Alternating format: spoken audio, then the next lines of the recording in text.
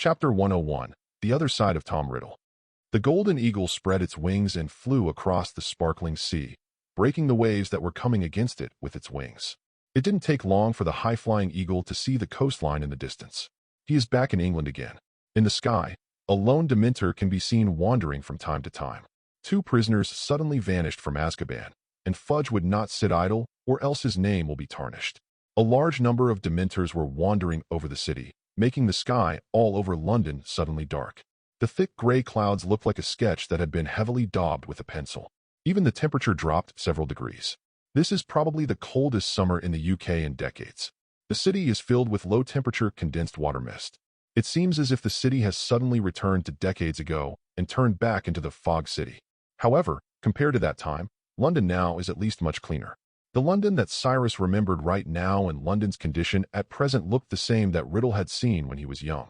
The fog was thick, the roads were full of filth, bugs, and rats were wandering in the damp sewer mouths, and the ground was sticky as if a big bucket of sweet water had been poured on all the ground. It was no cleaner than the secret passage leading to Slytherin's Chamber of Secrets. Judging from Riddle's memories alone, Cyrus thought he was justified in hating Muggles. He grew up in an orphanage, especially in those days when children from places like that were rarely successful. More often than not, they become gangsters, no different from rats in the gutter. It doesn't matter if they haven't read books or can't read, but due to the environment, most would get acquainted with thugs and have a bad influence in their teens. Most of them will become the dirty gangsters of the neighborhood, like porcupines covered with thorns, struggling in the mud. The most important thing is that they didn't accept Riddle after he got admitted to a good school according to them, and Riddle also disdains to be mixed with them. When they faced Riddle, an outlier in their group, their instinctive exclusivity did not allow them to get along safely. They would not want to see Riddle, a man who should be as humble as them, encounter a turning point in life and behave like a dignified individual.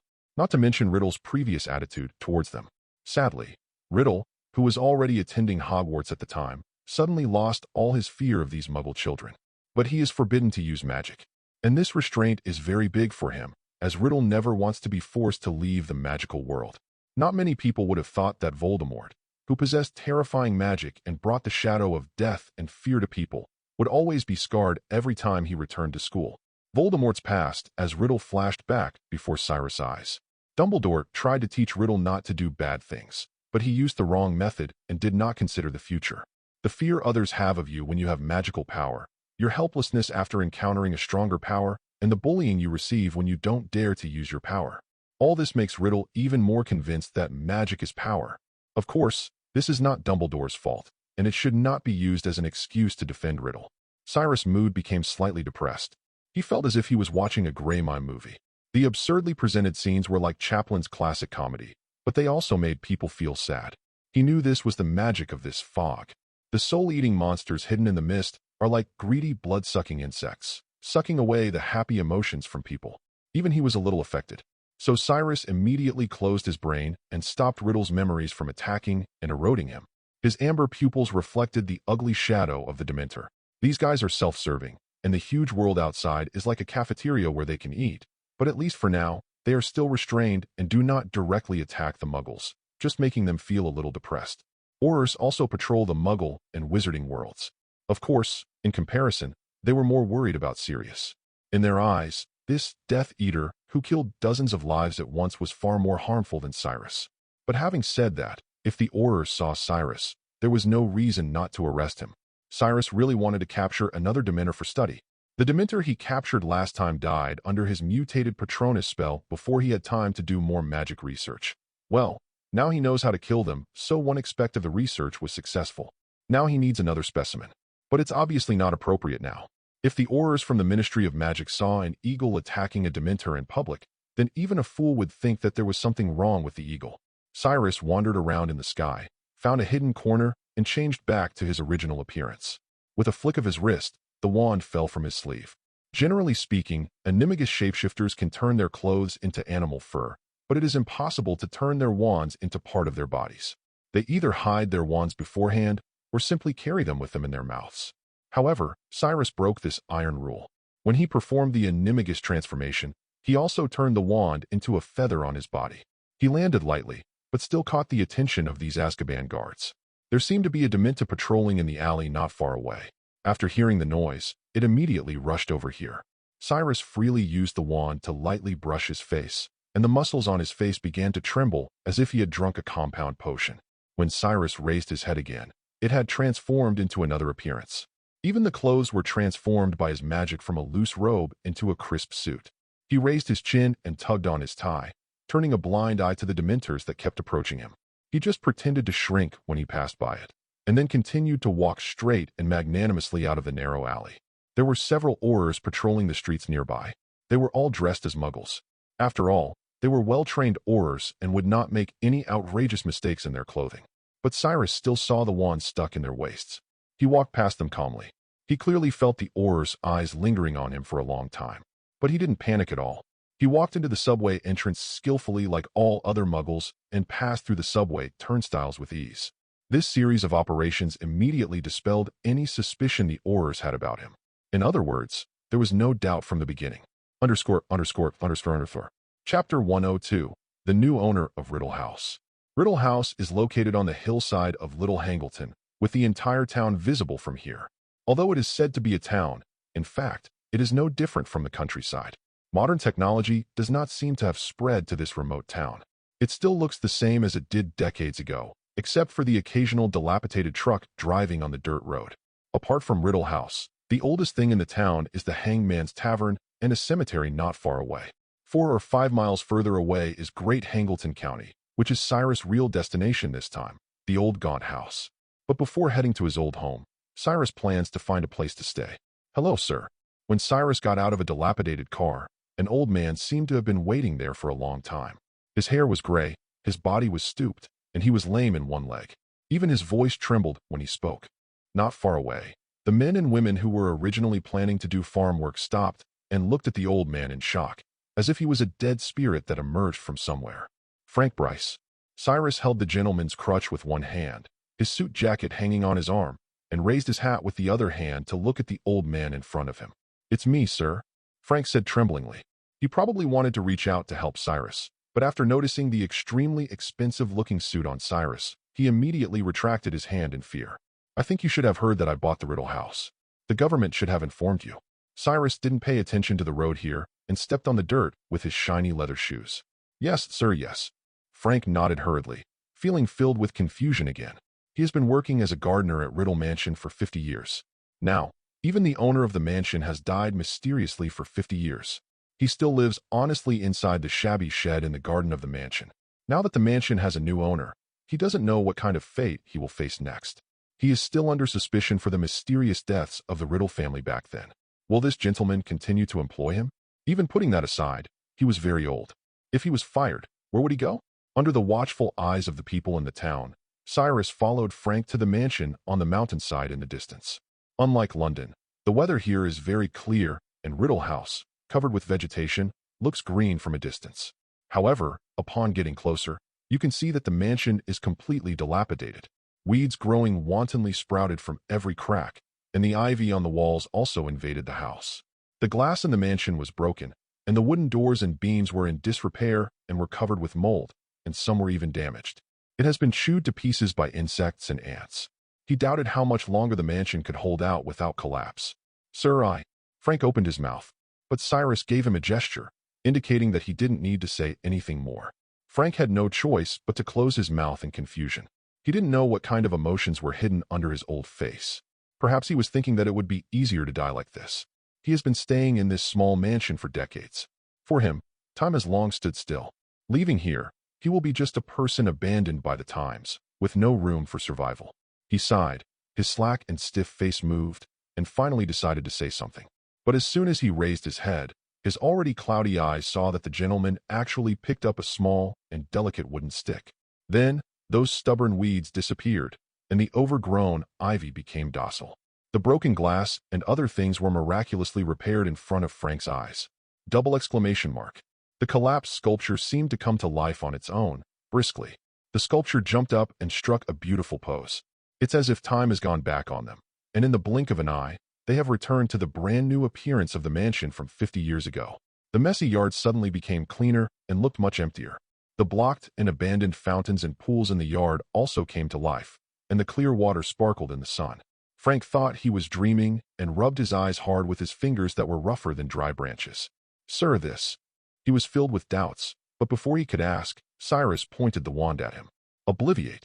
The picture in Frank's mind seemed to be cut off for a while, and then spliced into other messy pictures. Suddenly, in his memory, the image of Cyrus waving the wand had completely disappeared, replaced by unknown maintenance staff who were constantly repairing the manor before Sir's arrival. Frank Bryce. Old Frank was called back from those false memories by Cyrus's call.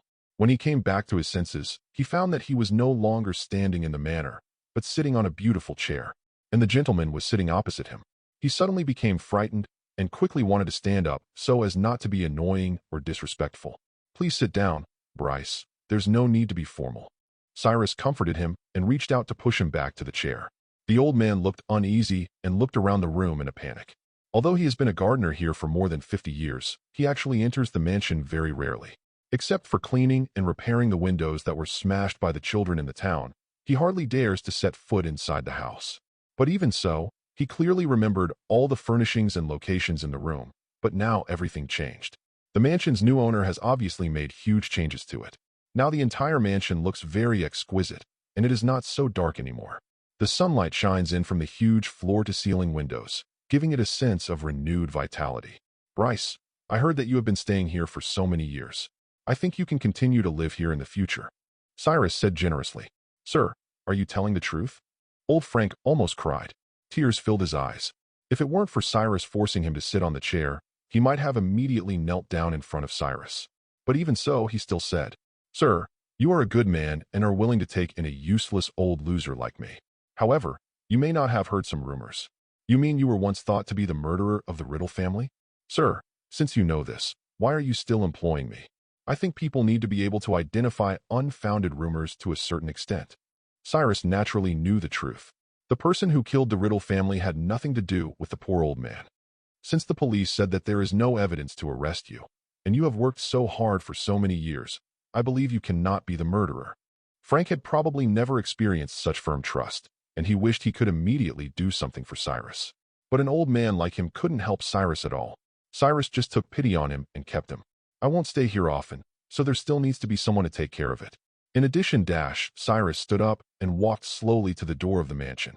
At this time, old Frank saw a huge python coming out of nowhere. He trembled all over.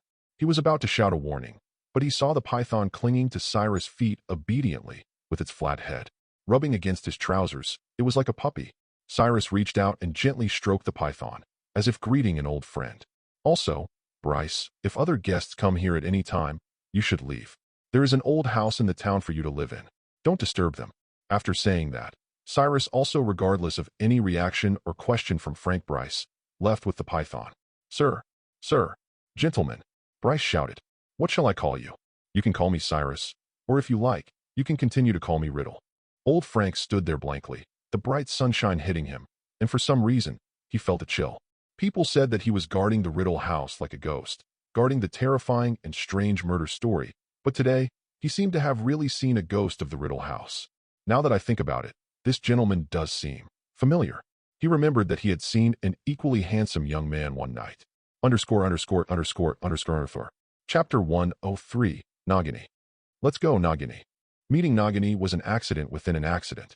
Judging from Riddle's memory, he had indeed met Nagini very early, when he was still living in the orphanage. But Cyrus didn't expect that he just came to visit the scenic spots of the Riddle family, and unexpectedly found Nagini lying quietly inside the lush ivy. She mistook Cyrus for Riddle. Surprisingly, Nagini has forgotten almost everything about herself as a person, but she still remembers the boy she met 50 years ago who could talk to her so firmly, as if she has never forgotten her life in the past 50 years. I just took a nap, and when I woke again, time had not moved far forward. The meeting is always so pleasant, although Cyrus has already explained that he is not actually Riddle himself, but it may be difficult to understand for Nagini's current brain capacity. She would never be able to distinguish between good and evil, nor would she know that the child she once knew would later become a more terrifying Dark Lord than Grindelwald. But no matter what, at least she could still feel the difference between herself and other similar people. This time, she chose to leave with Cyrus. Leaving Little Hangleton County, you can find Gaunt's old house 4 or 5 miles further. Compared to Riddle Mansion, this place was as dilapidated as a hay shed for raising livestock. The only decoration is probably an S-shaped dead snake nailed to the door. The walls were covered with moss, and many of the tiles on the roof had fallen off, exposing the inner rafters. Nettles grew thickly around the house, reaching up to the windows, which were very small and covered with thick layers of old dirt. The whole house has become a natural habitat for mice and spiders, with dead moth corpses entangled in dense cobwebs everywhere. Cyrus did not enter rashly. He knew that Voldemort had left a curse here, but he also happens to know how to lift it. The two Horcruxes, the Gaunt family ring, and the diary were made very close to each other. Many people think that the diary was made when Voldemort murdered Myrtle, but this is not the case. Myrtle's death was just an accident. Voldemort's killing of the Riddle family and the rest of the Gaunt family was his first real murder. Both of these Horcruxes were made at that time. Of course, compared to the diary, the ring does come later. But in fact, there is a connection between Horcruxes, Harry, and Voldemort's body. Harry and Voldemort can invade each other's brains, and Harry and Nagini's perspectives can even overlap. Therefore, although there are not many memories preserved in the diary, when Voldemort has strong emotions, he will still resonate with them. Cyrus also saw the moment before Voldemort's death. It was at that moment that the connection between Voldemort and the Horcruxes he had created was severed. Whether it was a diary, a pendant, or a gold cup, Voldemort didn't even notice that these Horcruxes were destroyed. But when Nagini was killed, Voldemort suffered a severe blow. Not to mention, when he hit Harry with the killing curse, he was also knocked down. But even so, the curse is very complicated. It took him almost the whole night to get the ring. Of course, the ring is not important. What is important is the black prismatic stone on it. It looks like a black crystal with the Peveril crest engraved inside. The Resurrection Stone, one of the 3 Deathly Hallows. It's just that resurrecting people through the Resurrection Stone will not bring the people's consciousness back. They will be more like a body without a soul. Of course, if the existence of the death and the tale of the 3 brothers is true, then it is not so much that the people resurrected by the Resurrection Stone have no souls, but rather that they have lost their emotions. People who have lost their joy, anger, sorrow, and joy will eventually fall into madness even if they are alive. In any case, this cannot conceal the power of the Resurrection Stone, because it breaks an iron law of the wizarding world. As Dumbledore said, no spell or potion can bring the dead back to life, not even the Philosopher's Stone. Cyrus created a body through the Philosopher's Stone, but this is fundamentally different from resurrecting a dead person. The Philosopher's Stone only creates a living and vital body. In the final analysis, this is still a material transformation. However, compared to other alchemies, the magic power of the Philosopher's Stone has reached the limit of alchemy. But the Resurrection Stone not only creates a body, it even summons the souls of the dead. It stands to reason that the souls of the dead who have not become ghosts will dissipate directly, but the Resurrection Stone can bring them back to the world. Even if those souls come back with flaws, it would be an incomparable miracle. In addition, the Resurrection Stone has another special feature. Among the 3 Deathly Hallows, it is the only one engraved with the Peveril crest. Cyrus took off the Resurrection Stone from the ring. As for the ring itself, it was of no use to him. He was considering whether to destroy the ring. After all, Voldemort was also his enemy. Cyrus did not believe that if Voldemort knew that he had a Horcrux that was resurrected, but lost control of that Horcrux, he would not regard him as a thorn in his side. Let's put it this way, the conflict between him and Dumbledore may still be resolved, but as long as Voldemort learns of Cyrus's existence, he will definitely find ways to get rid of this fake. Moreover, Cyrus believed that Voldemort might already know of his existence. After all, the Ministry of Magic had already spread the wanted notice for Tom Riddle throughout the UK. Although Voldemort is now in the dark jungle of Albania, Cyrus believes that Dumbledore will definitely spread the news of his resurrection to Voldemort's ears in order to test Voldemort. As for what actions Voldemort will take, Cyrus has no idea. I can't use the Resurrection Stone right now, but it can be considered as insurance. As for the other 2 Deathly Hallows Cyrus recalled that not long ago he planned to escape Hogwarts with Harry's invisibility cloak, but was discovered by Dumbledore. In the end, the invisibility cloak could not be taken away. All this seems to be just a coincidence. But considering that neither Dumbledore nor Grindelwald had owned 3 Deathly Hallows at the same time before, it doesn't seem like a coincidence. It was as if someone in fate was preventing them from gathering all the Deathly Hallows. ___________. Chapter 104, Whereabouts Exposed. After Harry struggled in the leaky cauldron for almost half a month, he finally waited until the day before school started. But just when he thought he would have to wait until tomorrow to see Ron and Hermione, He saw Ron and Hermione in Florian Fortescue's ice cream parlor. Yeah, and about Riddle's escape, Harry, I finally see you. Harry, we went to the Leaky Cauldron to look for you, but the owner said you had left. Ron shouted happily. He probably didn't want to mention the name Tom, so he changed his words abruptly, but this did not affect Harry's mood. He put his arm around Harry's shoulders and said excitedly, I heard that you inflated your aunt from inflating charm, making her a balloon during the summer vacation. Don't mention it, and I didn't mean it. I just can't control it sometimes. Harry got angry when he said it. If it weren't for Aunt March, Uncle Dursley wouldn't be unwilling to sign his application form. And Harry almost thought he was going to be expelled from school. That's a big problem. Why didn't they expel you even after that? Hermione was very puzzled. I'm wondering too. Come on, Hermione. You sound like you want Harry to be expelled. Ron rolled his eyes and said with a smile, Maybe it's because you are the famous Harry Potter. I don't dare to even think what the Ministry of Magic would do to me if I inflated a muggle. But at least they would have to dig me out of the ground first, because Mum would have killed me. Hee hee. Okay, you can ask my dad tonight.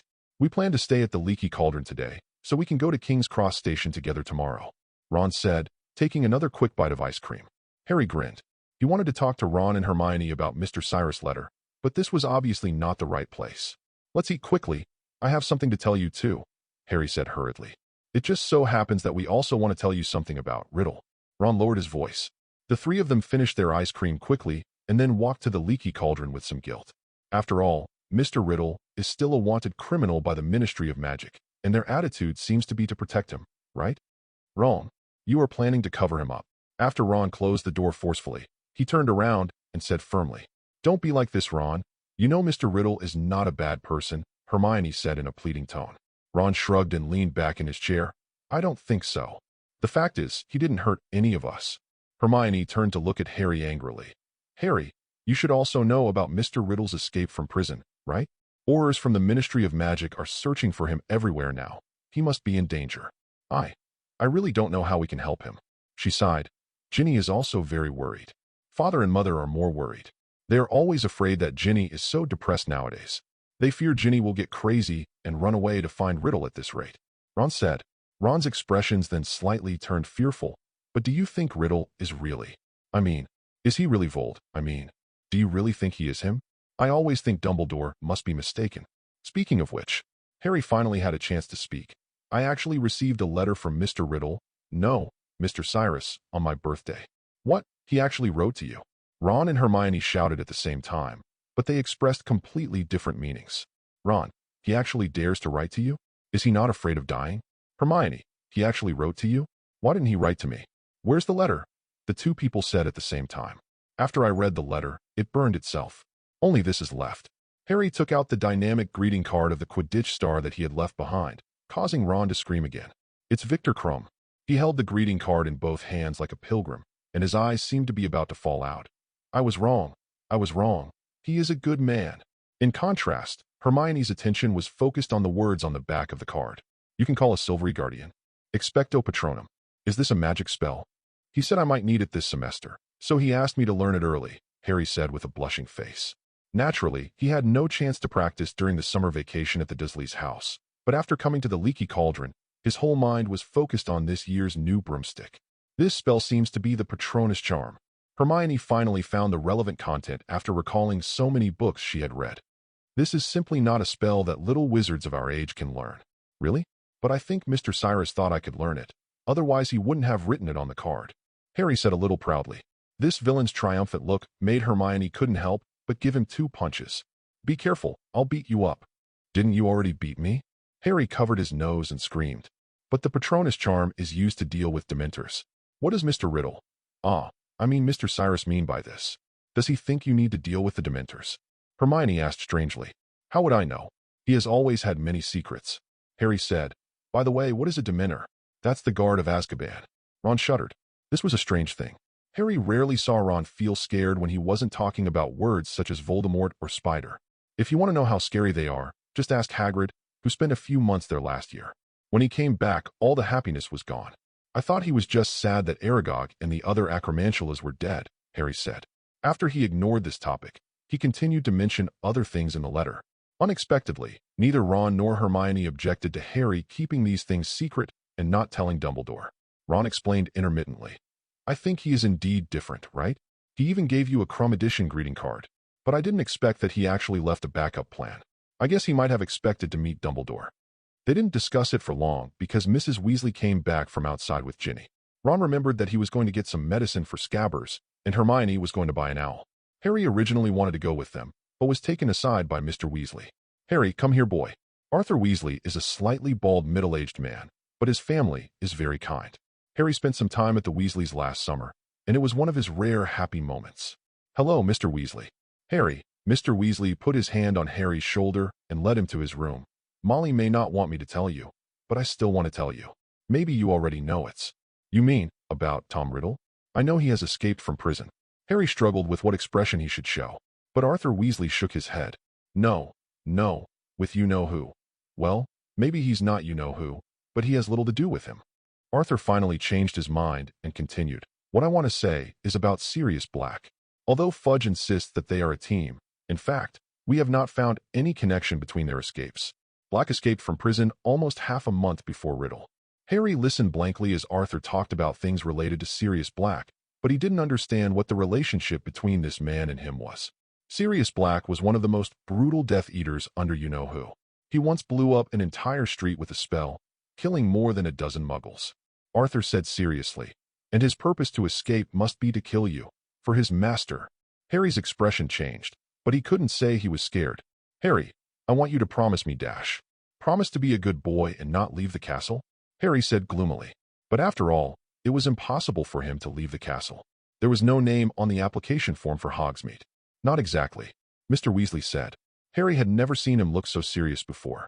"Harry, promise me you will never go looking for Black." "What?" Harry looked at him in shock, as if he didn't understand what Mr. Weasley meant. "But why would I want to go find someone who wants to kill me?" he said absurdly. "You might as well advise me not to go to Tom Riddle. Dumbledore believes that Tom Riddle will not return to Hogwarts in the short term, and it seems that Tom's target is not you. Otherwise, he would have had many opportunities to kill you last year." Arthur Weasley said, "But Sirius Black is different. You have to promise me, Harry."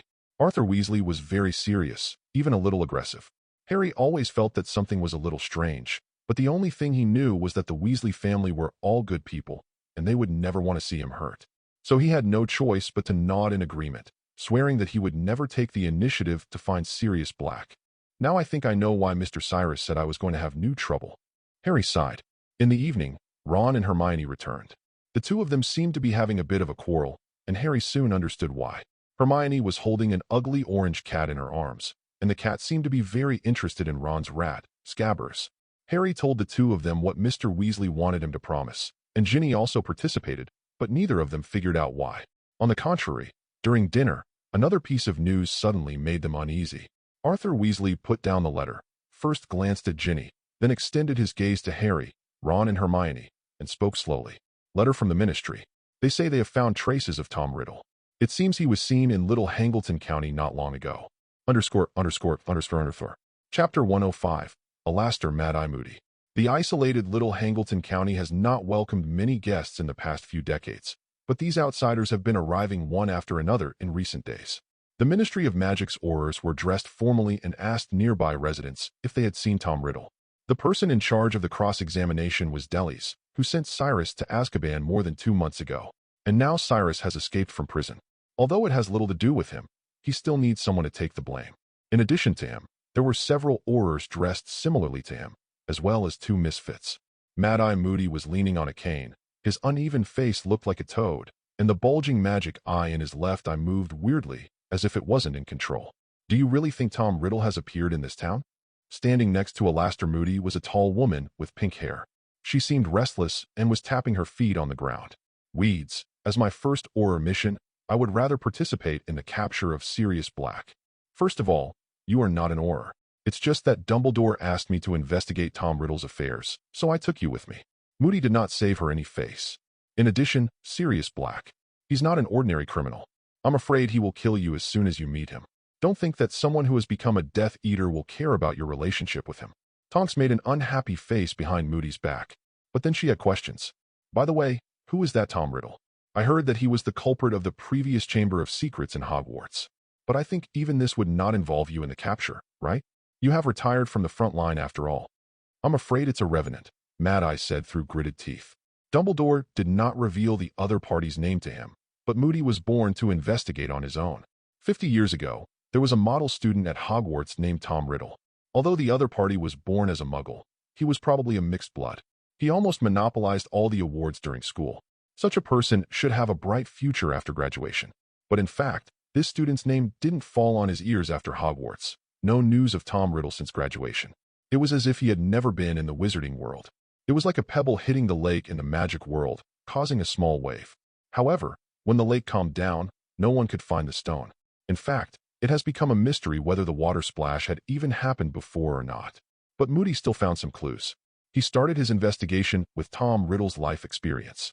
For this reason, he specifically asked Dumbledore and learned that Tom Riddle was an orphan. Except for hiding the identity of the mysterious man, Dumbledore told Moody almost all other information.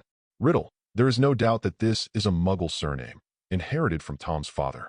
As for his mother, no one knows her name. Even Dumbledore may not know that Voldemort is a descendant of the Gaunt family at this moment. Otherwise, he might have found the Gaunt old house and discovered the Resurrection Stone. In the original book, Dumbledore probably followed the clues and found the origin of Voldemort based on Harry's description of the cemetery in Little Hangleton after Voldemort was resurrected. It was after that he discovered the Resurrection Stone, but failed to resist the temptation to resurrect the dead and was cursed by Voldemort. But now, Moody's has brought this discovery forward. He learns that Tom Riddle is a Parselmouth, which is why he's been able to control a terrifying basilisk to cause attacks at Hogwarts for the past year. And it happened that a senior whom Moody once knew in the Department of Magical Law Enforcement mentioned a murder incident to him. The perpetrator was also a Parselmouth. So he first found Gaunt's old house, where strong traces of magic were indeed left. But the person who left these traces had long since left, and he was not sure whether it was Riddle or not. Then, they expanded the search area and finally found clues in Little Hangleton, not far from Gunner's old house. Moody looked at a beautiful house on the hillside in the distance. In the sunlight, the house still looked eerie, like a voyeur watching the town for 50 years. The previous owners of that house were the Riddle family, but 50 years ago, a murder occurred here.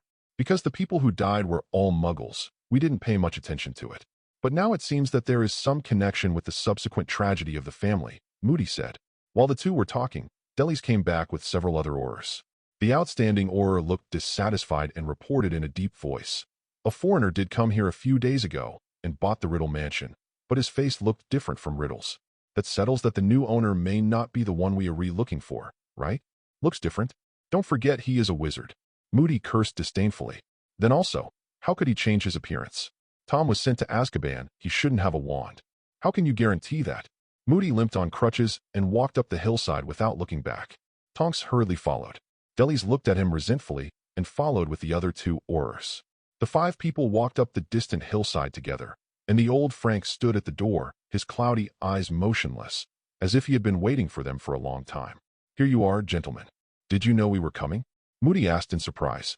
His magic eye saw Frank's whole body thoroughly in an instant, and the ice-blue eyes were frozen in the deep lake water, exuding powerful magic power. He wanted to see through Frank's disguise, but the magic eye seemed unable to see through the other person's mind, let alone the modified memory. The gentleman told me that if any other guests come, I should welcome them and leave the place. He looked a little lonely, but he was not particularly sad. After all, that gentleman had left him a place to stay in the town. But in fact, he misunderstood what Cyrus meant. The guest Cyrus was referring to was actually Voldemort, and letting him leave was to save his innocent and pitiful life. But Frank obviously regarded Moody and the others as guests. The gentleman? What's his name? He said I could call him Cyrus, or Riddle. It's really Riddle. Tonk's eyes lit up and she asked excitedly, Where has he gone? I don't know. I'm just a gardener, miss, Frank said at a loss. He seemed to want to entertain Moody and his group, but he felt that he should leave and wanted to pack things. But in fact, he didn't have many things to pack at all. The wooden shed he originally had on the property had been demolished, assimilating into the new modern manor, and Cyrus had been letting him live in the house. As for the old things from the past, such as the kerosene lamp or his crooked kettle, they were also disposed of. In the end, he just took his dying body and walked towards the town step by step with the sun on his back. _______. Chapter 106. Imitator. Now the clue is gone again, Tonks said in frustration. Let's go and check this house first. At least we have to find out why Riddle bought it, and what it has to do with the magic traces left at Gaunt's old house. Moody picked up the wine bottle on his waist, took a hearty sip, and then limped to the side. I'm going to write a letter to Dumbledore. Maybe he will have some guesses about Riddle's purpose.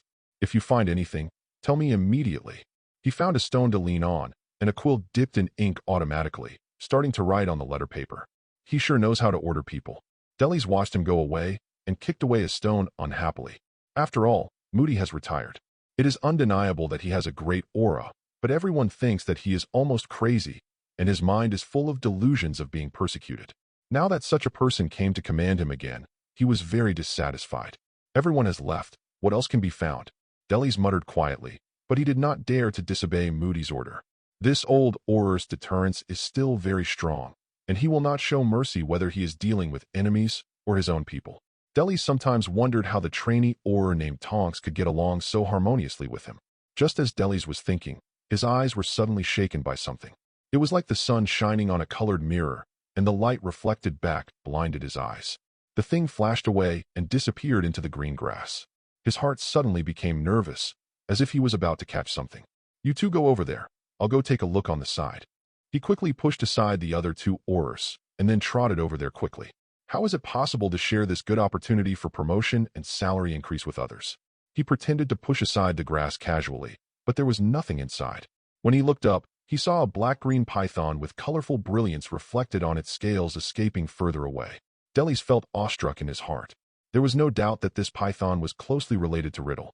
Tom Riddle himself is a parcel-mouth, and perhaps he controls the snake to spy on anyone who appears here.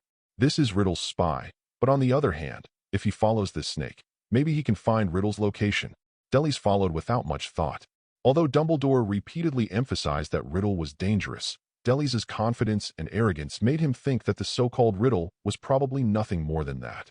He had put Riddle in prison himself, and that kid looked like a novice. Am I, the mighty Deli's, not as good as Riddle? While following the python, he drew out his wand and carefully looked around. But Deli's didn't seem to notice. Unknowingly, he had left the Riddle mansion on the mountainside and walked alone into the depths of the jungle. The lights suddenly dimmed, and the forest leaves turned dark green. The ground covered with dead leaves under his feet was so wet that he almost slipped and fell several times. It stopped. He saw the brightly patterned python's advancing body pause from a distance. His heart tightened, and he immediately hid his body behind a thick tree. Deli swallowed, sweat beading on his forehead. For a long time, perhaps only a few minutes, he could hear only the chirping of birds and insects from nowhere in the jungle. But just when he couldn't hold it any longer, another footstep sounded. The sound of dead leaves being crushed by shoe soles became clearer and louder, and Deli's became more and more nervous. Footsteps approached. Deli's heard the owner of the footsteps lower his voice and make a horrifying and hoarse sound like Sia. It's Parseltongue. It's Tom Riddle. He didn't leave, and just as he guessed, Riddle was spying on people like him through snakes.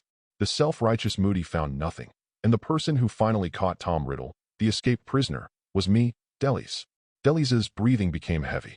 He thought that he only needed to turn his head and shoot a fainting curse at Tom Riddle at this moment, and then he could take all the credit alone. The other aurors in the Ministry of Magic and the guards in Azkaban were almost exhausted and failed to capture the other fugitive Sirius. But he had captured Tom Riddle on his own. From this point of view, he might be the next director of the Auror office. He adjusted his breathing and prepared the spell. The next moment, he jumped out. Stupefied, the wand shot a red spell and exploded suddenly. Huh. Deli's eyes widened, and his heart felt like he was on a jumping machine, then fell again. The spell missed. In other words, there was nothing in front of him except a small crater blown out by his own spell. The expected Tom Riddle was not here, and even the python from before had disappeared. Deli subconsciously wanted to turn around, but the back of his head was pressed against by a sharp object. Oh! His heart sank completely, and his limbs became cold. This is a magic wand. Are you looking for me? This familiar voice made him feel like he was falling into an ice cellar. Only now did Deli's remember that he had to seize the opportunity to fight back. But before he could make any move, something hit the back of his hand violently, causing burning pain, and the wand was knocked away. We meet again, Mr. Auror. Cyrus looked at this useless Auror with a chuckle. I have to say, you are really stupid to jump into such an obvious trap all by yourself. Tom Riddle. I'm glad you remember my name, sir. But Cyrus raised his wand slightly. Now say bye to your life. Where's Deli's? After Moody finished writing the letter, he glanced left and right, but did not find Deli's. He thought Deli's had entered the mansion to search. But soon, Tonks jumped out of the mansion and shook her head. This house is really nice, much better than my father's aesthetic. Tonks sighed while looking at it. Her father is a muggle-born wizard, so he seems to have been influenced by the wizarding world in some ways, and the decoration at home still maintains an older style. But what about here? It was hard for her to even imagine that this was a wizard's home. The house was equipped with all electrical appliances and even a Sega Saturn, a game console just released this year. Did you find anything? Tonks shook her head. Perhaps Deli's noticed it. I saw him running into the woods in a hurry, as if he was chasing something. Moody? And you didn't follow him to help? Oh, Dumbledore has emphasized many times that Tom Riddle is very dangerous. If Deli's really discovered something, he might have been finished by now. Moody shouted. I said before, if there is anything you found odd, please notify me immediately. Which way did he go? We have to move faster. Otherwise, Deli's may be killed, Moody said anxiously. But the other two Aurors and Tonks pointed to completely different places as to the whereabouts of Deli's. Which side is it? I obviously saw him going to the jungle, Tonks said with wide eyes. But Mr. Deli's told us that he was going to the top of the mountain to have a look. The other two Aurors replied not to be outdone. Moody was about to collapse. What is going on with Aurors nowadays? Can this kind of quality also protect the peace of the British magical world? If this had happened more than 10 years ago during Voldemort's time, these people would probably not even know how they died. Fortunately, at this moment, Deli's came back. What are you doing here? Deli's asked in surprise as he emerged from the forest, patted the fallen leaves on his body, and looked at several colleagues who seemed to be about to quarrel. You see, I said he went to the woods, Tonks said, crossing her arms. The appearance of Deli's broke the tense atmosphere between Tonks and the other two Aurors, but Moody did not let down his guard at all. As if he sensed something, his magic eye turned wildly, scanning Deli's body several times like a malfunctioning machine. Stop. What's wrong? Deli stopped approaching and looked at Moody with a frown. Moody remained calm and silent, his eyes scanning every corner of his body like infrared rays. During the last Wizarding War, Moody used this magic eye to see through the Death Eater's transfiguration more than once, and prevented many assassinations against himself. Now, to be continued. Chapter 107. Looking for the key to vault number 12. Do you suspect that I am a fake? Deli's tone sounded like he thought Moody was a bit ridiculous. I think you are really crazy. Do you think anyone can deal with me in such a short time? Unless the attacker's name is Dumbledore, or you know who. Humph. Why did you act without permission? Moody snorted coldly. He really didn't find anything wrong. The delish man in front of him seemed to be right. But that doesn't mean he doesn't have any dissatisfaction. I just didn't want to miss the opportunity. I saw a python. It ran away immediately when it saw me. I was worried that it was Riddle's spy. Deli's waved his hand, and a python as thick as a thigh floated out. Moody looked at it. For a moment, I didn't notice any difference. Obviously you got it wrong. Moody's tone was harsh, obviously still dissatisfied with Deli's unauthorized actions. After he finished speaking, he walked to the other side and began his own investigation. It seemed that he was no longer interested in taking another look at Deli's. Don't mind, that's just him. Tonks took the initiative, poked Deli's with her elbow, and then asked, what should I do with this snake? It's of no use, just let it go. Deli's lifted the magic of the floating spell, and the python fell to the ground, immediately coiled up in fear and stiffened. Keep looking for other clues. Deli's patted Tonks on the shoulder and encouraged her. Tonks nodded dully, and suddenly her eyes stopped at Deli's wrist. Hey, were you wearing this bracelet when you came here? I've been wearing it for a long time. I made it myself. It can prevent some not very strong dark magic. Deli's pulled his sleeves to cover the silver snake-shaped bracelet on his wrist, and said calmly. Oh, Tonks had no doubt at all, but paid attention to the sculptures and fountains in the courtyard with great interest. The wings of this sculpture look very delicate. Deli's pinched the wrist of his left hand with his right hand and slightly raised the corner of his mouth as he watched the others getting busy. Deli's at this moment is naturally no longer Deli's. After Cyrus lured Deli's into the depths of the woods, he took on his form. And the real Deli's is actually the snake, just now. As for Nagini, he's wearing her on his wrist right now. Since Cyrus completed Imago Magus's transformation, his understanding of transformation has reached another level. In addition, the wand made of Thunderbird feathers as the core has a very significant improvement in transformation. All these factors gave Cyrus the confidence to deceive Moody. Of course, even if he really couldn't hide it from those eyes, Cyrus was not completely helpless. After all, there are only 4 opponents. Moody, the strongest, has limited legs and feet, so it won't take much effort for Cyrus to deal with them. It's just that Cyrus didn't want to draw too much attention to himself. His current goal is to sneak into the Ministry of Magic. Not long ago, after he got the Resurrection Stone, he contacted Malfoy again. He planned to ask about Vault 12 and also inquire about the earliest vaults of Gringotts and the owner. Cyrus actually didn't know much about the plot of Legacy. He did buy the game, but because the plot was a bit too bland and boring, he didn't continue playing. Instead, he watched some videos and had a rough idea. And according to his investigation, there seemed to be no record of a fifth-year transfer student attending Hogwarts during the tenure of the most unpopular headmaster. However, some of the remaining game characters seemed to be consistent with history. This information made Cyrus a little confused, but in any case, the concept of ancient magic does exist, and the most powerful evidence is Lily Potter. As for whether there are secrets of ancient magic in Vault 12, Cyrus plans to go and see for himself. After contacting Malfoy, Cyrus even returned to Azkaban once and found the Death Eater Luke Wood. However, this Death Eater knew nothing about the location of the key to Vault 12 and could not find it. He had never heard of ancient magic at all. In the end, Cyrus could only rely on his own and Malfoy's guesses, believing that the key to Vault 12 was likely to be hidden within the Ministry of Magic. It was obviously not advisable to break into the Ministry of Magic directly. He didn't care about the Aurors, but Dumbledore wasn't dead yet. Cyrus had no choice but to take a roundabout way and first find an identity to sneak into the Ministry of Magic. Otherwise, even if Moody could find some clues, it would be impossible to discover the traces of magic left by Gaunt's old house. Not to mention that Cyrus couldn't have deliberately left his name out for Frank to reveal. If he wanted to hide, no one in the entire town would remember that he was here. In the end, Moody and the others naturally found nothing. However, none of them left. When the sun was about to set, an old man wearing a gray robe and a beard that reached his belt suddenly appeared on the hillside. It's Dumbledore. Facing Dumbledore again, Cyrus still felt a lot of pressure. Albus. Moody limped forward to greet him. Is it okay at the school? With all due respect, you'd better be careful about Sirius. He is more dangerous than ordinary Death Eaters. On the contrary, I think Tom Riddle is more dangerous. As Dumbledore spoke, he stretched his neck to look at the greatly changed Riddle mansion. He immediately sighed with emotion. I have to say that Riddle's aesthetics are much better than before. I am very happy that he no longer likes the dark house environment. I don't know any other site that is more darker than Hogwarts Castle. Cyrus complained unwillingly.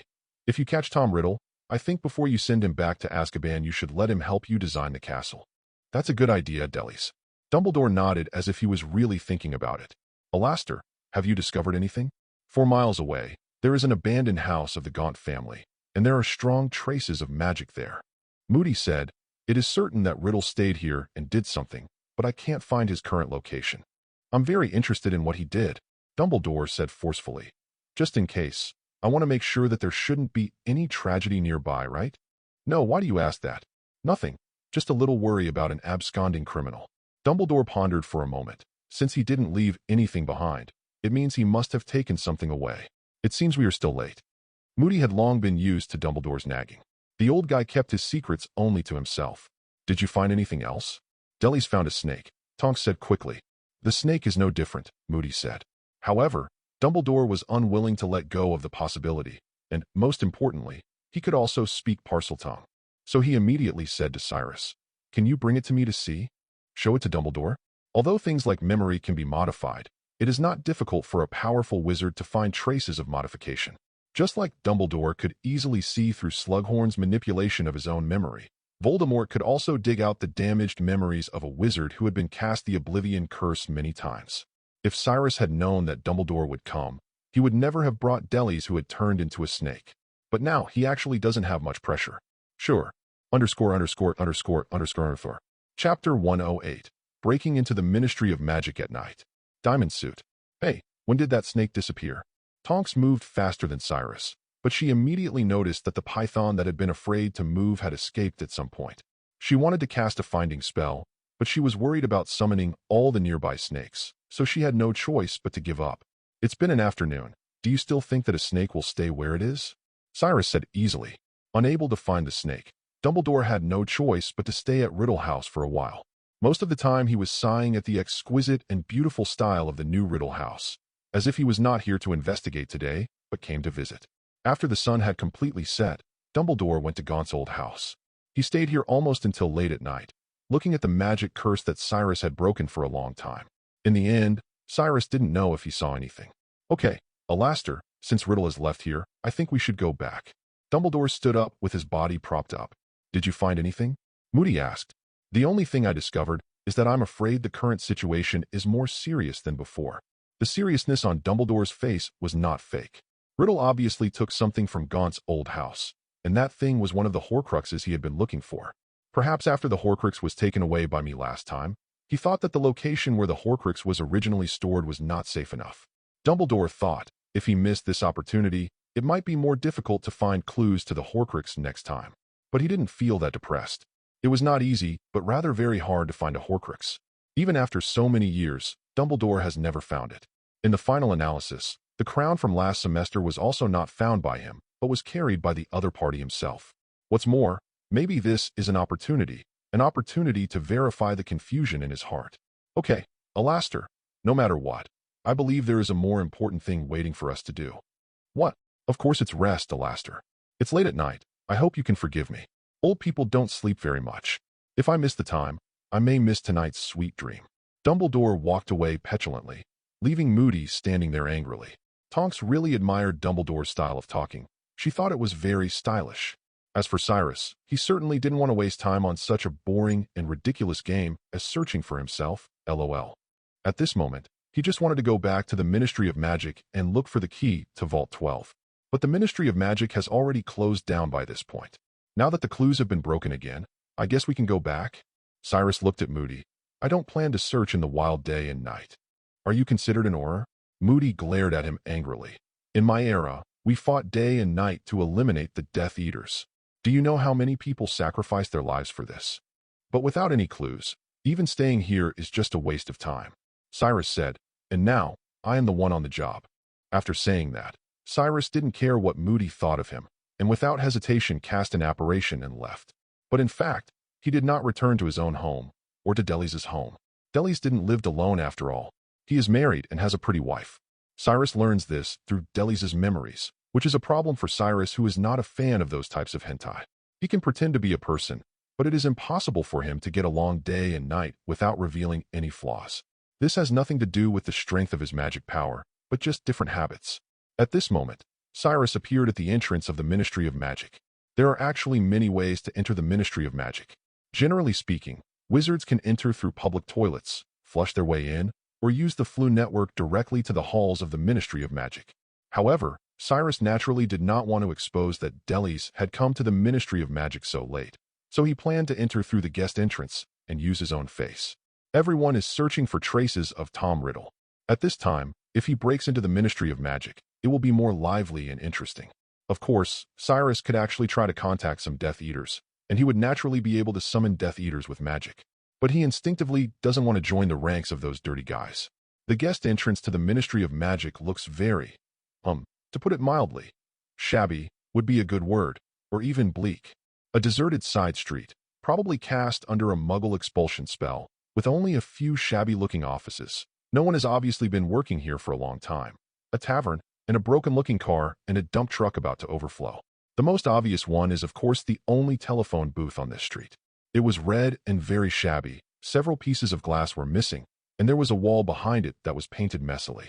Cyrus couldn't help but think of the luxury of MACUSA, i.e., a Magical Congress of the United States of America. It seems that in the wizarding world, Britain has inevitably declined. However, due to the existence of Dumbledore in the wizarding world, it has held up the last afterglow of the sun. Cyrus opened the door to the phone booth. The inside was even worse than the outside. The phone hung crookedly there, and the phone cord seemed to have been pulled hard by someone. A large section was pulled out, and it was almost separated from the phone booth. He put the phone to his ear and ran his fingers over the dial. It's hard to believe that at the end of the 20th century, you can still see this kind of rotary phone. In his previous life, Cyrus only saw this kind of phone in Doryman, and it was an old version. Let me think about the numbers 2442. As the dial whirred back to its original position, a woman's cold voice rang out from the phone booth, but that voice did not come from the microphone in Cyrus' hand. It was loud and clear, as if an invisible woman stood beside them. Welcome to the Ministry of Magic. Please state your name and your business. Cyrus, I'm here to get something, Cyrus said softly. Thank you, the woman said in a cold voice. Guest, please pick up the badge and pin it in front of your clothes. Cyrus saw a badge slide out of the metal chute normally used to withdraw coins. He picked it up and found that there were words on the badge. Cyrus, here to get something. Guests of the Ministry of Magic, you are required to be checked and register your wand at the security desk. The security desk is located at the end of the main hall. The ground of the phone booth suddenly trembled, and the sidewalk outside the glass window rose higher and higher, and the dilapidated streets and dump trucks disappeared. Finally, there was darkness above Cyrus's head, and nothing could be seen. With a dull, harsh grinding sound, he reached the depths of the Ministry of Magic. It all came much easier than Cyrus had imagined. Of course, I believe no one would think that such a madman dared to visit the Ministry of Magic alone, as that would be simply asking for death. A thin golden light shone on his feet, and then the golden light gradually widened and expanded to Cyrus' body. The light here was dimmer than during the day, and there was no fire in the fireplace embedded in the wall. But when the elevator slowly stopped, Cyrus saw many golden symbols on the dark peacock blue ceiling. The earth is moving and changing. Since you are visiting the Ministry of Magic at an unspecified time, your every move will be monitored by Aurors. The woman's voice said, "The Ministry of Magic hopes you have a pleasant stay tonight." Cyrus, thank you. The door to the phone booth swung open, and Cyrus stepped out as if he were taking a leisurely stroll. The huge golden fountain in the main hall made an endless sound of water, and streams of shining water sprayed out from the top of the wizard's wand, from the centaur's arrow, from the tip of the goblin's hat, and from the 2 ears of the house elf. It fell into a nearby pool. The main hall of the Ministry of Magic looks magnificent and very exquisite, but this kind of exquisiteness is very different from the style of Makusa. It looks more conservative, more conformist. There was no one at the wand registration location, not far away. Several Aurors who were left on duty at the Ministry of Magic had been waiting in the main hall when Cyrus made the call. So Cyrus was greeted by 5 glowing wands. Good evening, Aurors. Chapter 109, Department of Mysteries. Good evening, Aurors. The welcome ceremony of the Ministry of Magic is really unique, isn't it? Cyrus said with a relaxed face. But what he got in response to his greeting was 5 overlapping spells. Expelliarmus. 5 disarming spells struck from different corners in front of Cyrus, and behind him was the closed Ministry of Magic elevator. There was no way out for him. Of course, there is no need to return. He didn't even raise his hand, but the air surrounding him suddenly twisted, forming a free current, rising like hot air that was constantly expanding and rising, forming a lightning shield, blocking the disarming spell. Silent and wandless casting, no gestures are even needed. Then, the current suddenly intensified, like tree trunks and branches and leaves suddenly exploding into a network, and like a group of snakes flying out, biting the skin of the Aurors and paralyzing their bodies. The bright daylight just flashed away. When the thunder and lightning subsided, the 5 Aurors had curled up and fell to the ground, their muscles tense as if they were petrified. And the entire hall of the Ministry of Magic has been changed beyond recognition. The beautiful golden fountain has been smashed, and now it sprays water around like a broken shower head. The head of the centaur stone statue has also disappeared, and the broken bow and arrow hit the goblin stone statue's hat. Cyrus walked past the Aurors who had been knocked down by him, with his hands behind his back. He had no intention of killing people. Otherwise, these people would have been chopped into ashes by lightning instead of paralyzing them for a while like now. As he walked down the long black corridor, Cyrus did not forget to wave his arms slightly to block the entrances to the fireplaces along the way, lest Dumbledore suddenly pop out. However, Dumbledore may have returned to Hogwarts at this moment. With the Aurors guarding the Ministry of Magic being knocked down, no one may be able to tip off the news. After all, his attack on the Ministry of Magic this time was also a temporary decision. Unless Dumbledore was a prophet, he would not have expected this to happen. While sizing up the Ministry of Magic, Cyrus walked to the end of the main hall, where the security checkpoint was. Although there are no other staff here now, he still made a registration for himself honestly. After all, I, Cyrus, am not a terrorist like Voldemort. I am a guest who walked in through the guest entrance with dignity. Then he threw away the pen and paper, clapped his hands, and got into the elevator again. His destination on this trip was actually the Department of Mysteries. In the magical world, you will find that there are many magics that even the greatest wizards cannot explain, let alone control. If magic itself is a miracle for muggles, then the magic sealed in the Department of Mysteries is a miracle among the people of the wizarding world.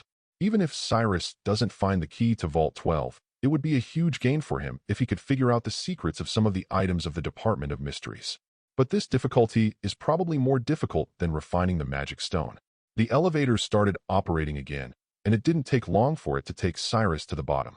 What appeared in front of Cyrus was a very simple and empty black corridor. There was only one door in the corridor. It stayed there quietly, but seemed to be whispering, tempting everyone who saw it to open it. Of course, Cyrus knew this was psychological. He pushed open the door, and inside was a huge circular room. Everything here, including the ceiling and floor, is black and reflects light like obsidian. It looks like a tailor-made residence for the Dark Lord. Cyrus walked into the huge circular space. 12 identical doors without any markings were set at a distance from each other on the circular wall. Each door seems to represent a moment on the clock, emitting a mysterious and terrifying atmosphere under the illumination of the blue flames on the wall.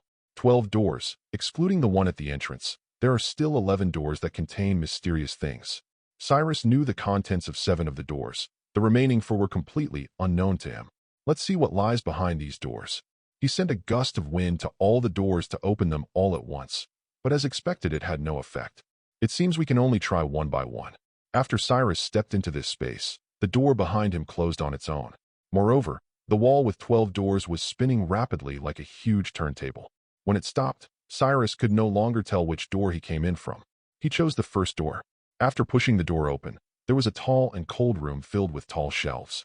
On the shelves were dusty crystal balls of different sizes. A small number of crystal balls also emit mysterious flowing light. But most crystal balls are like dead light bulbs, and the prophecies recorded in them have long been broken. Hall of Prophecy. The Hall of Prophecy held no attraction for Cyrus. On the one hand, he already knew the prophecies of Voldemort and Harry, and there were too many other prophecies here. On the other hand, Voldemort's attitude towards the prophecies and his ending still gave Cyrus some inspiration. Sometimes when you try to break a prophecy, you end up falling into it. Leaving the prophecy hall, Cyrus placed a mark on the door. Sure enough, the wall rotated again, but with the mark as a reminder, Cyrus could clearly tell which door he had opened. Then he opened the second door. This is an extremely beautiful room, which is simply incompatible with the dark department of mysteries. There are dancing lights everywhere here, like sunlight shining on piles of diamonds. The light refracted by countless gems is very dazzling. The surrounding walls are full of rotating clocks. Clocks come in all sizes and shapes, from huge grandfather clocks to tiny pocket watches. The whole house was enveloped in a rapid, never-ending ticking sound, like the sound of thousands of tiny footsteps marching in order. This is the time room. The time room gave Cyrus a strong impression. In fact, he didn't like to listen to the too rhythmic sound of the clock. It gave him a suffocating feeling of being controlled by time, and his heartbeat increased. But instead of leaving directly, he walked to the end of the room and came to a bell-shaped crystal glass cover. The light of the whole room bursts out from this source, and the cover is filled with sparkling air currents, which are constantly churning and moving at all times. Time is abstract, but the movement is eternal, just like the phoenix bird that keeps reincarnating, starting over and over again, like the rising and falling waves from birth to death.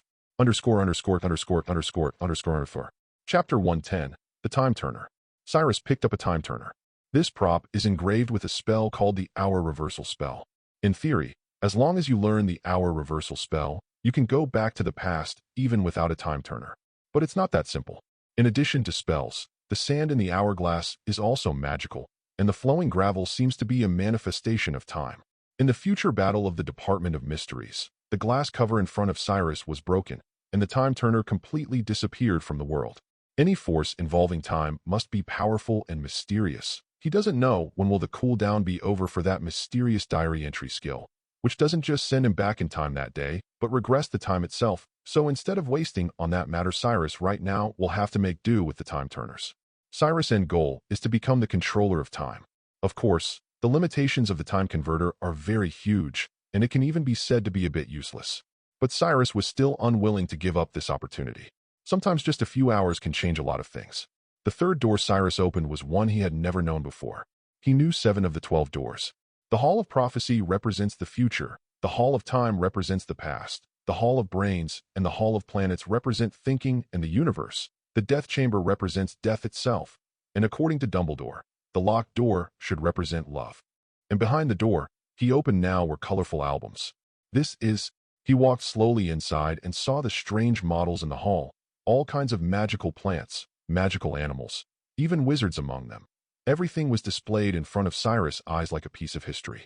From ancient times to today, Those magical species have continued to evolve and become extinct, but if we go back to their roots to find the beginning of the mystery of magic, there is no trace. Now he knew what exactly existed in this hall. It is magic itself.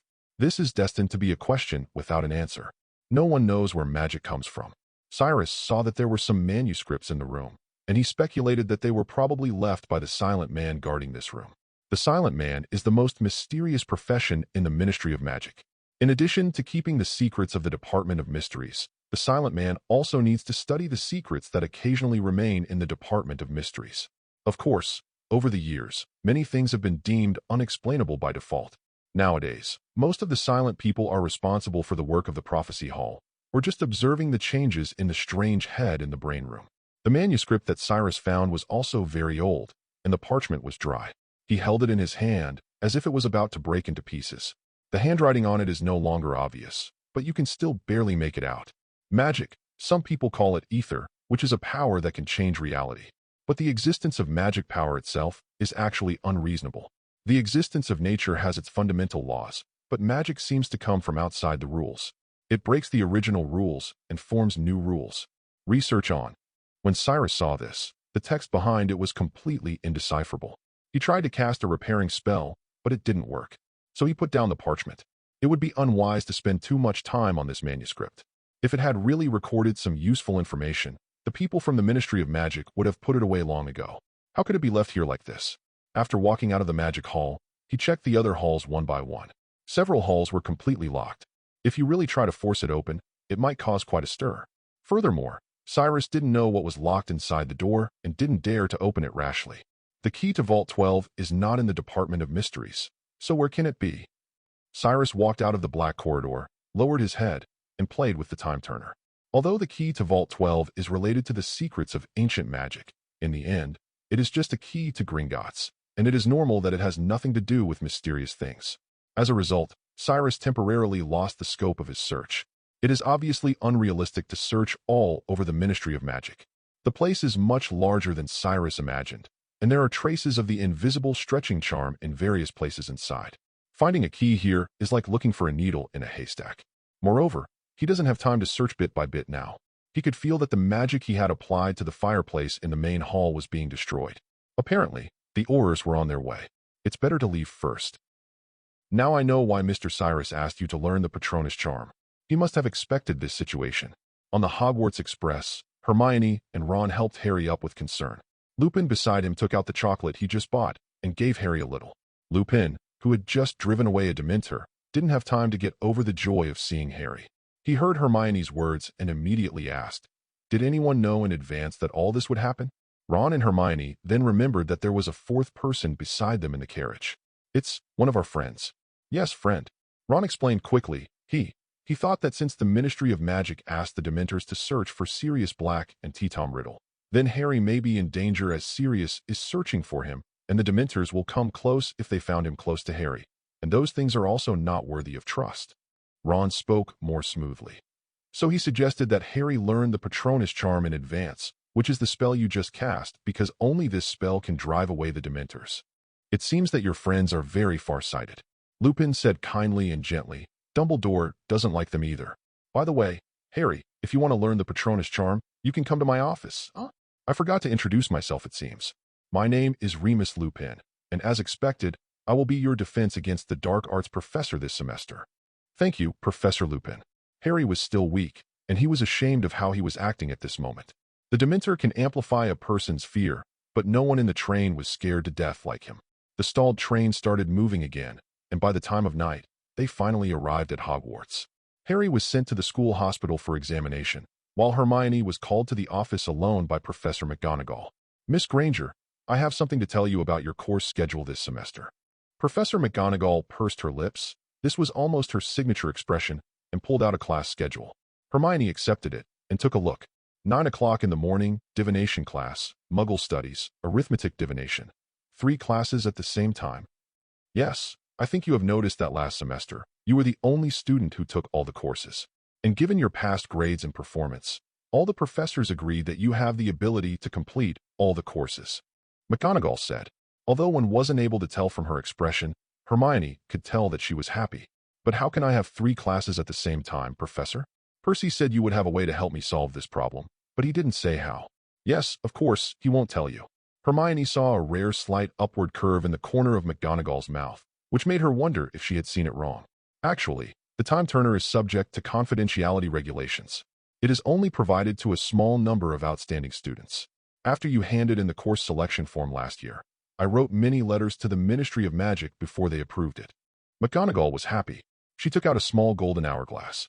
You only need to twist the button on it, and you can reverse time, but it can only be up to 5 hours. McGonagall said seriously, the time turner is a very scary magic item. Last semester, Albus was able to capture Tom Riddle while relying on it. I hope you understand the seriousness of it. Headmaster Dumbledore caught Mr. Riddle with this. Hermione looked at the small thing in Professor McGonagall's hand in surprise. McGonagall nodded heavily. Next, I want you to remember the rules for using the time turner. First of all, never use it for anything other than studying. Second, Hermione picked up the time turner. Underscore. Chapter 111. Auror or Death Eater. Early the next morning, when Cyrus went to work at the Ministry of Magic in the form of delis, reporters from the Daily Prophet had almost surrounded the Ministry of Magic. The reporters with automatic writing quills grabbed every employee working at the Ministry of Magic and asked them if they knew about the attack on the Ministry of Magic last night. The most important question was, is this a dereliction of duty on the part of the Minister of Magic, Cornelius Fudge? Cyrus spotted one woman who stood out among the reporters.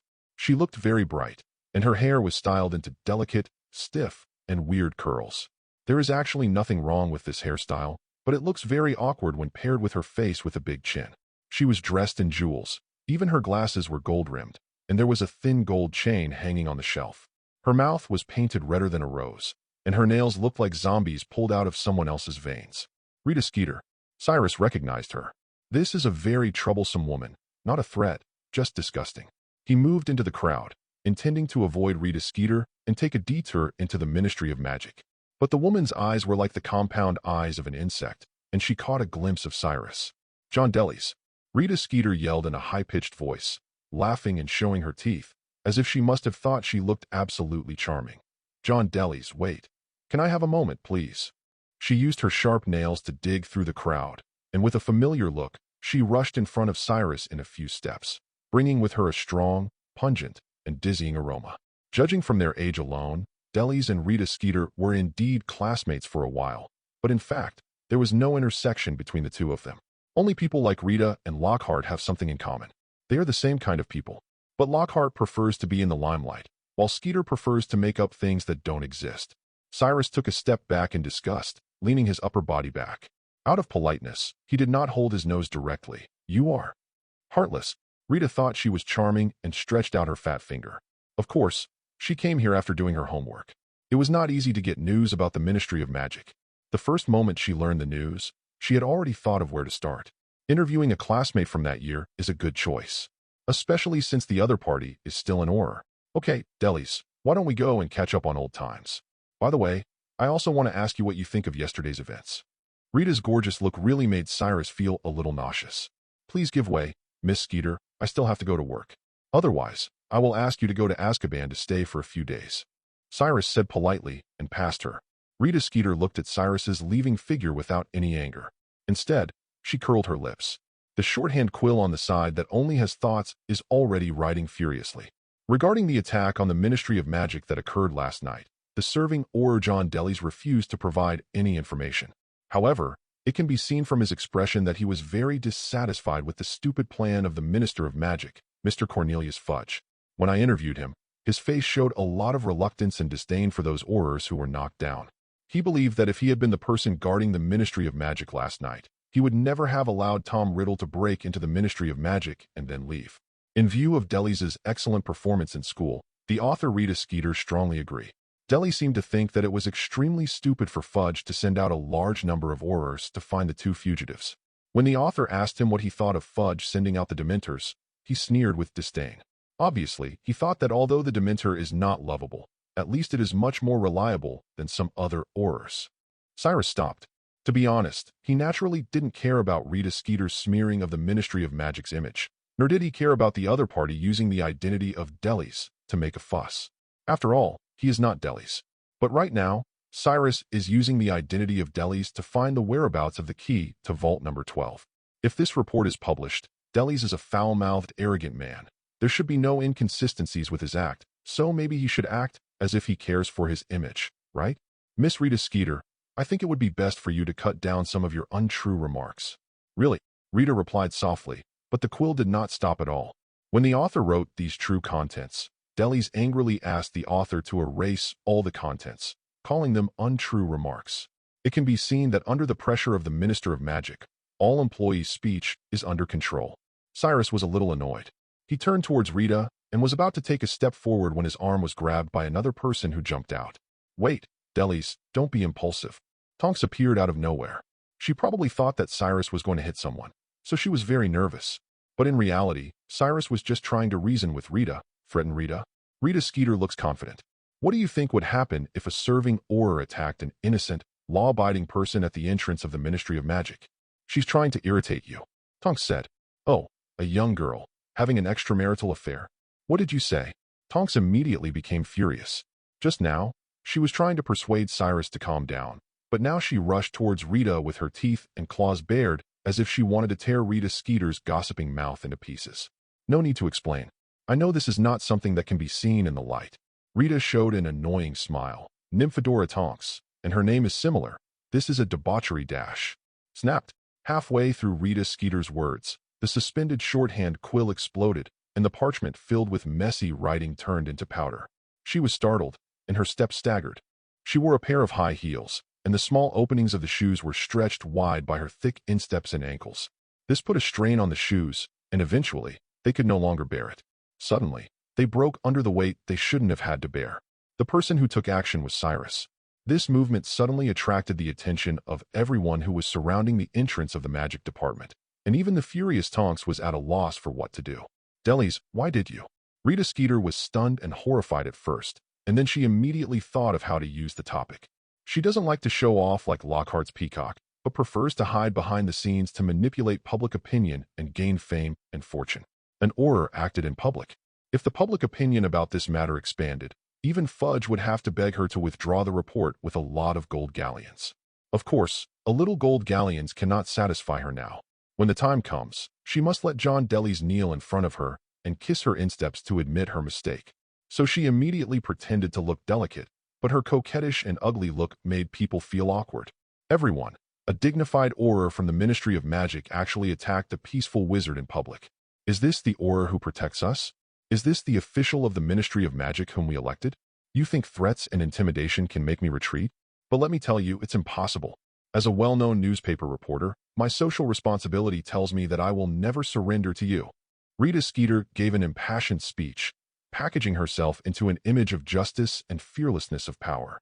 So much so that other reporters or others who were surrounding the entrance of the magic department already regarded Cyrus and Tonks as unreasonable villains who used their power to bully wizards. I can't help but wonder, is the person standing in front of me now an Auror or a brutal Death Eater? Chapter 112. The Animagus Exposed. I can't help but wonder, is the person standing in front of me now an Auror or a brutal Death Eater? Rita Skeeter pressed forward with a very serious accusation. Nowadays, just as people rarely mention you-know-who, the term Death Eater is also rarely mentioned. Because this word represents a tragic history and the unhealed scars of many families of the victims. It's rare to even mention it, let alone make such an accusation against a person. If the accusation is true, the other party will be greeted with a permanent residence permit from Azkaban. Cyrus felt that the fact that he was accused of being a Death Eater by others was very absurd and funny, but it seemed to be somewhat reasonable. But if you insist on connecting him with the Death Eaters, then he can also be said as the leader of the Death Eaters. Of course, he had little interest in leading a pack of gutter-crawling scavengers. Rita Skeeter's words had exploded like a bomb. More and more people came and surrounded the three of them, being watched by hundreds of pairs of eyes. Even though Rita had seen many big scenes, she felt a little scared at the moment. Tonks was completely panicked and gripped Cyrus' shoulders so hard that her knuckles turned white. Delis, what should we do now? She lowered her voice, and her voice trembled like a cotton string that was stretched and then plucked. Of course, she didn't think the accusation would come true, but if things got serious, both of them might be temporarily suspended. Oh no, Delis might be temporarily suspended. As for her, She was just a trainee who was not even an official Auror. She was just a temporary worker and had been dismissed, and that was it. Whether it was the stares of those eyes or the constantly flashing magic cameras, Tonks felt panicked. The densely packed figures in front of her suddenly seemed to have lost their specific faces and turned into silhouettes. These shadows surrounded her, suddenly swelling. Or maybe she was shrinking. Tonks felt like she was about to fall into endless abuse and accusations. However, at this moment, a strong hand pressed on Tonks' shoulder. That hand was like a heavy boulder, which suddenly calmed her anxious heart. Tonks suddenly woke up from her thoughts dizzy, as if experiencing anemia, and the faces of those figures suddenly flew back. She saw the short Moody with messy silver hair struggling to push through the crowd, and saw Fudge wiping sweat while driving away reporters with a chubby woman wearing pink clothing. Of course, there is also the man who is closest to her and protecting her by standing in front of her. Surprisingly, Tonks could clearly see Moody's face, which was disappearing and appearing in the crowd, but when she looked at Deleuze, she felt that his figure and half of his face were blurry. Stand back. All Cyrus left her with was his back. He raised his head and took a few steps forward, looking at Rita Skeeter as if looking at something funny. A peacock who is good at performing. No, the peacock is at least beautiful. Rita is just a showy pheasant at best. Rita felt very annoyed. She wanted to see Deleuze fearful and speechless. What do you want? What do I want? Cyrus raised his eyebrows, but before he could say anything, Fudge and Moody had already squeezed in from two different directions. What happened? As soon as Fudge came in, he immediately walked between Cyrus and Rita.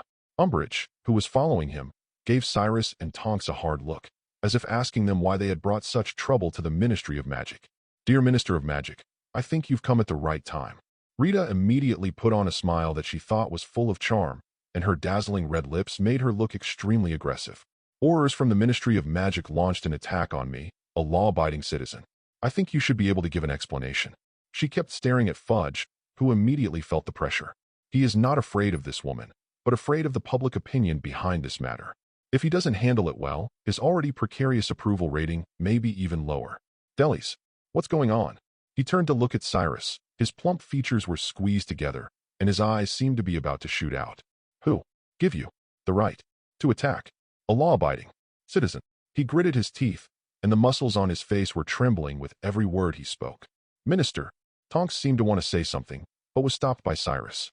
Cyrus was not anxious at all and said slowly, Mr. Minister, I am just fulfilling my obligations as an Auror. What does that mean? Fudge was stunned. Cyrus glanced lightly at the wizards who were watching, as if to remind them to listen carefully. Finally, his eyes rested on Rita, which made Rita Skeeter suddenly feel uneasy. Rita Skeeter, do you dare to say that you haven't violated any laws now? Cyrus was not in a hurry to tell the truth, lest this woman shirks that she had only recently mastered the Animagus and had no time to register. He first wants the other party to admit that she is completely law-abiding. Of course, Rita stood up and straightened her chest, looking very confident. Of course, she couldn't say in front of so many people that she had violated the law. What are you doing? Moody whispered. He was worried that Cyrus would make things difficult for him, which would drag down his good student. Perhaps Deleuze did catch something about Rita Skeeter. Not far away, Arthur Weasley was talking to another official from the Ministry of Magic. There are many reports about Rita Skeeter, and the sources are all weird. You said you were completely law-abiding? Cyrus walked slowly around Rita Skeeter. With every step he took, Rita's face lost a little confidence. Of course, the only law she had broken over the years was Animagus. She was wondering whether Cyrus had really caught her, or was just bluffing.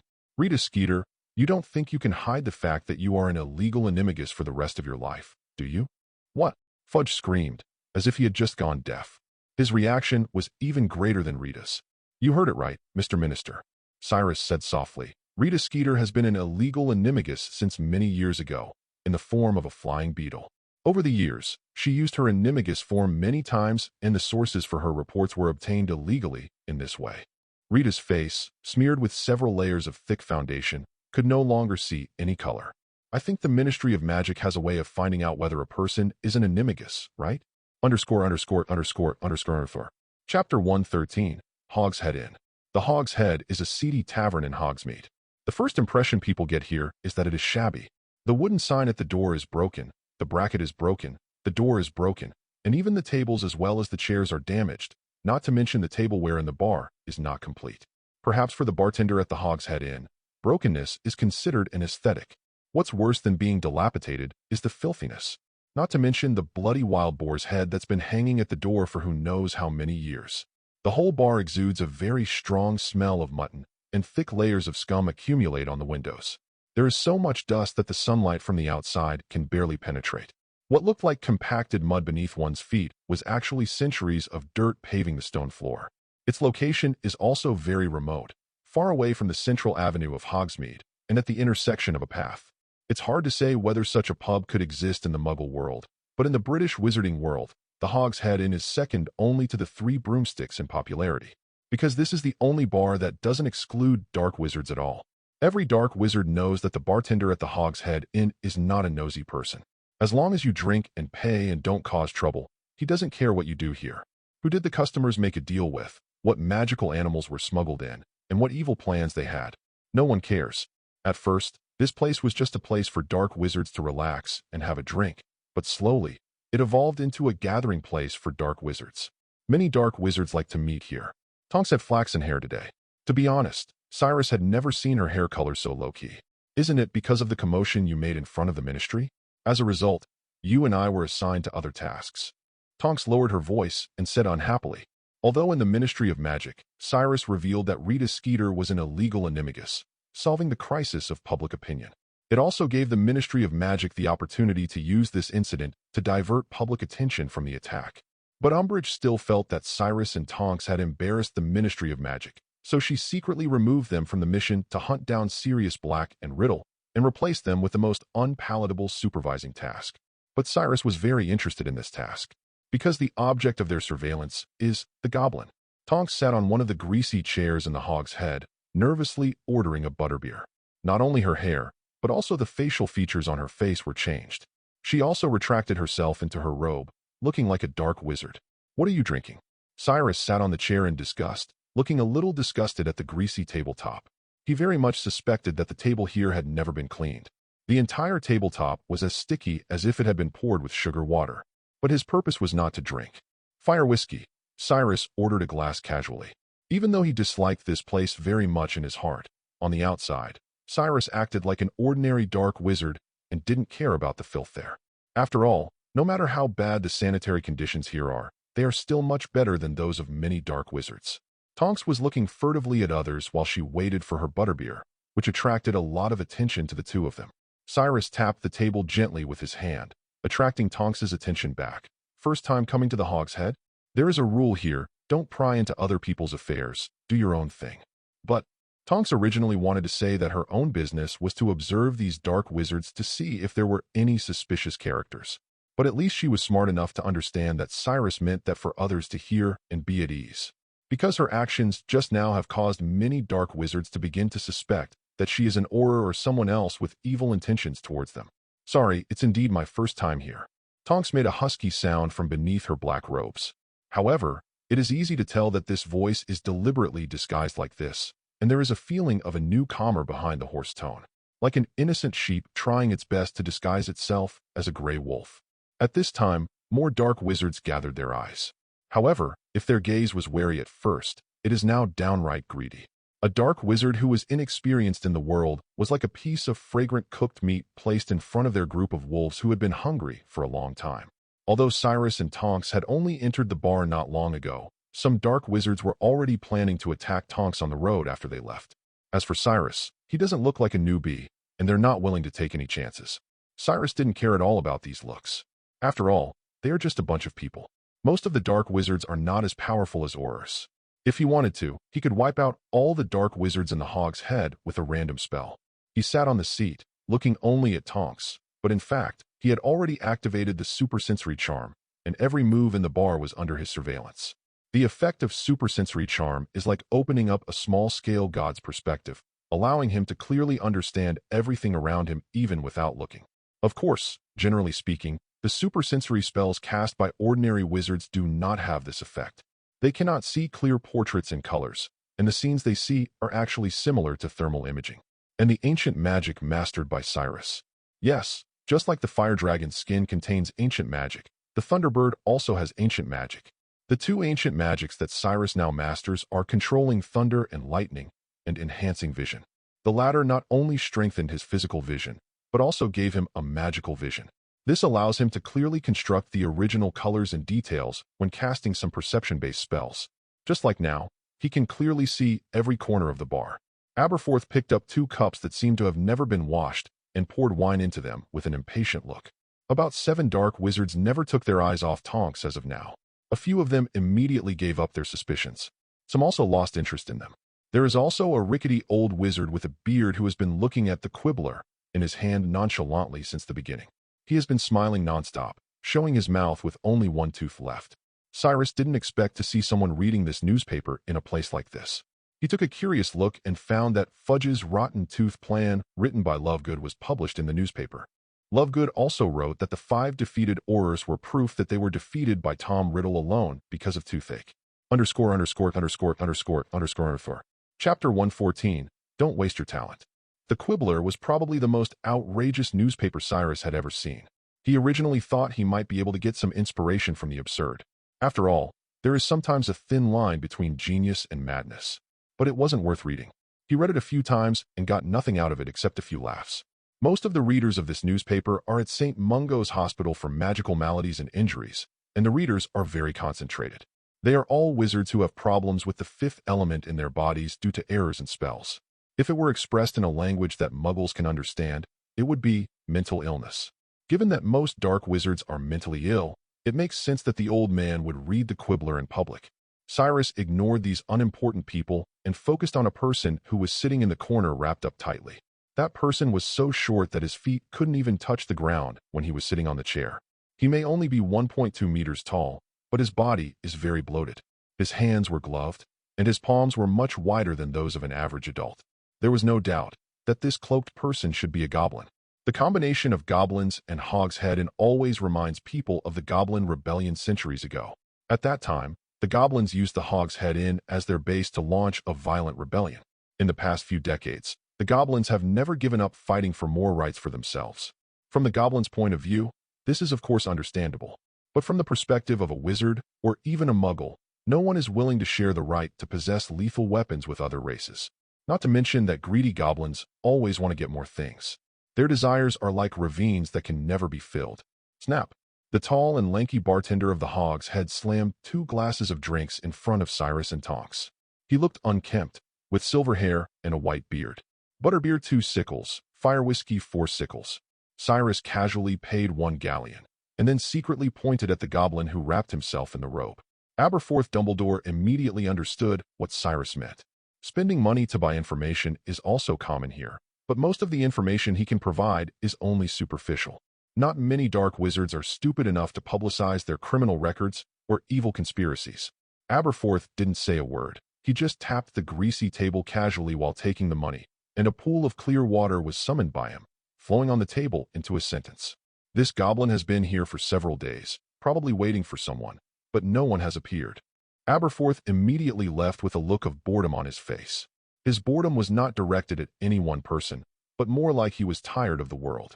Cyrus knew he had found his target.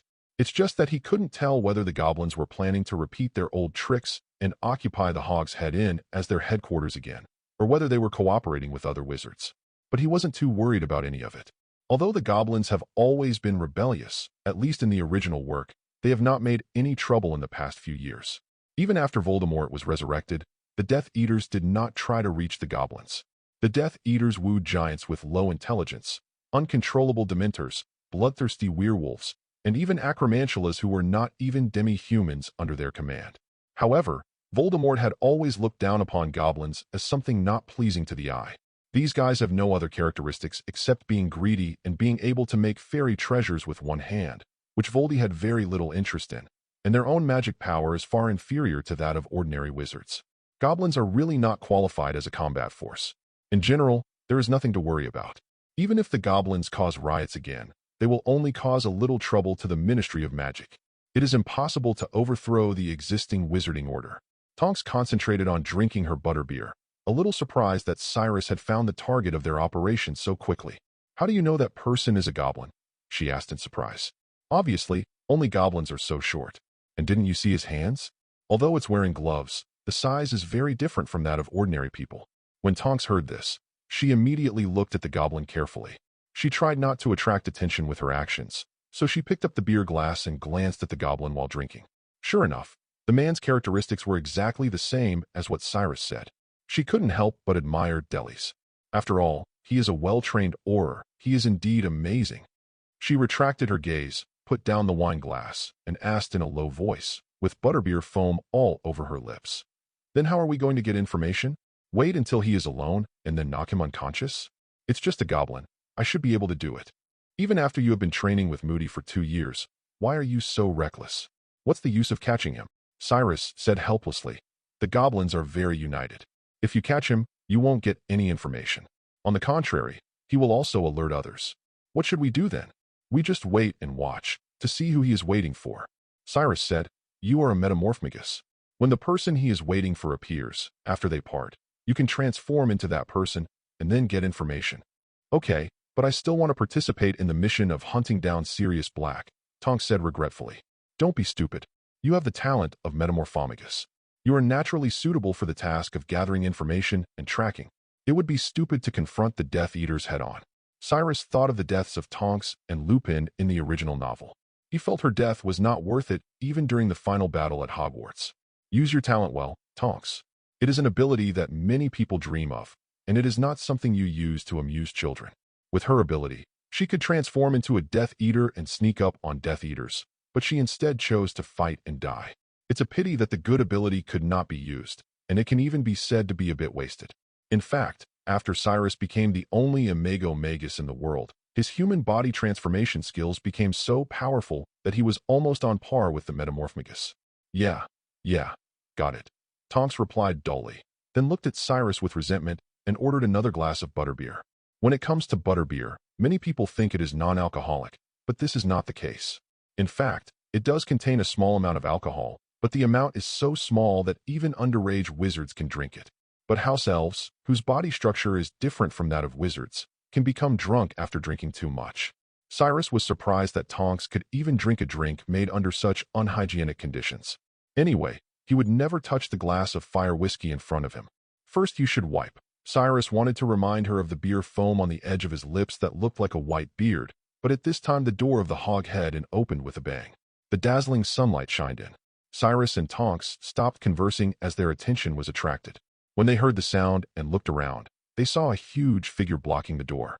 Tonks lowered her voice in surprise. Hey, it's... _______. Chapter 115. Only one room. Hey, it's Hagrid. I can tell. Hagrid walked in step by step. He was a regular at the Hogshead Inn. Except for the moment when he first came in, no one paid attention to him. He seemed to be in a low mood.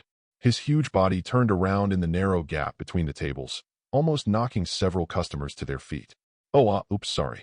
After looking around, he didn't find any other empty seats. Except for those who smuggled magical animals and were eager to take action, most wizards avoided him. Finally, he squeezed towards Cyrus and Tonks and sat down carelessly, almost overturning the table. I'm sorry, Dash. He took out a mini handkerchief and blew his nose. Cyrus felt as if a big trumpet was blowing in his ears. I'm sorry, can I sit here? As you can see, there's no room left elsewhere.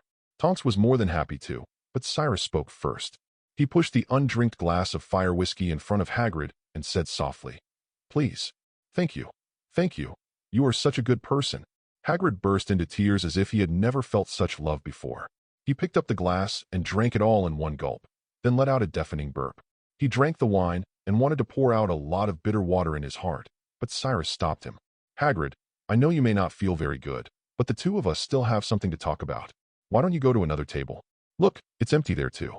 He specifically pointed to the goblin's position. I'll buy you a drink next time also, Hagrid. Goblin. Oh, okay, then next time. Hagrid simply thought that Cyrus really had something to talk to Tonks. After all, how could a person who invited him for a drink plot against him? So he immediately stood up, squeezed through the crowded table, and sat down opposite the goblin. The goblin was stunned.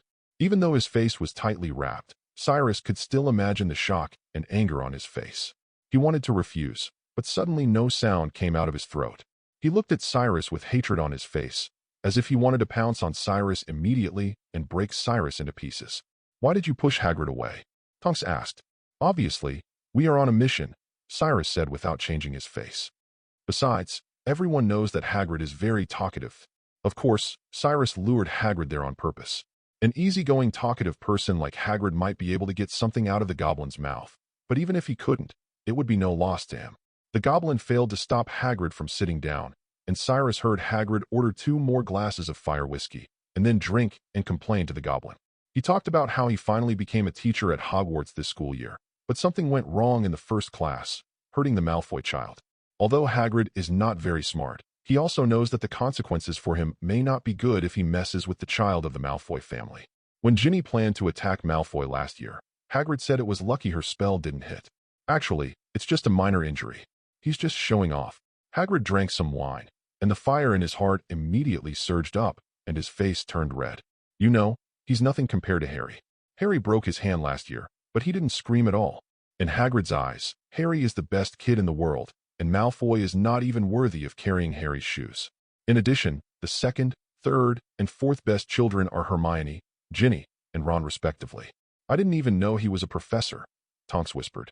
After Tom Riddle was caught last year, all the stains on Hagrid's body were washed away. It happened that Mr. Kettleburn was old and wanted to retire, so Dumbledore came to him, Cyrus said. To be honest, he felt that Hagrid's appointment as Professor of the Care of Magical Creatures course was a bit ill-advised, but most professors of this course were troublemakers. The recently retired Kettleburn had caused as much trouble as Hagrid. A person who truly loves magical animals will always subconsciously ignore their dangers, just like a person who has a quirky dog at home and always thinks that the dog is not aggressive in any way. Cyrus will never forget that in his previous life, a relative had a big dog in his house that barked every time he saw him, scaring him out of his wits. But the other person always doesn't take it seriously and says, "It's okay. It doesn't bite." It turned out that the dog later bit another person. Facts have proved that the fangs and claws of animals are never just decorations, and most animals, including humans, have a desire to attack. After that, Hagrid's topic went further and further, and he talked about his own father, because he felt that the little man sitting in front of him was similar in size to his father. However, this topic did not last long before Hagrid shut up. When it comes to his life experience, Hagrid is more cautious than ever. In the end, Hagrid didn't come up with anything, and the goblin drank silently. By evening, most of the guests in the inn had dispersed. Hagrid also left drunk.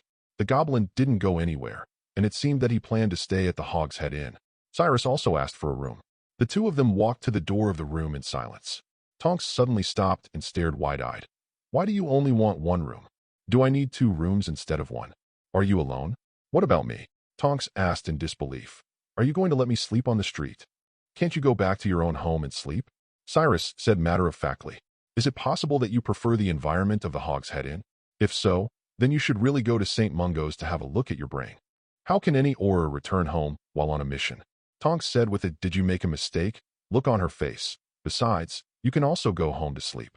Don't tell me you don't have a home or something. Then why don't you open another one?" Cyrus rolled his eyes. "It's no big deal. The Ministry of Magic will reimburse the expenses anyway." Tonks snorted and immediately turned around and went downstairs.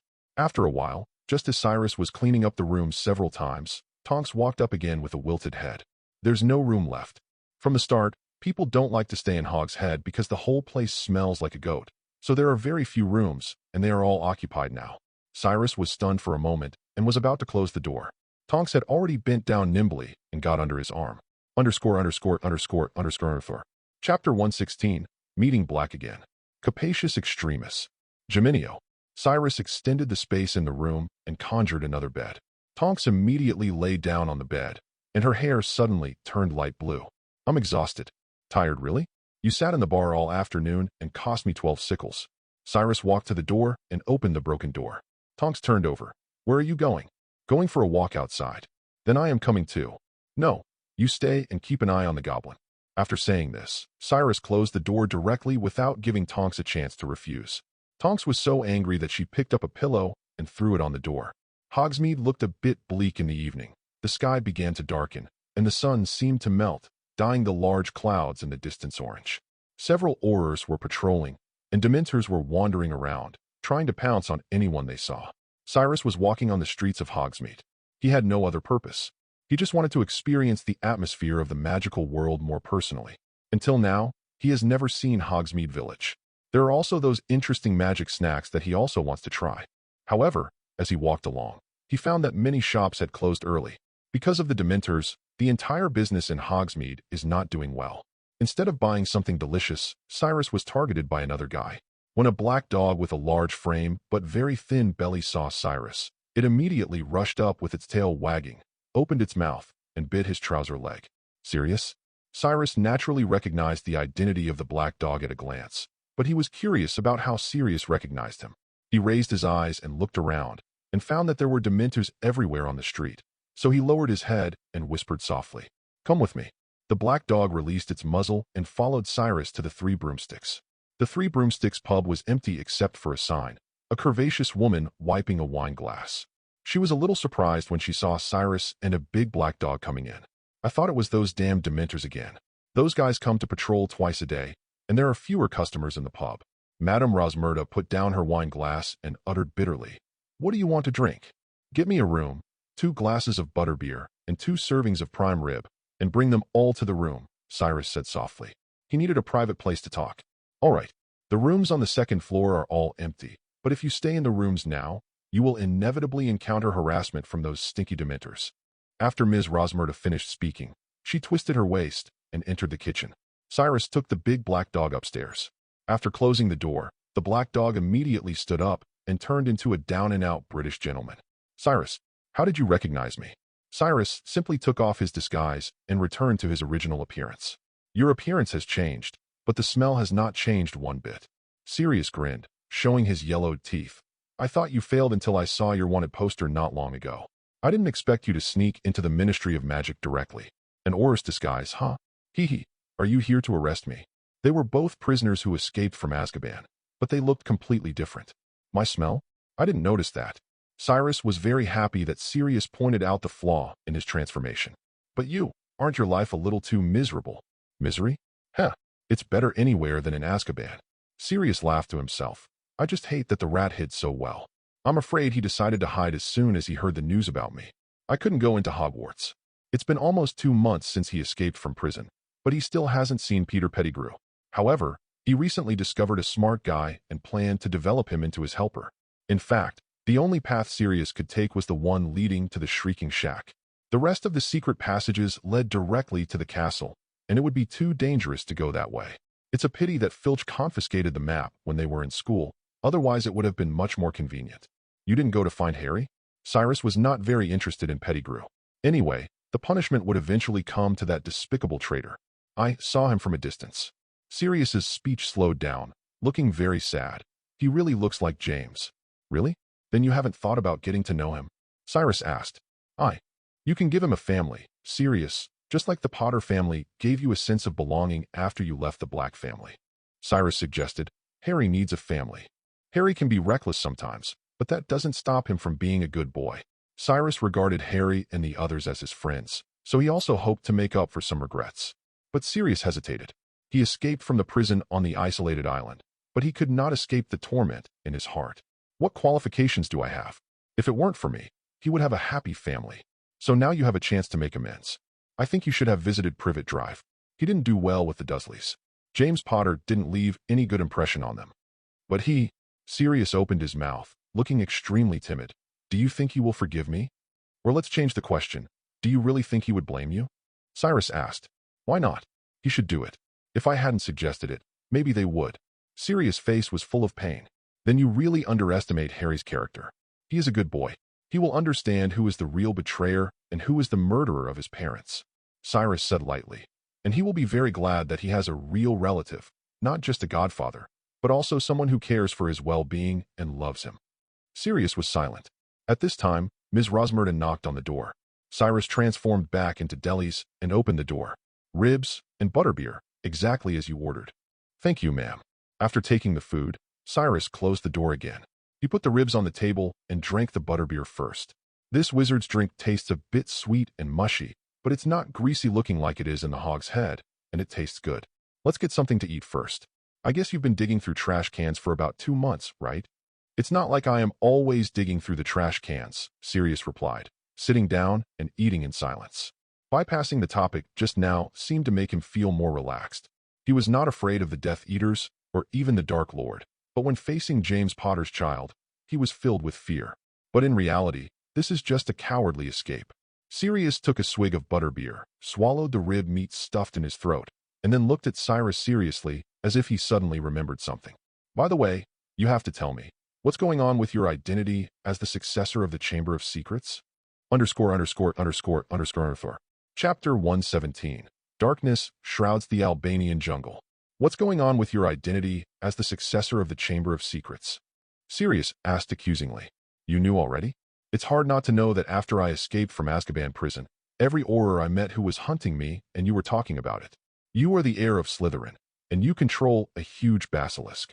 It's said that you used the basilisk in the Hogwarts castle and caused a lot of trouble by attacking several Muggle wizards.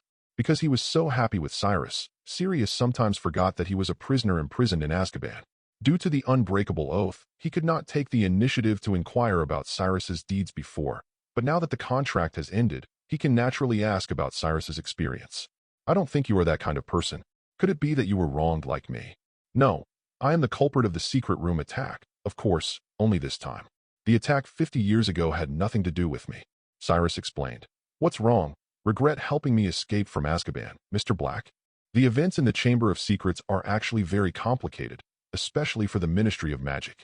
It is equivalent to the resurrection of the dead soul Riddle, who disappeared 50 years ago.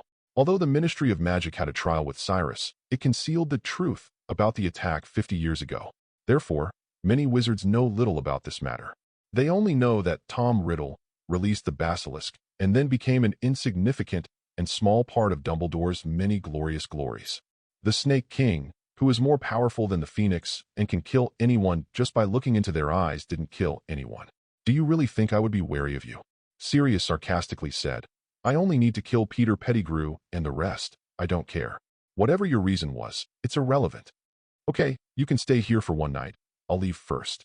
Cyrus stood up. Leave? Don't you want to live here? Live here? With a grown-ass man like you? Cyrus said with an expression that said, Are you right? Could it be that Sirius thought Cyrus was going to leave the beautiful Tonks in the Hog's Head alone and live with him? Unless Cyrus is out of his mind. Just as he was about to open the door, the temperature in the air suddenly dropped, followed by the sound of hurried footsteps. Cyrus and Sirius immediately perked up. Sirius even threw the ribs in his hand to the ground, shrunk, and transformed back into the big black dog.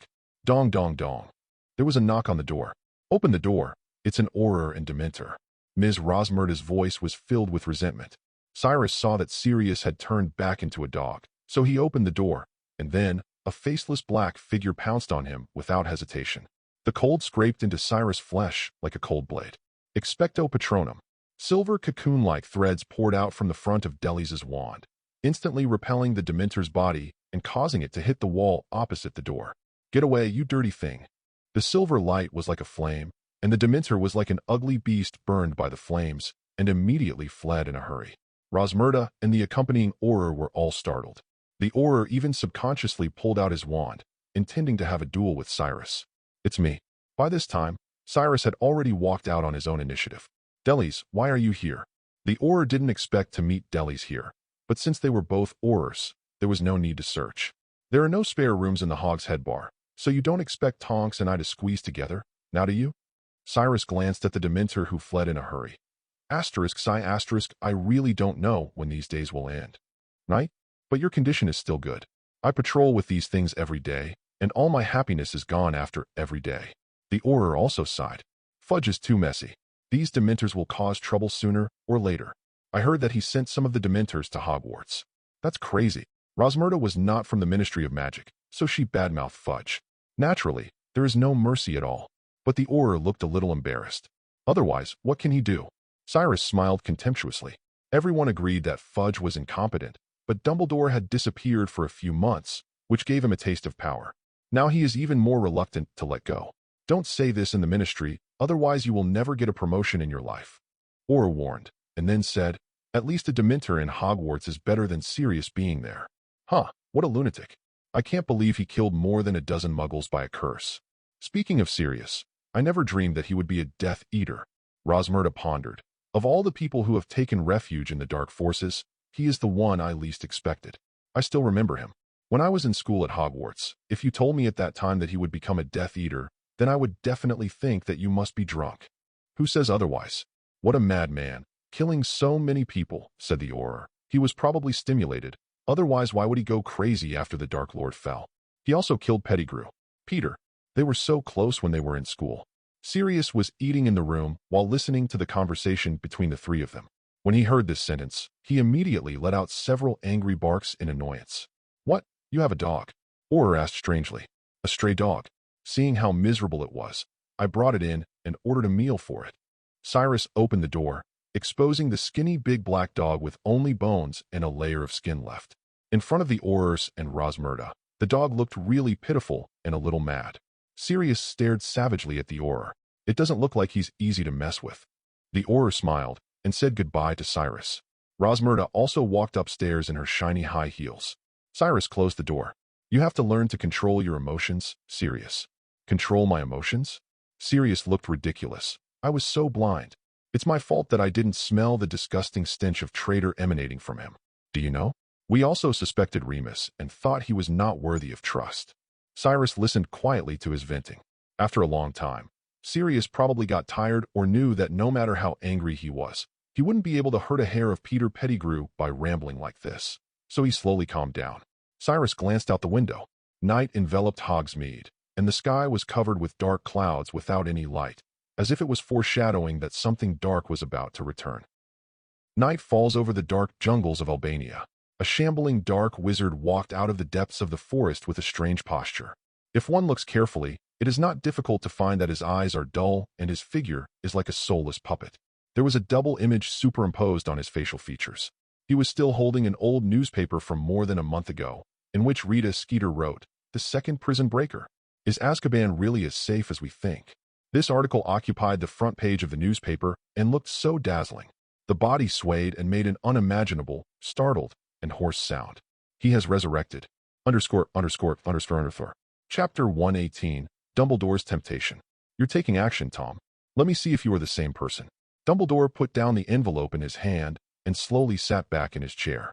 The phoenix was preening its beautiful feathers on the table. People say Albus Dumbledore is the greatest wizard in the world, but sometimes he thought he might be the most sinful one. The two terrible demons that have appeared in the past 100 years are closely related to him. Of course, sometimes we have to admit that Gellert, Grindelwald, and Voldemort would have ended up on the same path with or without Dumbledore. And without Dumbledore to stop them, the world would only become a more miserable place. Gellert will reshape the order of the wizarding and muggle worlds, and the two sides will inevitably start a war. Grindelwald is a person who pays great attention to abilities. Perhaps he will find that young Tom Riddle has extraordinary talents and choose him as his successor. Or maybe the two sides are on opposite paths. No matter which one it is a bloody future. He felt a little tired, and his mind was still thinking about everything he had experienced in the previous 2 school years. He had several doubts that needed answers. The first one is whether the resurrected Tom Riddle is Voldemort. If so, are their two existences in conflict? If not, then who is he? So after Cyrus escaped from prison, or to be precise, after Cyrus was resurrected, Dumbledore began to consciously spread the news to Albania and to the ears of Voldemort, who was worse than a ghost. His second doubt was based on the premise that Cyrus and Tom Riddle were not the same person. Dumbledore still needs to figure out whether the other party is harmful. He does not want to see the rise of a third terrifying dark wizard. The third doubt, or expectation, is more relevant. He wanted to know if Voldemort would find a way to find the previous Horcrux after he learned that one of his Horcruxes had been resurrected. If so, then he is likely to leave a loophole. Tom, who claimed to be Cyrus, went to Riddle House and Gaunt House after his resurrection.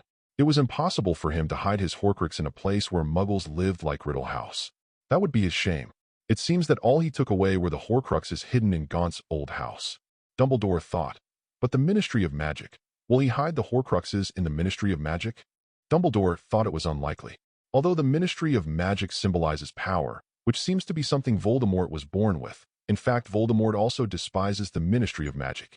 He would think that his power is much higher than that of the Ministry of Magic, not to mention that places like the Ministry of Magic where people come and go are not safe. Cyrus, who are you?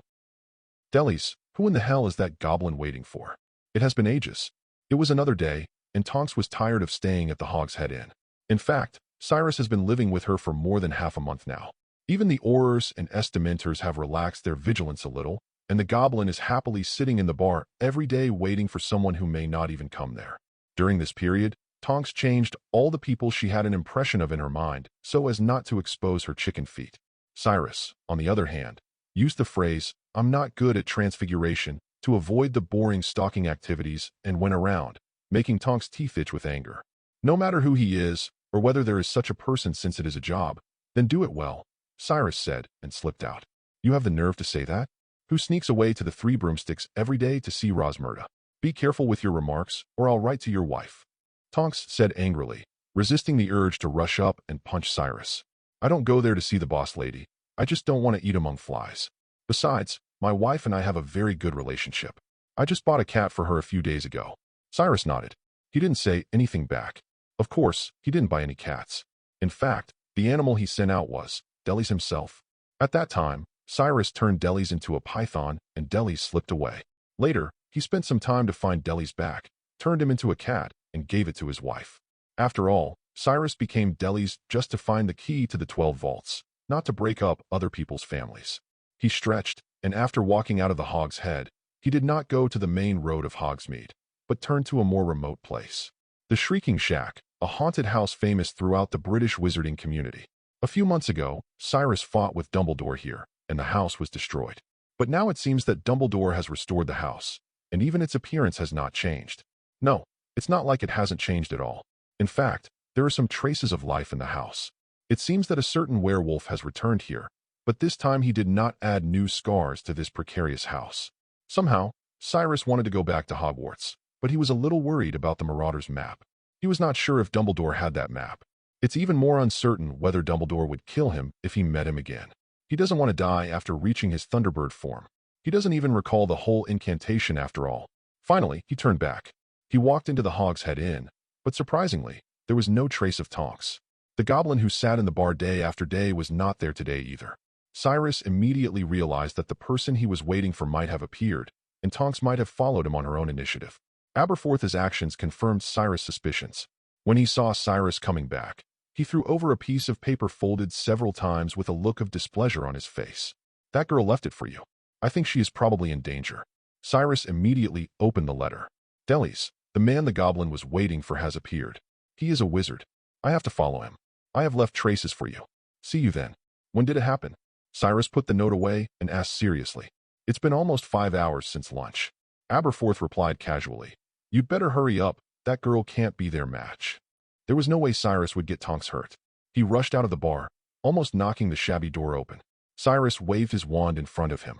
Hominum Revelio. A golden mist opened up, and in the shining mist, a row of footprints stretched into the distance. Underscore. Chapter 119, Avada Kedavra. A few hours ago, Tonks was sitting at the table in the Hog's Head Inn, eating clean and hygienic Aberforth's secret roast steak, while scolding Cyrus in her heart. Damn that Delis, left me to keep an eye on this goblin again. She'd never hated her metamorphmagus powers as much as she did now. I also want to go out for a walk. I haven't been to Hogsmeade since graduation. She angrily cut the steak with a knife and then stuffed it into her mouth with a greasy fork and chewed it vigorously, as if what she was cutting was Cyrus' body and what she was eating was Cyrus' flesh and blood. She planned to sneak out for a walk in the afternoon after finishing the meal. Anyway, the goblin stayed in the bar all day and never went anywhere, and Cyrus often didn't come back until evening. But just as she was thinking this, another wizard who wrapped himself tightly opened the door and walked into the bar. This kind of dress was not conspicuous in the Hog's Head Inn. The reason Tonks noticed him was because as soon as he entered the door, he immediately glanced around the bar and then walked towards the goblin very purposefully. At this moment, Tonks was very energetic. The newly appeared wizard was tall and thin. He sat opposite the goblin, ordered a glass of fire whiskey, and said lightly, Have you been waiting for a long time? Have you been waiting for a long time? The goblin repeated the other party's greeting angrily. Just listening to his voice, Tonks felt that there was a raging fire in the goblin's throat. I've been waiting here for more than a month. You told me to wait a while and you showed up now? If you don't plan to cooperate, then just get out as soon as possible. But we will let you know the consequences of messing with us like this. Don't be angry, sir. The new wizard chuckled softly. Although he lowered his voice, his tone was still arrogant. It is very risky to cooperate with people of your status. We need to consider it carefully. As he spoke, he paused, took a sip of whiskey slowly, and then continued. There are different voices in the organization. Most people think that there is no need to cooperate with you. After all, The treasure of the great Goblin Lawn Lock has been mined for a long time. It has disappeared, and you people are too greedy. Speaking of greed, he felt even more disgusted with the short partner in front of him. Are we greedy? It's you wizards who have taken over so many of our fairy treasures. We provided the materials ourselves and paid for the build. The ownership of an item always belongs to its creator, the goblin said through gritted teeth, so much so that even Tonks could imagine how ferocious his rapt face looked. That's why I say you are greedy. The ownership rights of the goblin treasures made with their own money do not belong to them. The goblins shamelessly asked for a large number of wands, but did not get any of them. At this time, they did not mention the ownership issue. If I take control of the Ministry of Magic, I will kill you all first. Gringotts is best left in the hands of the wizards themselves. However, the wizard did not continue to argue with the goblin. In the final analysis, they just wanted to use the goblins as a sword and intended to use them to chop down the bloated organization of the Ministry of Magic. They did not really intend to reach a friendly cooperative relationship with them. Then, the wizard picked up his wand and waved it, and the sound of the conversation between the two of them became even quieter, as if there was an invisible glass cover covering their small space, and the sound coming from inside is like buzzing. Tonks was as anxious as an ant on a hot pot. Even her ears turned into rabbit ears unconsciously, but she couldn't hear clearly what they were talking about. After a while, her eyes caught a glimpse of the two people standing up, and the atmosphere between the two parties did not seem to be as tense as it was at first.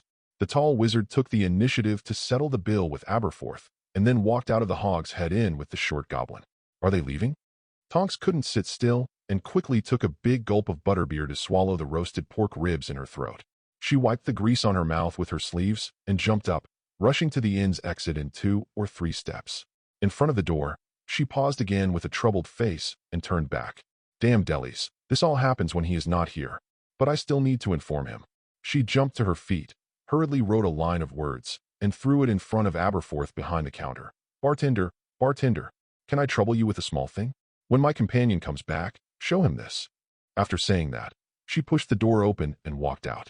The broken door of the Hog's Head Inn, which had been overwhelmed for a long time, shook violently back and forth, making a harsh creak sound, which made other customers in the bar shiver. Today's young lads, still so energetic after drinking this much. An old wizard smiling with all his teeth shook off the goosebumps on his body, shook his head, and continued to read the new issue of the Quibbler. This newspaper is still interesting. After Tonks left, Aberforth was silent for a moment and retreated into the kitchen. A faint silver light lit up and then flickered out like stars in the sky. Cyrus cast a trace spell, and he could easily find Tonks' traces without the aid of any object. Among the sparkling golden particles, a row of clear footprints extended to a more remote path.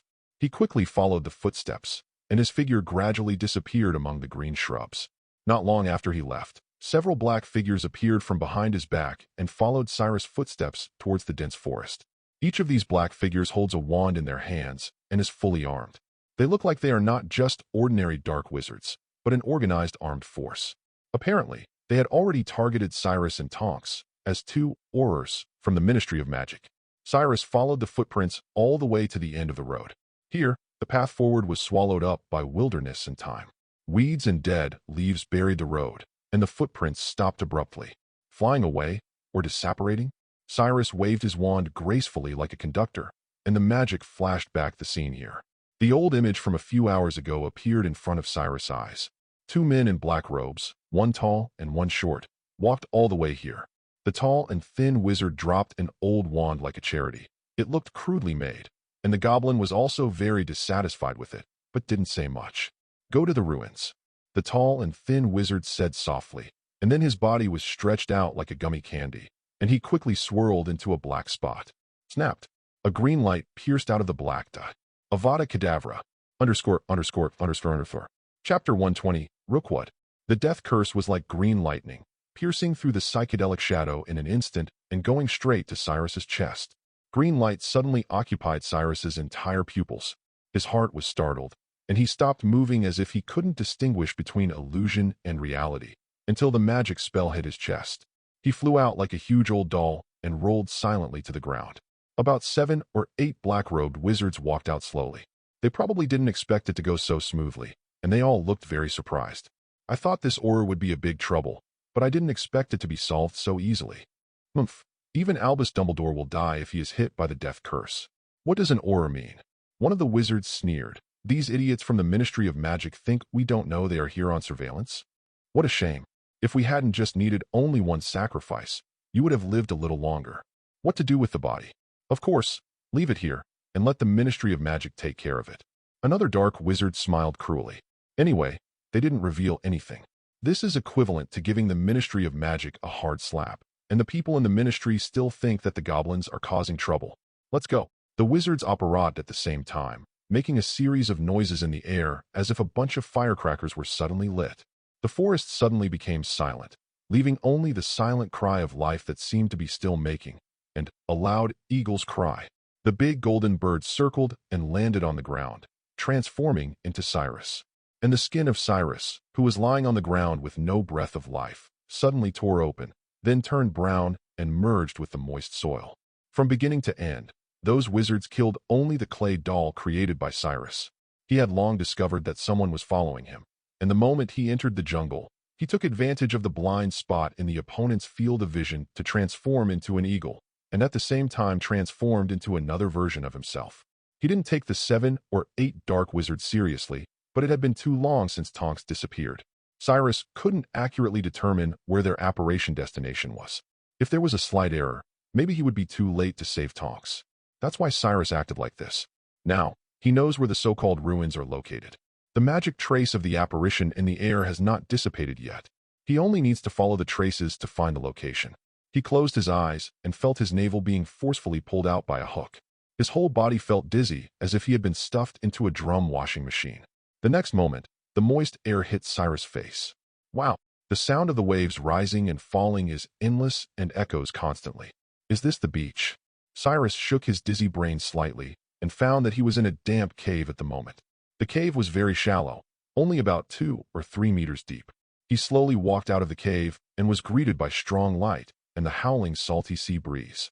After walking through the cave entrance, Cyrus knew exactly where he had arrived. In the distance, the ruins of a tower leaning on the wave-eroded cliff suddenly appeared in front of him. The surging seawater washed away the steep cliffs, leaving many sea caves. The cave behind him is a sea cave, and there is a winding corridor along the cliff. Like the tower, this winding long road is also covered with traces of time. The messy withered grass grows wildly and is damaged everywhere, as if a tragic battle had occurred here. This is the ruins that lead to Gringotts and Legacy? Cyrus recognized where this place was at a glance, which made him excited. Maybe he can really get clues related to ancient magic from these dark wizards and goblins. There was almost no shelter in the long corridor leading to the tower, and he saw that the dark wizards who attacked him had walked out far away. Cyrus didn't want to alert the snake, so he turned into a golden eagle and flew with his silent wings, directly crossed the coast, and landed on a broken stone pillar in the ruins of the tower. He looked down and saw an unconscious man tied up and thrown to the ground. Who's that man? Cyrus was stunned for a moment, and then realized that this was the appearance conjured by Tonks. She's still alive. It looks like Cyrus won't need to use the time turner for her. The vigilance is quite strong, and she knew to change into another person before tracking them. Seeing that Tonks was fine for the time being, Cyrus was not in a hurry to show up. While observing the surroundings for any traces of ancient magic, he eavesdropped on the conversations between the dark wizards and goblins. Almost nothing remains of the tower, and there are still some murals on the remaining stone walls, carving the miracles left by ancient wizards here. The only intact building is the wizard statue on the platform on the east side, but in fact, there is no special mystery in that statue. According to Ranrock's records, the door to ancient magic is hidden in these ruins. I believe that as long as we complete the ritual, we can open the door. The goblin squeezed the broken wand tightly. There is a hair of a magical animal hanging out from the damaged interior, which looks more like a broken branch. Ancient magic. The man standing in the center of the tower looked like the leader of this group of dark wizards. He was also wearing a black wizard robe, but with a metal mask on his face. When he heard the words, ancient magic, he was so excited. It was like hearing some beautiful melody. He took a deep breath, and the expression under the mask seemed to be intoxicated. But soon, his expression changed back as he asked sternly, "But, Doclo, how do I know if the people of your race are not deceiving us? Cheating? Only wizards will deceive each other," Doclo said sarcastically. At the same time, he also realized something and shouted, "Radwin Rookwood, you want to break the agreement?" Rookwood? Cyrus, who was staying on the ruined wall, turned his head and confirmed that the last name he heard was Rookwood. He once again looked at the man with the mask on his face.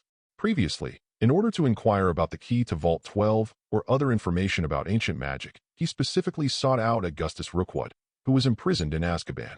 Unexpectedly, Rookwood knew nothing about ancient magic, but now it seems that the guy who suddenly appeared in front of Cyrus knew the secret. His eyes stayed on the part of the other person's mask that was not completely covered. His lips and jawline seemed to overlap with that of the miserable Death Eater in Azkaban. Apparently, they do have a blood relationship. The man in front of him is probably from another branch of the Rookwood family, the one that did not follow Voldemort's footsteps to destruction. Don't worry, you don't need to fear as we are not so despicable, Radwin Rookwood said. You goblins want the wand, and I want ancient magic.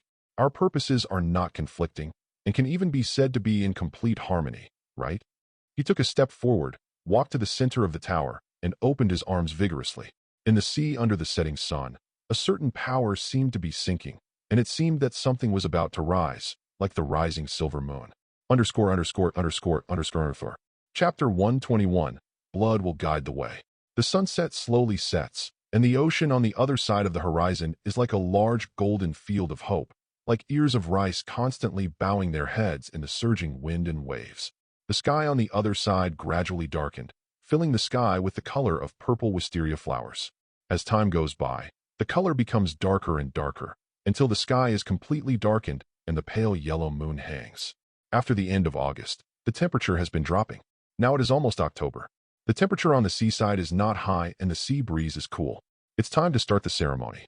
Rookwood raised his head and glanced at the moonlight. Together with him, a total of 9 black-robed wizards formed a circle, with the unconscious man, Tonks, lying in the center. The goblin was standing further away. Only now did he take off his hood, revealing his ugly face. Most of the goblins looked similar to Cyrus, with very similar faces and personalities. Wake him up. Rookwood looked down at Tonks and said coldly. One of the dark wizards immediately shot a red spark from his wand and hit Tonks, causing the unconscious Tonks to moan in pain subconsciously. She woke up slowly. The pain in her body had not dissipated, and a trace of fear flashed in her eyes. But soon, Tonks forced herself to calm down. Although she was not an official Auror yet, she had already trained with Moody before. Tonks glanced upward as hard as she could. She couldn't see much from that angle, especially now that it was night. Although the silver moonlight was bright, it cast a veil on everything around her. She could hear the sound of waves and guessed that this place was probably on the beach. But Britain is an island country, with coastlines everywhere from the island of Great Britain to Northern Ireland. Where is this place? She struggled, but to no avail. Her whole body was tightly bound by magic ropes, and when she tried to break free, she looked like a giant maggot. Although it was a bit out of place, Cyrus still found it a bit funny. Cyrus stood on the broken stone pillar for a long time, so he opened and closed his wings a few times and moved around. At the same time, he was also preparing for a possible battle. Several hours passed without anyone noticing his presence. In fact, he is already very conspicuous, but on such a lonely seaside, the rugged sea cliffs and dilapidated ruins have become his cover. There is nothing unusual about an eagle showing up here. None of the 9 dark wizards answered Tonks' question. They just lowered their heads and recited spells. Cyrus didn't know how to describe it. Those spells were more like some kind of evil ritual, and the magical power hidden in this huge tower seemed to be awakened by the magic of the spells. He saw the glittering blue light under the night light shining from the source, a crystal stone, spreading like water along a certain carving pattern until it covered the towering tower and wrapped around the 9 dark wizards. A translucent wall slowly emerged, and the appearance of the other side of the wall was not clear, as if it was separated by a thick layer of bubble film. In addition, there is a twisted coat of arms on it, like a wisp of silver smoke. Cyrus took in all the changes in magic, but not everyone could see the traces of ancient magic. Even Cyrus didn't know if Voldemort had this talent, but now, he could indeed see the power of ancient magic. Obviously, those dark wizards don't have this talent, and they can't see these changes. Doklo, you deceived me. Rookwood immediately fired a magic spell at Doklo angrily. The goblin named Doklo stood far away, and he still had the wand in his hand, so he had the time and ability to deal with the sudden attack. He pushed the incoming spell away with force, and then said sharply, I said, only you wizards like to deceive. Then you'd better explain to me why there was no reaction at all. Rookwood roared angrily. Otherwise you will die here today with this auror. After he finished speaking, The other 8 dark wizards all picked up their wands and pointed them at Doclo. The male Auror, Tonks, was lying on the ground without daring to say a word. She just hoped that these people would start a dog-eat-dog fight so that she could find a chance to escape. But she soon realized that wasn't realistic. 9 against 1, the goblin can't cause any trouble to these dark wizards. And now that she doesn't even have a wand, she is also helpless to resist. It looks like I'm dead. Tonks sighed. She no longer even expects Delis to come to save her. After all, at least 6 or 7 hours have passed since she was caught, but Delis has never appeared. God knows where that guy has gone. He definitely went to the 3 broomsticks to see the boss lady and got drunk. Tonks cursed in her mind. However, she did not give up on herself, but turned over so that her face faced the night sky and pressed her hands behind her back. She is a metamorphmagus. Although she cannot directly transform into an animal with a huge size difference from a human like an animagus, she, as a mage skilled in disguise, can also change its shape to a certain extent. Her body at the moment is that of a strong man. As long as her arms become slimmer, she can break free from the rope. It just so happened that Doclo had attracted the attention of these dark wizards, giving Tonks a chance to operate. In the dark night, only Cyrus could see her little movements clearly. You can't see any changes because you don't have this talent. Doclo said sarcastically. Only very few people can be favored by the ancient magic. The difference between those favored people and you is like wizards and muggles. How dare you compare us to those lowly muggles? You are just a dirty goblin, and you dare to talk to us like this? The wizards were instantly angered. Even if they did not follow Voldemort and become Death Eaters, this does not mean that they are the group close to muggles. In fact, most pureblood wizards are naturally arrogant towards muggles, and even half-blood and even muggle-born wizards have the same idea. Cyrus believes that this is a common phenomenon, but this arrogance should not be about blood, but about ability. People with magical powers are special enough in themselves. Of course, the important thing is that a person must not be blinded by arrogance and refuse to see the advantages and strengths of others in other aspects. If so, that's stupid. Doclo wisely did not continue to irritate the nerves of these wizards. Some people had stood in high positions for a long time and gradually became unable to hear any unpleasant words. That's why I asked you to prepare a sacrifice. Under his rough, wrinkled eyelids, he looked at Tonks with cruel eyes. Perhaps the blood can show you the way? Underscore. Chapter 122. More cruel to one's own race. Tonks finally untied the rope on the back of her hand and was thinking about how to break free from the rope on her body. Unexpectedly, the despicable goblin turned the attention of other dark wizards to her. At this moment, she didn't dare to act rashly. Slit her throat and smear the blood on the ground. The blood will reveal the traces of ancient magic in front of you, Doclo said with wide a grin. This is the method recorded by Ranrock in the manuscript. Since it is invisible to the naked eye, use another color to depict the traces of ancient magic. The blood of wizards is the most suitable dye. Hearing this, Cyrus was shocked, not because the goblin's cruelty to wizards opened his eyes, but because Rookwood and his few followers agreed that this plan was worth a try, and there was nothing wrong with it. There wasn't any resistance, as if this level is just common for them. Sometimes the same race is more cruel to themselves than the different kind. One of the dark wizards came out first, raising his wand above his head. Avada! Rookwood immediately grabbed his arm to prevent him from casting the killing curse. You can't kill him right away, otherwise the blood won't flow out. You have to keep him alive to drain the fresh blood. With that said, Rookwood pulled out a short knife from his sleeve with his backhand. Cyrus was surprised for a second that a wizard actually used a knife. The next second, he immediately discovered that there were runes engraved on the blade. This is an alchemical weapon, probably with special magic power. Rookwood grabbed the male Auror, Tonks, by the collar, and Cyrus saw that the blade was about to slit her throat. Cyrus knew that he couldn't just watch now.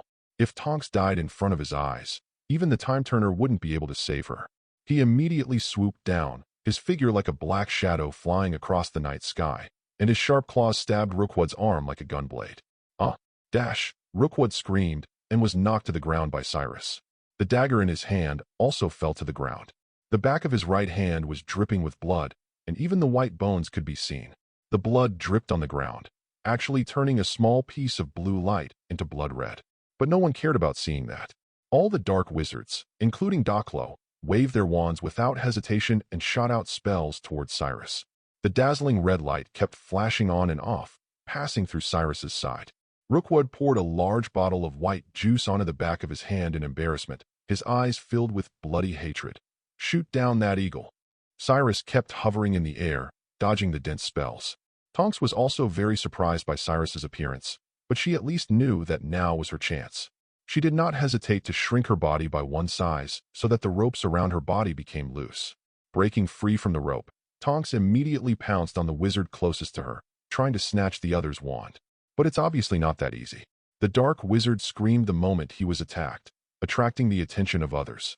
Rookwood didn't want the sacrifice in his hand to escape, so he immediately changed the target and shot a magic spell at Tonks. Stupefied, but he underestimated Tonks' strength. After all, Tonks was trained by the legendary Mad-Eye Moody. Someone as an Auror will inevitably encounter the embarrassing situation of not having a wand in his hand. This is a required course for them. Seeing the spell flying towards her, Tonks didn't even think about it. She immediately shrank her body behind the dark wizard she caught, using him as a shield. The curse knocked the dark wizard unconscious. Tonks pulled the wand out of his hand without hesitation, rolled to the ground, dodged a few more curses, and raised her hand to attack Rookwood. Expelliarmus. The disarming spell missed, being counteracted by another dark wizard spell. The remaining wizards and the goblin Doklo also gave up attacking Cyrus and focused their firepower on Tonks.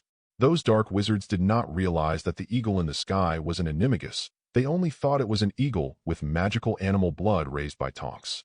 Shit, there are too many of them. Tonks was quickly suppressed and did not dare to show her face. She used the broken tower as a cover in embarrassment, but the spells of those dark wizards were like grenades, blowing the ancient building to pieces. The strength gap between most Aurors and dark wizards is not very big, and even the elite among Aurors would find it difficult to deal with the siege of multiple dark wizards. Especially purebloods like Rookwood who have family heritage, their magic background is very deep. Tonks was still too young and inexperienced compared to them. When no one was looking, Cyrus landed quietly, folded his wings, changed his appearance back, and stood on the towering stone pillar with elegance. The silver moonlight and dark night became his background. The tips of his golden hair were swaying in the sea breeze, and his eyes were like fire. He pressed the tip of the wand down, and in an instant, the dark wizards felt a powerful force coming from above their heads, like several heavy giant monsters stacked together and pressing down on their backs. That weight directly bent their knees and pushed everyone to the ground. Tonks suddenly raised her head as if unaffected and looked at the handsome man under the night sky. Tom Riddle. She thought it was Delis who finally came to rescue her, but she never expected that the person who appeared in front of her was Tom Riddle, whom they had never found before. The appearance of the madman who attacked the Ministry of Magic seemed to have changed slightly, and his golden pupils made him look more majestic. Tonks looked at Cyrus, feeling as if she was facing an enemy. The man in front of her easily subdued so many dark wizards. She didn't know if Dumbledore had such terrifying strength, but she thought that at least Alastor Moody couldn't do this. At the same time, she was also a little confused as to why the other party's spell didn't work on her. Tom Riddle. Good evening, everyone, Cyrus said politely. It was indeed polite if you ignored the fact that he used powerful magic to force others to crawl in front of him. Who are you? Rookwood raised his head with difficulty, and it could be said that he was furious at this moment. Everything was going nice, but then suddenly, he was stabbed in the hand by an animal. Unexpected things happened one after another, and now a powerful wizard who he didn't know the details of suddenly appeared, overwhelming the whole group of them. My name is Cyrus. Cyrus fell from the stone pillar lightly, like a weightless feather. He walked among the towers full of traces of magic, passed over the maggots crawling on the ground, and came to the transparent door. Inside the door, the magnificent architecture of Gringotts can be vaguely seen. Although he didn't try it, Cyrus knew that his magic could light up the ancient magical sigil in the door and teleport directly to Gringotts from here. But without the key to Vault 12, even arriving at Gringotts would be meaningless, unless he intends to force his way in. Cyrus was suddenly eager to try. Voldemort can break into Gringotts, but I, Cyrus, can't? Chapter 123, Fragile Glory. Cyrus never took those goblins seriously, and he didn't care even if someone were to blow up Gringotts. After all, how can a group of greedy goblins, the losers of the Goblin Rebellion, control the economic lifeline of wizards? The defeated must act like the defeated and just serve the wizards honestly. Those guys regard themselves as the masters of wealth. Sooner or later Cyrus will get what belongs to the wizard back. However, while Gringotts is easy to get into, Vault May 12th not be that easy to break into. After all, it is a vault guarded by ancient magic. Its history is much older than the history of goblins controlling Gringotts. He stopped and turned to look at the dark wizards and Doclo, who were lying on the ground. These people obviously knew some information about ancient magic, and their purpose was to obtain ancient magic, especially the so-called Ranrock's manuscript. Cyrus waved his wand lightly, and a broken stone suddenly turned into a delicate and soft sofa. He crossed his legs and sat down, looking down at the dark wizards. I heard that you were looking for ancient magic. I happen to be very interested too. Why don't you all tell me the information you have? Cyrus said softly. Suddenly, he felt that something was wrong with his behavior, and then he spoke apologetically. Sorry, I seem to be a little rude. I should have added please in there. Rookwood, are you acting polite now? He wanted to curse, but he didn't dare to say anything. Now he was like a tamed puppy or a frightened cock tied to the floor and looking up at Cyrus. He had no ability to resist and could only be slaughtered by others. Instead, Tonks stood up, holding her wand from both hands like a gun. Hold on, Tom Riddle. It was obvious that she was very nervous. Although the person pointed at by the wand was Cyrus, he was very calm, and on the contrary, Tonks was soaked with sweat. Her breathing was rapid and her heart was beating so fast that she even doubted whether she would be able to do it. The aura emitted by Tom Riddle was too high. One bad move, and I'm dead. The fugitive was obviously just sitting there, but the pressure on Tonks was even greater than the melee just now. Her hands were shaking. Ah, I almost forgot about you. A beautiful witch like you shouldn't get involved with these kinds of people. Cyrus seemed to have just remembered Tonks. His golden pupils were fixed on Tonks, and she immediately felt a suffocating feeling as if her soul was being burned by flames. She subconsciously wanted to cast a spell, but as soon as the tip of her wand lit up, her brain seemed to have received a severe mental shock, and she lost consciousness and passed out. Cyrus used an electric current to knock her unconscious. The innate magic of the Thunderbird that can be used at will is much easier to use than magic that requires a wand, which is indeed an inconvenience.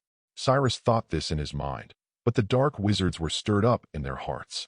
Casting spells silently is not difficult. Casting with hands without the wand, they have heard about. But casting spells without a wand, or even using hand gestures is, what in the world is happening right now? What kind of monster is this wizard who appeared out of nowhere? Tom Riddle? Rookwood naturally knew the name of this escaped prisoner. After all, Azkaban was a prison where the Ministry of Magic held prisoners, and the only people who had escaped from prison were Sirius Black and Tom Riddle. The former is a famous betrayer and a loyal servant of the Dark Lord. The latter seems to be the successor of Slytherin and the one who opened the Chamber of Secrets. But he never thought that the other party was so strong. After all, in Rookwood's view, even after Riddle obtained Slytherin's inheritance, he couldn't even kill a Muggle wizard. This behavior was undoubtedly cowardly and proved that Riddle was weak. But when he saw him today, he felt that except for the terrifying Dark Lord decades ago, no one could compare with Riddle. Maybe he got the true magic of Slytherin. Rookwood couldn't help but guess. But no matter what, magic is power. In the face of overwhelming power, their so-called pure-blood arrogance is like glass that breaks at a touch. So much so that the moment he was suppressed by Cyrus' magic, Rookwood had already given up resistance. However, his cowardly behavior did not mean that his allies had the same idea. Doclo buried his head in the ground gloomily. From an angle that Cyrus could not see, the anger and hatred in his eyes were like poisonous snakes spraying venom. He shook out a small silver whistle from his collar with difficulty, put it into his mouth, and blew hard. But no sound came from the whistle. Sir, I just found some records about ancient magic from my ancestral home. If you need it, I am willing to dedicate it all to you. Rookwood said without hesitation. Rookwood's extremely flattering look made Doclo very disdainful. Bullshit pure blood, bullshit glory. Doclo clicked his tongue disdainfully. He even suspected that if Rookwood and other wizards hadn't been suppressed by Cyrus's magic and couldn't move, they would have crawled to Cyrus like dogs and started kissing Cyrus' toes. This is not an unfounded slander. In fact, most of the purebloods during the mysterious man's period behaved this way. The glory of pure blood is simply worthless than the mud on the ground. Show me, Mr. Rookwood, said Cyrus calmly. He lifted the magic from the other party, and Rookwood suddenly felt the weight on his back being lifted, as if he had finally set down the burden of his family after more than 10 years. It was unprecedentedly relaxing, so much so that the signs of resistance he had just suppressed immediately resurfaced. After all, the opponent is just a person. No matter how powerful he might be, can he still block the life-killing curse? Just now, he felt that Cyrus was as strong as the Dark Lord from decades ago, but now that he thought about it, this idea was too stupid. The Dark Lord's deterrence comes from killing. But what about this, Tom Riddle? Rookwood glanced at the unconscious Tonks. There is nothing to worry about when someone is so merciful when dealing with an Auror. Not to mention, Tom Riddle didn't even take over the wand from Rookwood's hand. So if he was killed for making such a basic mistake, no one could blame him. He took a step forward, shortening the distance between him and Cyrus as much as possible, and said in confusion, "Sir, my ancestor Charles Rookwood was once one of the guardians of ancient magic. Unfortunately, since the death of that ancestor, there was no wizard in the Rookwood family who had the talent to learn ancient magic. This part of the inheritance was almost lost from the Rookwoods for hundreds of years. Even if there were some clues about the ancient magic in the family, I would not have to cooperate with the goblins." Rookwood showed regret, but this regret was genuine. In fact, he himself discovered the mystery of ancient magic accidentally. It was as if Charles Rookwood had never set out to find a successor in his family from the beginning. "So you don't have many useful clues?" Cyrus chuckled and looked at Rookwood as if he was enjoying a wonderful and funny circus. "Yes, sir, but I think Rookwood got closer to Cyrus. His eyes became dangerous, and the hand holding the wand could not help but shrink behind his back. He must defeat the enemy with one move. Better to attack from behind. But how can I make the other party expose his vulnerable back to my eyes without any defense?" He came up with a solution without much thought. "Sir, although I can't provide much information, but this despicable goblin. He found the manuscript of the great goblin lord. That manuscript records the secret of how to conquer ancient magic. If you can get it." Docklow seemed to be stunned by Rookwood.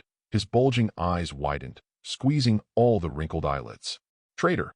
You traitor! Rookwood, how can you break our agreement?" "Treachery! Breaking the agreement." "Shut up." Rookwood was irritated. Rookwood's wand cast a silencing spell on Docklow before looking at Cyrus like a loyal puppy.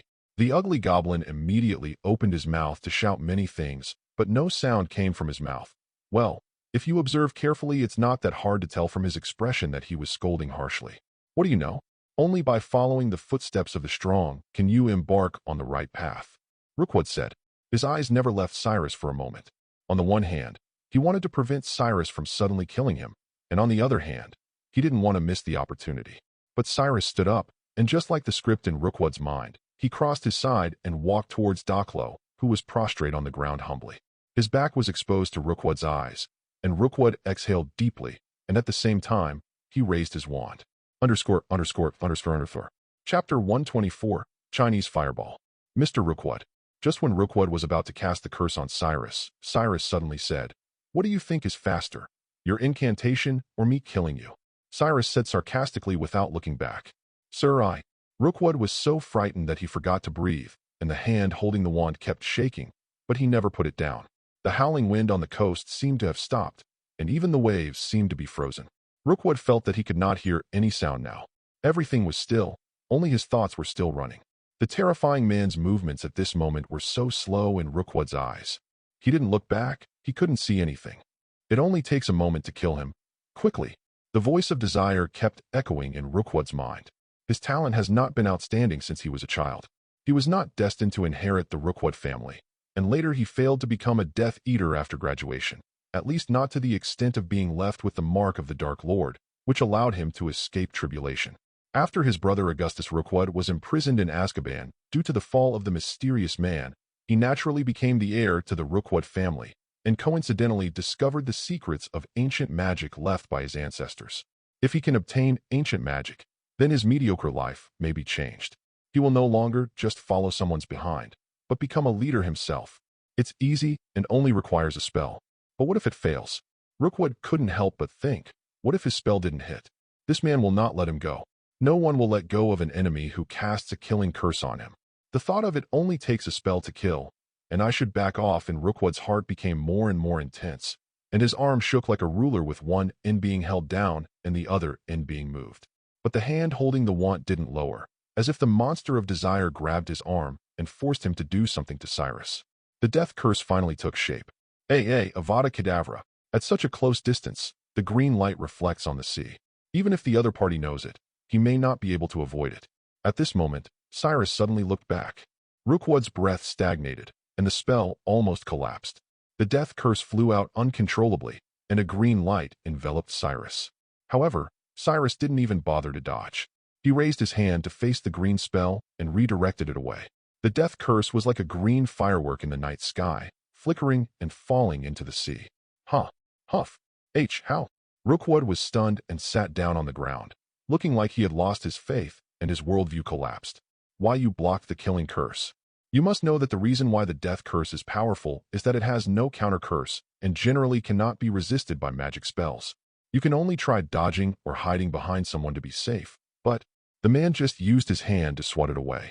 You call this a killing curse? Cyrus was amused. As the most terrifying of the 3 unforgivable curses, the death curse cannot be released without chanting the spell. Not to mention that in the original book, Goblet of Fire, Barty Crouch Jr., disguised as Moody, said that if the students at Hogwarts used the killing curse on him, he would probably get a nosebleed at most. Without extremely strong killing intent, the death curse is just in vain. As for Rookwood's death curse, let's say Rookwood had a strong killing intention at first, but the moment Cyrus turned back, the murderous intention in Rookwood's heart had disappeared, leaving only fear. If such a spell can kill people like him, then black magic is too cheap. I reminded you, Mr. Rookwood. Cyrus's words were colder than the night water. Of course, in fact, he had no intention of sparing anyone present except Tonks from the beginning. The other dark wizards had cast death curses on Cyrus from the beginning, and the goblin was not a good person. Cyrus doesn't like killing people, but he doesn't mind cleaning up a little bit of dirt and dust from the world. He summoned his wand in his hand and moved the wand gently. A ball of fire burned from Rookwood's body. Please, give me a chance. Just once, Arg. The blazing flames engulfed him in an instant. Help. HLF. URG. The flames turned into snakes, opened their fangs, and swallowed his eyes. Arg. The snakes drilled into his eye sockets and burned Rookwood from the inside out. Docklow and the other dark wizards looked at this scene in horror. The flames did not disappear after burning out Rookwood. Instead, they began to spread in the wind, forming a circle in an instant and surrounding the plane of the tower, and the flame snakes started crawling toward Rookwood's kneeling companions. No, Arg. Ugh. The dark wizards, unable to move a muscle, were also burned into dry ghosts and wisps of smoke in the flames. In the end, only Cyrus was still walking in the fire, while Tonks and Docklow lay in the flames, unable to move. Leaving Docklow alive was natural for the Ranrock's manuscript. In this world, Cyrus didn't know whether the goblin who coveted ancient magic had succeeded, but since the other party was related to ancient magic, the information was valuable. After Rookwood's death, the magic of the silencing spell on Docklow also disappeared.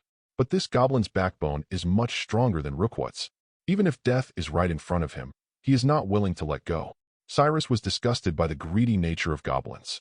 They had many wars with wizards because they wanted to obtain more rights and interests, and even set their sights on the wizard's wand. Making wands is a craft unique to wizards, just like fairy weapons to goblins. These defeated people shamelessly asked the wizard to disclose the method of making the wand, but did not mention a word about the goblin's forging technology. This is like a different country asking you to hand over your technology to share with the world, but keeping their own technology a secret. This greedy nature is disgusting. However, Docklow's current look of willingness to die rather than give made Cyrus look at him with admiration. In comparison, human nature is too complex. Some people are glorious and magnificent, while others are worse than rats in the sewer. Your name is Docklow, right? Cyrus walked slowly in front of the other party and squatted down. Tell me where Ranrock's manuscript is. Don't even think about it.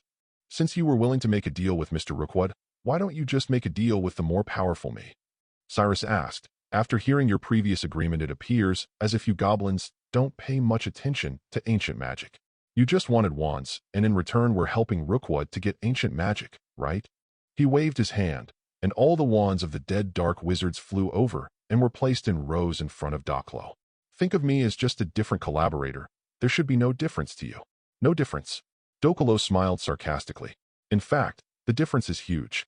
You know, they have no intention of giving up ancient magic. If ancient magic is really as powerful as what is recorded in Ranrock's manuscript, they will naturally not be willing to give up this treasure. It's just that the manuscript is a bit difficult to decipher, so they made such a deal with Rookwood, and they really intended to give up the ancient magic in the first place. Instead, they planned to kill Rookwood and his companions immediately after getting all the wands promised by Rookwood. Even if they want the wand, they won't let the ancient magic go to the other race either. Everything was going fine, but then Cyrus suddenly appeared, leaving Docklow with no idea what to do. Cyrus is obviously different from Rookwood. He is stronger. Not just by a little margin, but much more stronger. He didn't dare to cooperate with Cyrus because the other party was beyond their control and the risk was too great. The best way is to eliminate the opponent here. Doclo's eyes flashed with anxiety and cruelty, which made Cyrus feel that something was wrong. What are you waiting for? Waiting for your death. Doclo glanced high in the sky and said with a grin. Almost as soon as he finished speaking, Cyrus felt the tower begin to tremble and vibrate. This lonely tower built on a sea cliff seems to be crumbling at the moment. The next moment, a huge black shadow blocked the silver moonlight, and the shadow was projected down as if it were a devil from hell. Cyrus raised his head and saw the devil's true face. An adult fire dragon known as Chinese Fireball. The Chinese Fireball opened its fangs, and the hot dragon fire poured down like a huge waterfall. The flames were like flowing lava, engulfing the towering towers and flowing into the sea. Chapter 125, Monster in the Cloud. Hot steam rose, and the sea bubbled like boiling water. The flames died down, but the tower was gone. The entire sea cliff seemed to be covered by a black shell at this moment, like burnt syrup. The ferocious fire dragon was still hovering in the sky. Doclo sat on the dragon's rugged back and leaned down to take a look. He had almost confirmed that neither Cyrus nor the Auror could survive, so he relaxed and took a breath trying to calm his nerves. The dragon was a part of their ambush plan. They had brought and hid this fire dragon early in the morning. They were originally worried that Rookwood would bring too many people and they would not be able to cope with it. Now it happens that Rookwood's whole party was wiped out by just a single man. Doclo, how many wands did you get? The person who controls the fire dragon is another goblin. This Chinese Fireball has been secretly raised by the goblin since it was a child. With the financial resources they have, it is not difficult to secretly smuggle a fire dragon cub. The silent silver whistle that Doclo blew before was actually the whistle that summoned this dragon. This method doesn't rely on sound, but on magic power. There's only one. Doclo felt a little uncomfortable when he mentioned the wand. The wand in his hand was a defective one given to him by Rookwood. The wand had been pulped by the previous owner, and the core was exposed. The wands that Cyrus had placed in front of him just now were too late to take away, and now they may have been completely burned by the fire dragon's flames. Those despicable wizards are indeed hateful. They promised at least 50 wands, but we only got one. The goblin driving the fire dragon said angrily, without mentioning at all that they planned to kill Rookwood and his party. Wizards are not trustworthy. This is something we knew from the beginning, Doclo said. It's a pity that we can't decipher Ranrock's manuscript and couldn't find ancient magic. The secret of Vault 12 will never be revealed to us. It's enough to be able to use this secret in exchange for a wand. We, the Goblin Brotherhood, are bound to get more rights that we deserve from the wizards, the other goblin said while glancing at the sky. Perhaps the fire dragon's breath evaporated too much seawater, and the sky was obscured by dark clouds. Golden light flashed from time to time in the heavy clouds, and it seemed that a storm was about to come. However, he soon felt that this idea was a bit ridiculous. Even though this Chinese Fireball's breath was powerful, it was impossible to create thunderclouds that could cover the entire sky. What are you worrying about? The weather at the seaside has always been like this, Doclo said. It's better to go back quickly. An Auror died here. It's best not to let people from the Ministry of Magic find out that it was us who did all of this. The other goblin nodded. They had done a lot of illegal things behind the scenes. It wouldn't matter if they were discovered, but now was not the time to conflict with the Ministry of Magic. He pulled the magic reins, and the fire dragon immediately flapped its wings and flew high. The fire dragon that has been domesticated since childhood is like a domesticated elephant we see in a circus. It clearly has the ability to break free, but it does not dare to make any more moves and can only obey. Boom. Suddenly, a huge bolt of lightning tore open the night. The heavy rain pounded down, and the water slid down the rugged scales of the fire dragon. The fire dragon seemed to feel something, and suddenly stopped and became very restless, twisting its body anxiously in the air. Quiet, you beast. The goblin slapped the fire dragon on the back in annoyance, and Doclo, who had a wand in his hand, whipped it with a whip without restraint. This poor Chinese Fireball is covered in scars. The Chinese Fireball's skin has strong magic resistance, and its scales can also resist non-magical physical attacks. At least Muggle grenades couldn't penetrate its scales. Facing such a powerful magical creature, training must begin when the opponent is young. Once a young fire dragon has learned enough lessons, it will keep the pain firmly in its mind. Even after becoming an adult, it did not dare to disobey orders. Roar. But today this fire dragon seems a little different. It was too restless and refused to fly into the thunderclouds. Instead, it kept roaring at the thunderclouds. Even the whip on its wounds could not make it quiet. Doclo and another goblin were almost thrown off by it several times, so that the goblin was very angry at the moment. Doclo, just in time you got the wand. Give this beast a conjunctivitis curse and let it know the pain. He grabbed the bone spur on the fire dragon's back and wiped the rain off his face, shouting. But Doclo didn't do this. He didn't feel sorry for the fire dragon at all, but felt a little weird. Adora, it's roaring looking there. Can there be something in the clouds? He asked worriedly. For some reason, Doclo thought of Cyrus in his mind, and he felt a little uneasy when he thought of that handsome face. Can there really be something? The goblin known as Adora glanced into the clouds in surprise, but saw nothing. However, if anything can create such vast dark clouds in a previously uncloudy place, it can only be a swarm of Dementors. Has the search scope been expanded to this side? It would be troublesome for those guys. No, it's not the Dementors. Doclo suddenly shouted. By the light of lightning, he saw a golden shadow moving through the clouds. It's a Thunderbird, he shouted, his sharp voice piercing the rain curtain. Thunderbird? No wonder. Adora's face looked a little uglier than before. As both 5x level magical animals, the Thunderbird is no less dangerous than the fire dragon. This magical creature is a close relative of the Phoenix, but has completely different powers. The Phoenix is small in size, and its more magical feature is its ability to regenerate and heal, but the Thunderbird's magic power is most reflected in its powerful destructive force. In particular, the Thunderbird's habitat is often in the United States and does not migrate. However, this Thunderbird appears here, which means that it is likely to be brought here by wizards who poach magical animals, and it somehow managed to break free. In other words, it must be angry. Doclo was right. The Thunderbird was angry, but it had nothing to do with the smuggling of magical animals. He was just simply annoyed that the two goblins actually made him eat a burst of fire dragon's breath. This Thunderbird is, of course, Cyrus. A few minutes ago, when the Chinese fireball appeared above Cyrus' head, he immediately took action. Doclo relied on his magic resistance to apparate onto the back of the fire dragon with difficulty, but Cyrus still wanted to take Tonks away. It took a while to move Tonks, which led Doclo to think that Cyrus had been charred by the dragon's breath.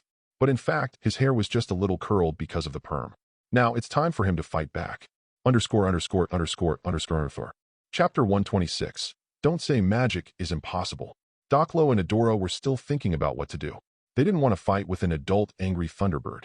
This would do no good and would be very dangerous. It's best to find a way to escape. But thunder and lightning are faster than their thoughts. Cyrus dived down with lightning and stabbed the two goblins with his sharp claws. The fire dragon didn't know that Cyrus' target was not it. It only felt like a strong threat now. Facing Cyrus' attack, it immediately twisted its body to avoid it, and at the same time opened its poisonous fangs to bite Cyrus' throat. Of course, Cyrus wouldn't let it happen. In comparison, the Chinese fireball's magic resistance is actually higher than that of the Thunderbird. It is not wise to go head-to-head. Cyrus's advantage lies in his more powerful magic power and wisdom. He was like a fish swimming in the water, riding on the wind to avoid the dragon's attack, and then pecked one of the fire dragon's eyes. The fire dragon suffered from pain and became even crazier. Blood splashed from its eyes. It twisted its body desperately, waving its tail and claws around like a wounded wild dog. Flames flew everywhere like a showerhead that had lost control. Cyrus immediately added several bolts of thunder and lightning, and the electric current hit the fire dragon's body, blowing its scales apart. Almost instantly, it was covered in bruises, the wounds were scorched black, and even the blood was black, obviously scorched by the electric current. At the beginning, Doclo planned to use his wand to help the fire dragon attack Cyrus, but when the battle started, he had to desperately grab the fire dragon's back to prevent himself from being thrown away. In his vision was the blurry scenery during high-speed flight. He couldn't see anything clearly. He only felt the electric current that was enough to sting his skin hit his side, and the hard dragon scales exploded half of his ears like shrapnel. Doclo's grip loosened. Now, a sense of weightlessness directly surrounded Doclo. Cyrus used thunder and lightning to pierce the wings of the fire dragon. The Chinese fireball dragon suddenly screamed and fell towards the sea. Boom! Wow! Huge water splashed up, and the dragon's blood dyed the bay red. Doclo and Adora couldn't hold on and were thrown away by the fierce battle. Cyrus flapped his wings, rolled up the thunderclouds, and swept towards the two goblins.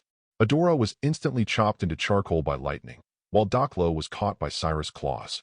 The wand in his hand fell off at some point, and half of his ear was missing. It was bleeding all the time, and he looked extremely miserable. Cyrus did not consider that he was dealing with a wounded man, and mercilessly threw him from midair to the towering coastal cliff. "Erg!" Doclo screamed.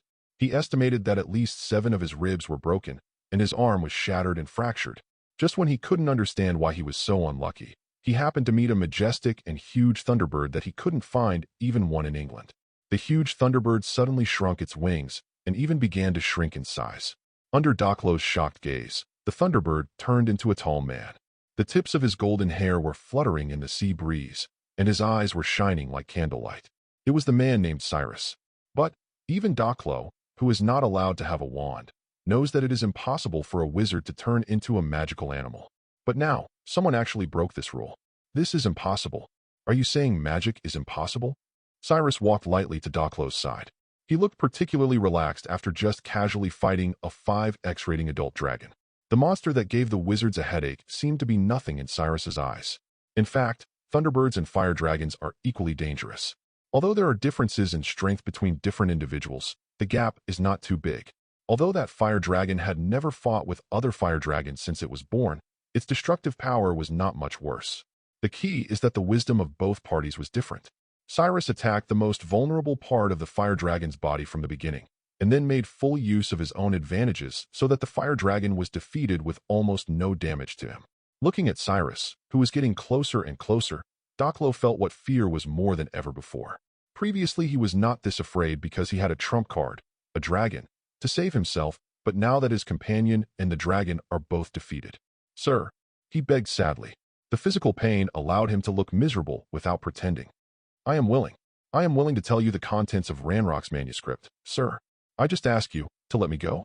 "I still prefer your unruly side, Mr. Doclo," Cyrus said with regret. "Unfortunately, I have to say sorry to you. I don't plan to let others know my secret yet." Doclo's face instantly looked ashen. "But if you kill me, Ranrock's manuscript will." "Oh, don't worry, I have plenty of ways." He gently held the wand between his fingers, and the tip of the wand pressed against Doclo's brain, and then a silver thing, like a hair or a parasite that resided in the brain, was extracted by Cyrus. "This is Doclo's memory.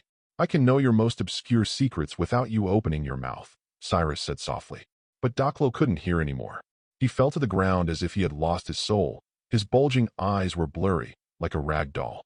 Of course, no one would regard him as a rag doll after seeing him in his current state. No one would like such an ugly doll. A powerful wizard can directly extract other people's memories. Generally speaking, Cyrus would not do this because it is too cruel. This approach will destroy the other person's brain and turn the other person into an idiot permanently. But for a man who is about to die, this is nothing. He put the memory away and burned the entire coast until no trace of magic remained. However, the fire dragon seemed to have a breath of air still struggling painfully in the sea. Cyrus thought for a while and finally did not kill it. There were many fire dragons, but most of them were in protected areas. It was not easy to get one. He planned to keep it and raise it. Maybe I should get a suitcase like Newt's commander? The suitcase was necessary, and Cyrus was very interested in the structure and magic in the bodies of magical animals. Both Voldemort and Slytherin have conducted many magic experiments, so naturally, he will not let go of this treasure. But for now, he looked at the unconscious Tonks. It was better to send this reckless young lady back first. St. Mungo's Hospital for Magical Maladies and Injuries. Tonks woke up slowly. "Ugh, my head hurts. Where is this hospital?" Moody was sitting not far away. Seeing that she was awake, he replied coldly, "Moody, why am I here? Where are the dark wizards? Where is the goblin? Where is Tom Riddle?" Tonks sat up suddenly and asked a series of questions. But before Moody could answer, Cyrus, who had transformed back into Delis, walked in, sat down on the chair next to Moody, and stuffed a newspaper into Tonks' face. "The dark wizards and goblin are dead, and Tom Riddle has escaped," he said. Tonks unfolded the newspaper and glanced down. The incident described on the front page is related to this matter. ________. Chapter 127. "I hope you don't regret it," Dumbledore snapped. Snape angrily rushed into the headmaster's office and slapped a copy of the Daily Prophet in front of Dumbledore. Dumbledore was startled by his excitement and raised his eyebrows. "Look what you did, Dumbledore." Dumbledore picked up the newspaper and read it word for word. After some time, he slowly put the newspaper down, crossed his hands, and held them together, with a confused look on his face. "I'm sorry, Severus, I don't understand what you're talking about. Not a single word is mentioned about me." "Of course, you can say that," Snape quickly stretched out his hand and withdrew the newspaper like a black snake. But if it weren't for your false kindness, Tom Riddle would have died long ago. You said that the mysterious man would come back and told me to keep an eye on that arrogant Potter, but what about you? You clearly had the chance to kill the mysterious man just that night a few months ago. But what was the result? You sent him away into Azkaban. I can't believe it. What's with your head? Are the chocolates making you senile? Or is this all a joke to you? So, you already know Riddle's identity? Dumbledore asked. You can't expect some dumb fool to keep a secret, Snape said with pursed lips. Obviously, he learned this from Harry's thoughts. Careless use of legilimency is not a polite thing to do, Severus, especially with your students. You should say these things to yourself. Snape laughed angrily, his mouth opening like the corners of a snake's mouth. I should really reflect on it. Dumbledore nodded seriously, and then continued. As for the identity of the previously resurrected Tom Riddle, although I initially thought that he was Voldemort without any hesitation, but what? But now I feel that there may be something else. I have a doubt. Doubt? You see, Severus, there will not be two Voldemorts in this world at the same time. Even if you use a time turner, the you of the current time and the you using the time turner must not meet. Dumbledore said seriously, but it is different now. According to the information, Voldemort has just left Alberia at this moment. The anger on Snape's face was gradually replaced by surprise and confusion. After a moment, he became even more angry. So, you turned the mysterious man into two. That's great. You indeed are the greatest wizard in the world. Now we have not one but two mysterious men, too. He looked like he was having a myocardial infarction. His chest was heaving violently, and he was breathing heavily. You still don't understand, Severus. What I mean is that maybe Tom Riddle is not you-know-who. There is a possibility that they are different. Dumbledore explained softly as if he was talking to a child, his tone very peaceful. I can't tell the difference. Snape said sarcastically, causing terror attacks at Hogwarts, breaking into the Ministry of Magic, blowing up half the coast. The difference is, Tom Riddle, or maybe I should call him Cyrus, Dumbledore said softly. He is kind and merciful. A merciful person killed 9 wizards and a goblin. It's 9 dark wizards, the evil ones, and 1 goblin who was trying to create a rebellion, Dumbledore emphasized. For innocent people, you will find that he is kind. Of course, I am not saying that he is kind, but that he is kinder when compared to the mysterious man. He seems different. You should know this better than me. And dash. What? I assume he didn't summon any Death Eaters after his resurrection? Snape subconsciously held the inside of his left arm. Maybe he just felt that the time was not ripe enough. Lily's magic didn't work on him either. Dumbledore's half-moon glasses flashed. Snape's body shook violently, as if he had been hit hard by something. When Lily defeated Voldemort with the blood bond magic, she left a layer of protection on Harry. When Harry was in first year, it was because of this layer of protection that he was even able to defeat Quirrell, who was possessed by Voldemort.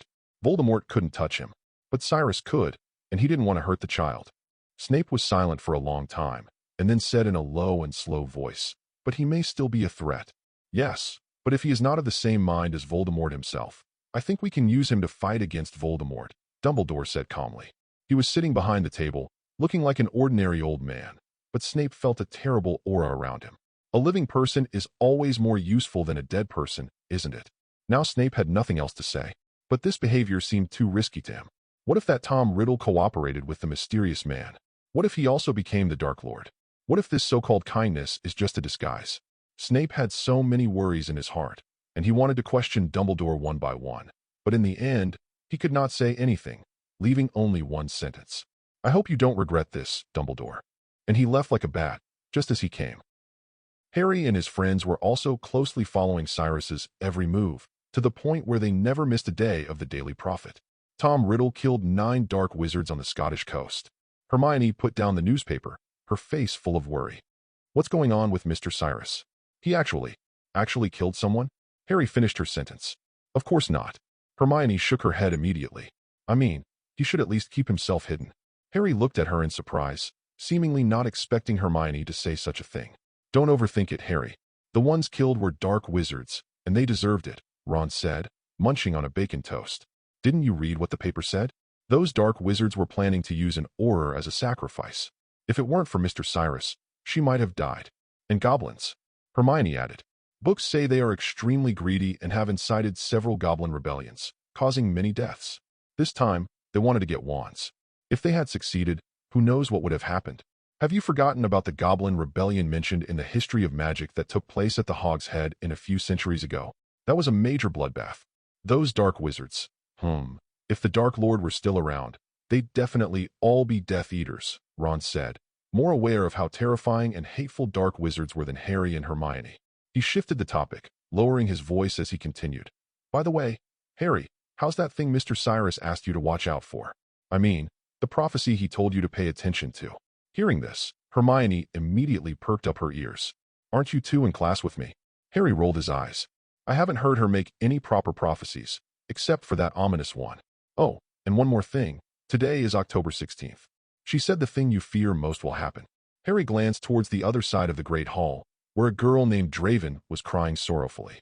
She had just received a letter saying her pet rabbit had been killed by a fox, and she was convinced that this was the thing she feared most. Speaking of ominous things, Ron shivered, but Hermione scoffed. If Mr. Cyrus got anything wrong, it's that he misjudged Sybil Trelawney. Hermione said angrily. Those prophecies are nonsense. Professor McGonagall says she predicts someone's death every year. You underestimate omens too much, Hermione. Ron said unhappily. You're always so self-righteous. If you don't think something is right, you dismiss it, but this concerns Harry's life. Do you understand? My uncle once saw an ominous omen, and then he died. And Scabbers is also not well. How many times have I told you to keep an eye on that annoying cat? Crookshanks has nothing to do with your rat. Your uncle was just scared to death by himself, not to mention Draven. She just received the letter today, which means that her rabbit died at least a few days ago, and she only got the news today. Hermione rationally said. And what is your greatest fear? Seeing Mr. Cyrus' name in the newspaper? I don't want to argue with you, Hermione.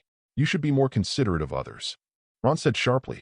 He then turned away from Hermione and looked at Harry. Harry, I think you should talk to Mr. Cyrus about this. Go ask Ginny to borrow the diary. Hermione looked very angry and her eyes were red, but she probably thought that if Harry got the diary, she could also talk to Cyrus, so she kept silent. Chapter 128. The Alibi of Delis. But what should I say to Ginny? She values the diary more than anything else. Harry said with some embarrassment. To be honest, I feel bad that we hid the matter of Mr. Cyrus from her. But this is Mr. Cyrus's request. To be honest, although Ginny is my sister, I completely understand Mr. Cyrus. If there was a girl talking to me 24 hours a day, I would also collapse, Ron said seriously, and she still writes in her diary from time to time. You two don't understand girls' minds at all. Hermione shook her head in disgust, then stood up. Let me go. I'll ask her to let me borrow the diary. I think she'll understand. After that, Hermione walked away. Ron leaned his head to Harry's ear. I bet she wants to talk to Mr. Cyrus herself. You'd better say less. Harry poked him with his elbow. The atmosphere between Ron and Hermione had been giving him a headache. Crookshanks, the cat Hermione bought, kept staring at Ron's Scabbers, which made them quarrel nonstop. Harry was often tortured by the two of them after returning from hard Quidditch training. Tonks, Delis, now we need you two to repeat what happened at that time. Scrimgeour, the head of the Auror office, arrived with Fudge shortly after Tonks woke up. As soon as he entered the ward, he immediately said with a sullen face, It's mainly you, Tonks. I have read Delis's report. Wait, don't be so anxious. Fudge came out and tucked his green hat under his armpit. Dumbledore said he will be here soon. He wants to know some details. Let's wait until he arrives. Dumbledore is coming? Although this was not unexpected by Cyrus, he couldn't help but sit up straight with a gulp. Only when you really face that old man, you will know how terrible he is. Those eyes seem to be able to see through everything, seeing through a person from inside to outside. Even the most obscure secrets in the heart seemed to be completely defenseless in front of him. Especially since he had spent a lot of time to subdue the dragon. When the Aurors arrived, he had no time to modify Tonks' memory. After a while, Dumbledore walked in with brisk steps. He was very tall, with a long beard that dragged down to his waist, and looked very wise and kind. Every gesture seemed to contain great magic power. As soon as he entered the door, his eyes swept over everyone present. His gaze barely lingered, but Cyrus felt that he paused on his body. So much so that Cyrus even suspected that the other party had seen something and began to get nervous. Of course, he remained calm on the surface and just acted like Delis himself would act. Finally, Dumbledore's eyes rested on Tonks on the hospital bed. How are you feeling, Tonks? He kindly walked to the edge of the hospital bed. Cyrus stood up from the only two seats and gave up his seat to him. Oh, thank you, Delis. I'm glad you care so much about a centenarian. Dumbledore took the chair and sat down without any excuse. "I'm fine, Professor Dumbledore," Tonks said, shaking her head. "Like the Aurors who were knocked unconscious in the Ministry of Magic before, it's not a big injury. It just took some time for the hospital to break the spell." Moody glanced at Scrimgeour first, and then said to Dumbledore, "After all, Scrimgeour was his old colleague in the past, and now he is the head of the Auror office, so they have some friendship. As for Fudge, who wants to be friends with that stinky man? Not Moody, at least." After hearing this, Dumbledore nodded with a half-smile. He felt more and more that Cyrus was different from Tom Riddle. If we talk about it in school, it can be said that Cyrus was afraid of him, so he didn't dare to kill anyone. But even after leaving Hogwarts, although the other party still behaved erratically, he did not kill too many people, but only eliminated a group of dark wizards, which was very strange. However, Dumbledore was still a little confused as to why Cyrus appeared on the coast of Scotland. "Miss Tonks, could you tell me what you saw at that time?" Tonks immediately glanced at Cyrus and then nodded stiffly. She was also a student who had just graduated 2 years ago, and Dumbledore's halo of the headmaster had not faded yet. "Delis and I were originally watching at the Hogshead Inn, but then Delis probably got bored, so he went to the Three Broomsticks every day to flirt with the boss lady," Tonks said with resentment. "Cyrus, when did I flirt with the boss lady of the Three Broomsticks?" Feeling that all 5 eyes in the ward were on him, especially Tonks' triumphant and evil expression, Cyrus knew that he should defend himself. "Haha, it's understandable. Madame Rosmerta is indeed beautiful," Dumbledore said with a narrowed eye and a smile. "Is this true, Delis?" Moody immediately asked in a bad tone. He had already grasped the crutch with one hand, and it seemed that as long as Cyrus did not give him a satisfactory answer, he would immediately pick up the crutch and cast a spell on Cyrus. Scrimgeour was relatively restrained, but also looked solemn. A genius who is a metamorphmagus is a very rare treasure in the Auror team, otherwise there would be no need to ask Moody to train Tonks. Of course not. From the beginning I guessed that the Goblin and the Dark Wizard were very vigilant. I am not Tonks, and if I appear in the bar every day, it will arouse suspicion. You know, I am not very good at changing appearances," Cyrus said immediately, "and I didn't actually leave, but followed Tonks all the time. I just hid myself, otherwise how could I save her?" "You followed me?" Tonks was full of surprises. "But why did I hear the bartender at the Hog's Head say that you didn't return to the bar until the evening?" Moody's scrutinizing eyes were like lasers. At this time, Fudge also nodded to add fuel to the fire. The person who notified the Ministry of Magic was the bartender of the Hog's Head Inn. He said that an Auror was in trouble, and another Auror who was traveling with her had not yet arrived. Dumbledore also became interested and looked at Cyrus with a half-smile, as if waiting for an explanation. Cyrus didn't panic at all. "That's the problem. I didn't go anywhere that afternoon. I was hiding near the inn and keeping an eye on Tonks. You can go and get evidence from any shop owner in Hogsmeade." Cyrus did not go to any stores that afternoon, but went to the Shrieking Shack, which served as his alibi. When the inn's door opened, I discovered that Tonks was following the Dark Wizard alone, and I immediately started following her from the shadows. As for the me, who the bartender saw in the evening, I think this can explain why Tom Riddle appeared on the coast of Scotland. "You mean, the you who appeared at the Hog's Head Inn in the evening was actually Tom Riddle pretending?" Dumbledore confirmed gently. "I'm afraid that's the case. ____________. Chapter 129. Lily Potter worked as an unspeakable? Now things seem to be clear. Dumbledore emphasized the word seem, but Fudge's expression was far from pleased. Wait. He shook his chubby face, urgently speaking to Cyrus. "According to you, Tom Riddle has been in Hogsmeade all along?" "I'm afraid so." Cyrus nodded calmly, which only incited Fudge's anger. He nearly screamed, as if in shock. "That's impossible. Dementors patrol Hogsmeade twice a day." "Twice a day? Do you understand what that means? Whether it is Sirius Black or Tom Riddle, if they showed up in Hogsmeade, they'd be caught immediately." "Cornelius, the facts prove that the Dementors might not be able to find either of them," Dumbledore said again. "Sirius Black and Tom Riddle escaped from Azkaban. They clearly have a way to evade the Dementors' tracking. Now it seems it is time you remove those creatures from Hogwarts." But, Albus, if we do that, who will catch those 2 dangerous fugitives?" Fudge's voice weakened, but he still didn't yield.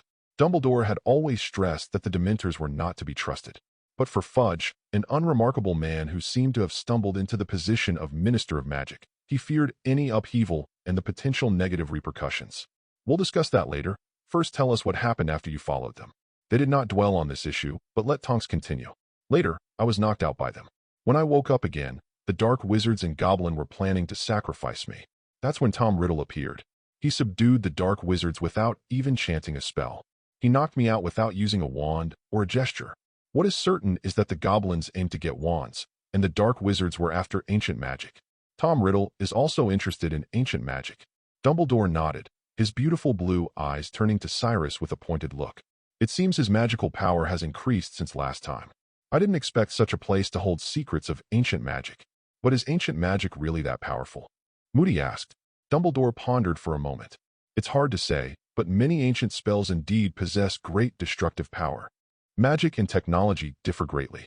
Technology continuously advances and progresses, with many weapons of destruction that, once invented, can be stored away even if not used. However, spells vanish with the death of wizards. Even if documented, they are often limited by the wizard's magical power and understanding. Many powerful spells have been lost due to the lack of suitable successors. Moreover, with the reduction of large-scale wars in the magical world, more destructive spells have gradually fallen out of use. Perhaps many years from now, dark magic spells such as Fire and Death Curse will become so-called ancient magic. Dumbledore wasn't surprised that Tom Riddle would pursue ancient magic, as more than a decade ago, he was defeated by an ancient magic called love. Ancient magic is indeed formidable. You should know that there's a room in the Department of Mysteries sealed off with ancient magic, Fudge said. I remember Harry Potter's mother, Lily Potter, worked as an unspeakable there for a while, didn't she? Harry Potter's mother was an unspeakable? A flash of surprise crossed Cyrus's eyes. Yes, that's true, Dumbledore nodded. At that time, she hadn't yet married James. She was doing research at the Department of Mysteries. Later, due to Voldemort and the Death Eaters becoming more rampant, she joined the Aurors to fight them alongside the Order of the Phoenix. Do you mean the room filled with love that sealed off? Cyrus couldn't help but ask. The last time he visited the Department of Mysteries, he entered several rooms, but some locked ones he didn't dare to force open. After all, locks clearly imply danger. Yes, Dumbledore stared at him intently, and it seems her research was somewhat successful. Fudge immediately became excited and hastily asked, did she leave anything behind? Ahem, Scrimgeour suddenly coughed, interrupting Fudge. His face remained expressionless, looking like a rugged, greenish stone slab. I think we shouldn't discuss the Department of Mysteries work here, should we? Oh yes. Fudge realized his mistake, awkwardly wiping sweat with a handkerchief. This topic stopped, but it was like a seed taking root and sprouting in Cyrus's mind. Lily Potter had studied ancient magic in the Department of Mysteries and used this magic to defeat Voldemort. Just as Fudge wanted to ask, Cyrus also wanted to know if Lily Potter had left any manuscripts. Perhaps she had recorded her research on this magic. While pondering, Cyrus discreetly glanced at Dumbledore and found the old man smiling at him. His heart tightened, suspecting it was a bait. The other party had thrown out the bait of ancient magic, waiting for him to bite. But this meant Dumbledore already knew he wasn't Deli's. Or was it just a suspicion? He instinctively gripped his wand, but felt relieved upon realizing that they were all in a hospital. Dumbledore wouldn't duel him here. Deli's, why are you daydreaming? Fudge frowned in dissatisfaction, seeing Cyrus remain silent for too long. We're all waiting for you. Only then did Cyrus realize that Dumbledore was looking at him, not because he had seen through his disguise, but because he was waiting for him to describe the subsequent events. He felt a strange sense of relief. Then they started fighting. The goblin used a silver whistle to summon a Chinese fireball, which must have been secretly raised. Those scoundrels! Moody cursed. Then Tom Riddle fought with the dragon, and the dark wizards and goblins joined in. I took the chance to rescue Tonks, and didn't dare linger. When I returned, the battle was over. Tom Riddle, the dragon, the dark wizards, and the goblins were all gone. Only the devastated coastline remained. Moody nodded. We did find traces of dragon blood in the sea. Do you think Tom Riddle was killed by the dragon? Fudge asked, full of hope. He wished for Tom Riddle, the fugitive, to be captured as soon as possible. Even his death would be better than further searching for him. But not only did Dumbledore shake his head, but even Cyrus did the same. I'm afraid you'll be disappointed, Cornelius. Dumbledore stood up, looking like he intended to leave. After saying goodbye to Tonks, he walked over to Cyrus and stopped. He turned his head, his wise eyes meeting Cyrus's, and slowly said, Mr. Deli's, could we talk in private? I have some other concerns I'd like to discuss with you. Underscore. Chapter 130, Goblin's Memory. Cyrus, disguised as Deli's, followed Dumbledore out of the ward and lingered in the hospital corridor. There are people coming and going here. Pharmacists and nurses in white cloaks are walking around in a hurry, and there are also the moans of patients under the spell. It is really not a good place for conversation.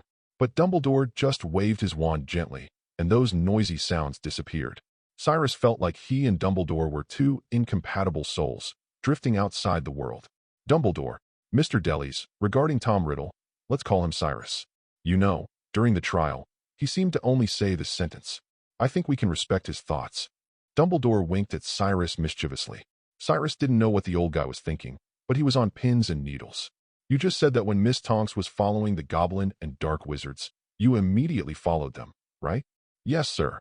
Dumbledore nodded. So, you were observing their actions in secret for an entire afternoon. Yes, sir. The dark wizards and goblins captured Tonks, but didn't take any immediate action. They were waiting for nightfall, as it seemed the sacrificial ritual required the magical power of moonlight to be completed, Cyrus said. Dumbledore nodded. It is not easy to see the traces of ancient magic. It requires more outstanding talents. He did not dwell too much, but changed his words and asked a pointed question. Mr. Delis, you saw Cyrus appear and fight. What kind of person do you think he is? Cyrus tensed up almost immediately. I don't know, sir. I just saw him appear from a distance and saw his great strength. Dumbledore nodded and asked again. And what about you, Mr. Delis? Are you all right? No injuries? No, sir. Dumbledore said nothing more. The miserable and painful wails in their ears came back, and the two of them suddenly returned to reality, and this anticlimactic conversation ended. Until Dumbledore's figure disappeared from the stairs at the corner of the corridor, Cyrus didn't understand what answer Dumbledore got from him. He walked back to Tonks' ward in silence, rationally telling him that his current status might not be so safe. But Cyrus then thought about it.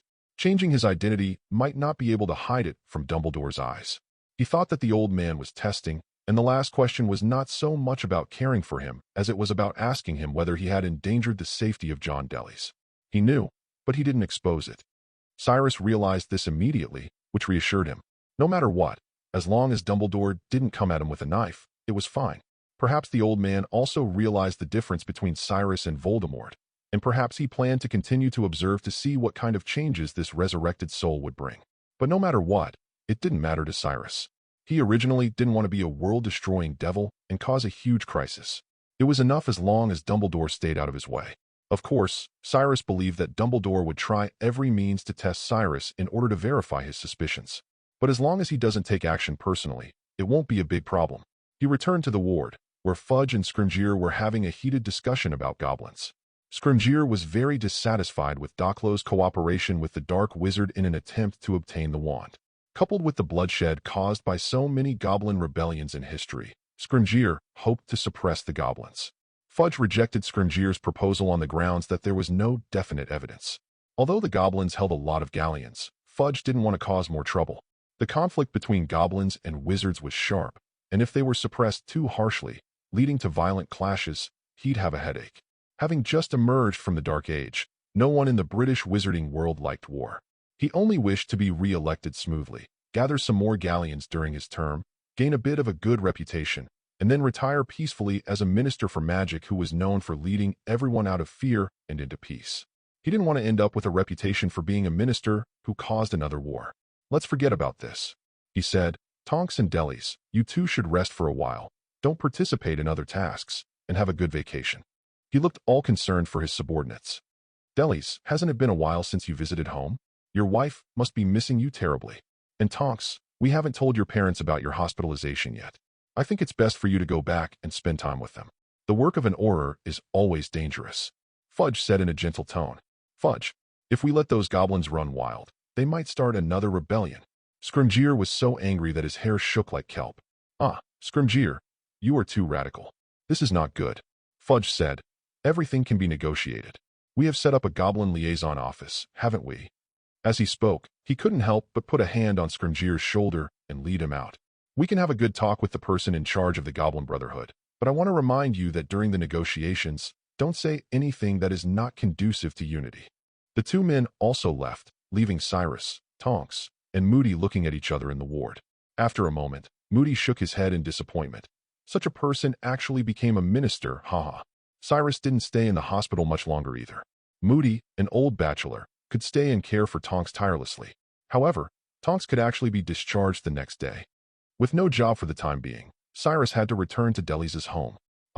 Honey, you finally came back. Deli's beautiful wife happily gathered around him when she saw him. Yes, the ministry is working you tirelessly. Oh, you don't know how much I've missed you. Okay, this is getting out of hand. Cyrus could only use a Confined charm to keep her in a muddled state. He was still thinking about Lily Potter being unspeakable, thinking that she might have left behind some ancient magic manuscripts, similar to Ranrock's manuscripts. Perhaps I should find time to visit Godric's Hollow, Cyrus thought. But there is no rush. Godric's Hollow is only a possibility, and Ranrock's memory is the closest thing to ancient magic at this moment. The development of this magical world is obviously impossible to be exactly the same as that of Legacy. The evidence is that since the Triwizard Tournament stopped being held in this world, there has never been a transfer student in Hogwarts. But many NPCs and even villains who appear in Legacy are characters who actually existed in history. For example, the Goblin Ranrock did indeed exist. And Professor Fig, Cyrus had checked some archives and confirmed that Fig had been attacked by a dragon on his way to take up his post at Hogwarts and had unfortunately died, becoming the first professor in history to die in an accident before officially assuming the position. The professor died unexpectedly. Cyrus took out a clean glass bottle and took out the silver fluorescent silk thread in the glass bottle. Then, he reached out and grabbed the memory in his hand. The memory rippled like a feather falling into the gray lake water, and then slowly sank into Cyrus' thoughts. He didn't need a pensieve to see the memory. Of course, Doclo's memory is irrelevant. What is important is Ranrock's manuscript. In the silver-gray world, a simple scroll unfolded before Cyrus' eyes like an ink painting. Underscore. Chapter 131, Ranrock's Manuscript. The manuscript was an aged piece of parchment, bearing the marks of time. Goblins couldn't cast magic without a wand, and the manuscript was full of traces of years gone by. Cyrus saw a cross-eyed goblin roughly grabbing the manuscripts. The goblin had a hideous, fearsome face and was less than a meter tall, standing arrogantly on a tall, gilded platform, looking down at the other goblins who were gazing up at him. From Doclo's memory, Cyrus learned that this cross-eyed goblin was Bodrick, the current leader of the Goblin Brotherhood. The Goblin Brotherhood, abbreviated as BOG, was a radical group urgently advocating for goblin rights. Like other members of this organization, Bodrick himself was also a radical. He grabbed the manuscript, strutting back and forth on the high platform like a proud rooster, as if this could make him look tall and imposing. But in reality, his gesture looks ridiculous. Of course, the goblins who followed him didn't think so. Cyrus felt like he had stumbled into the only splash of color in a gray world, out of place but undeniably part of this phantom group. He walked among the goblins, and any goblin his body touched dissipated like smoke, reforming once he moved past. Every goblin's greedy eyes are full of longing and admiration at this moment. Brothers, look at this. Bodrick held Ranrock's manuscript high, drawing all the goblins' attention to the aged parchment scroll. Guess what this is? A mischievous gleam flashed in his eyes. Without waiting for the goblins to respond, he immediately revealed the answer. This is something left by the great goblin Ranrock. What surprised Cyrus was that when Ranrock's name was mentioned, the goblins immediately changed their happiness to angry expressions. They clenched their fists hard, their sharp nails digging into the rough skin. That traitor, liar, thief. The insults surged like waves among the hundreds of goblins, continuous and unending. When Cyrus saw Doclo's expression, he seemed as if he wished to tear Ranrock's parchment to pieces. Even though he hadn't played the game much, Cyrus knew that Ranrock had been the leader of the goblins at the time. But now, the situation was evidently different. At least a century later, Ranrock had become a figure of scorn among goblins. Even the title of Great Goblin was used as a mocking comment, full of irony. Cyrus was curious about what had led to all this, and fortunately, Bodrick generously explained it for him. That's right. It's that liar, that betrayer, the despicable and shameless thief who took away our precious goblin treasure and disappeared without a trace. Bodrick angrily threw the manuscript to the ground as if discarding a pile of trash. He claimed that we goblins didn't need to seek wands, but could obtain power even greater than that of wizards. And what was the result? This so-called ancient magic was nothing but a scam. Ancient magic, just a scam? Cyrus found it hard to believe. That's not magic that ordinary people can learn at all. We can't learn it. Ranrock couldn't learn it. And even those wizards rarely master the mysteries of ancient magic. It's just for these illusory things. We spent all our money to build a powerful goblin armor. It could have led us to glory, led us to defeat the wizard, and take back everything that belongs to us. But in the end, that was stolen by that liar. Bodrick was furious. Since the rebellion in the 18th century, the goblins had not initiated any large-scale rebellions. The Ministry of Magic thought their dissatisfaction had been quelled by relinquishing complete control of Gringotts to the goblins.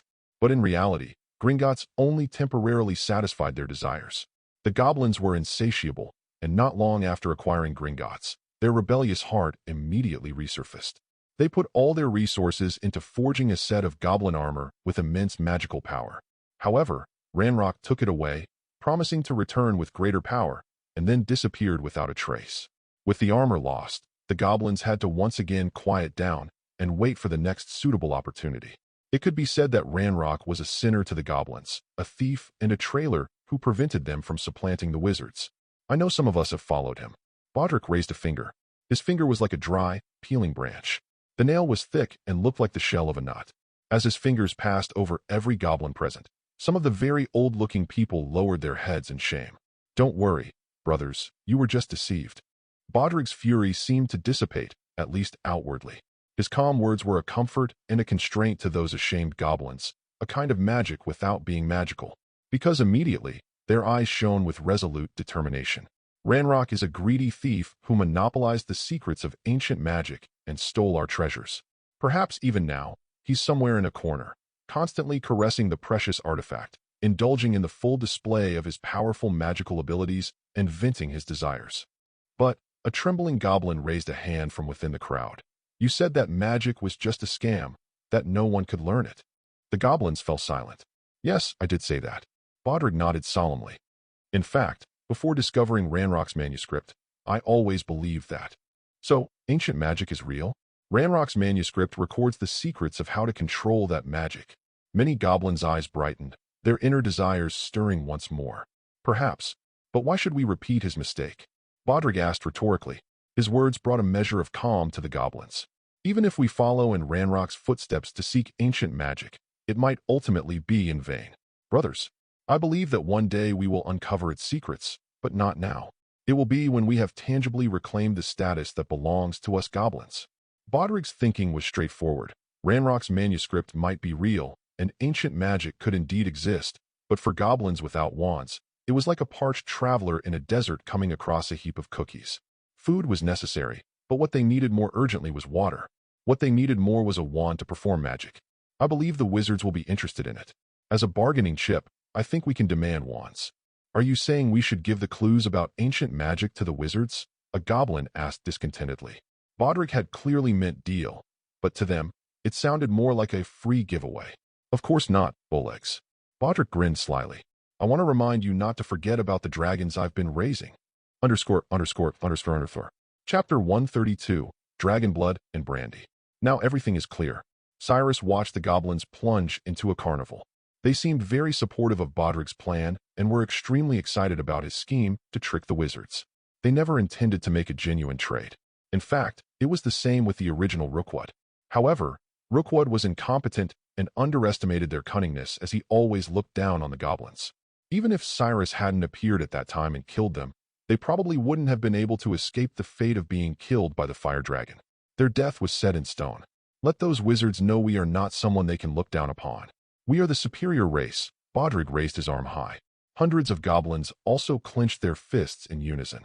We are the superior race. The wave of sound shattered the scene. Cyrus appeared in another room, this time with fewer goblins present.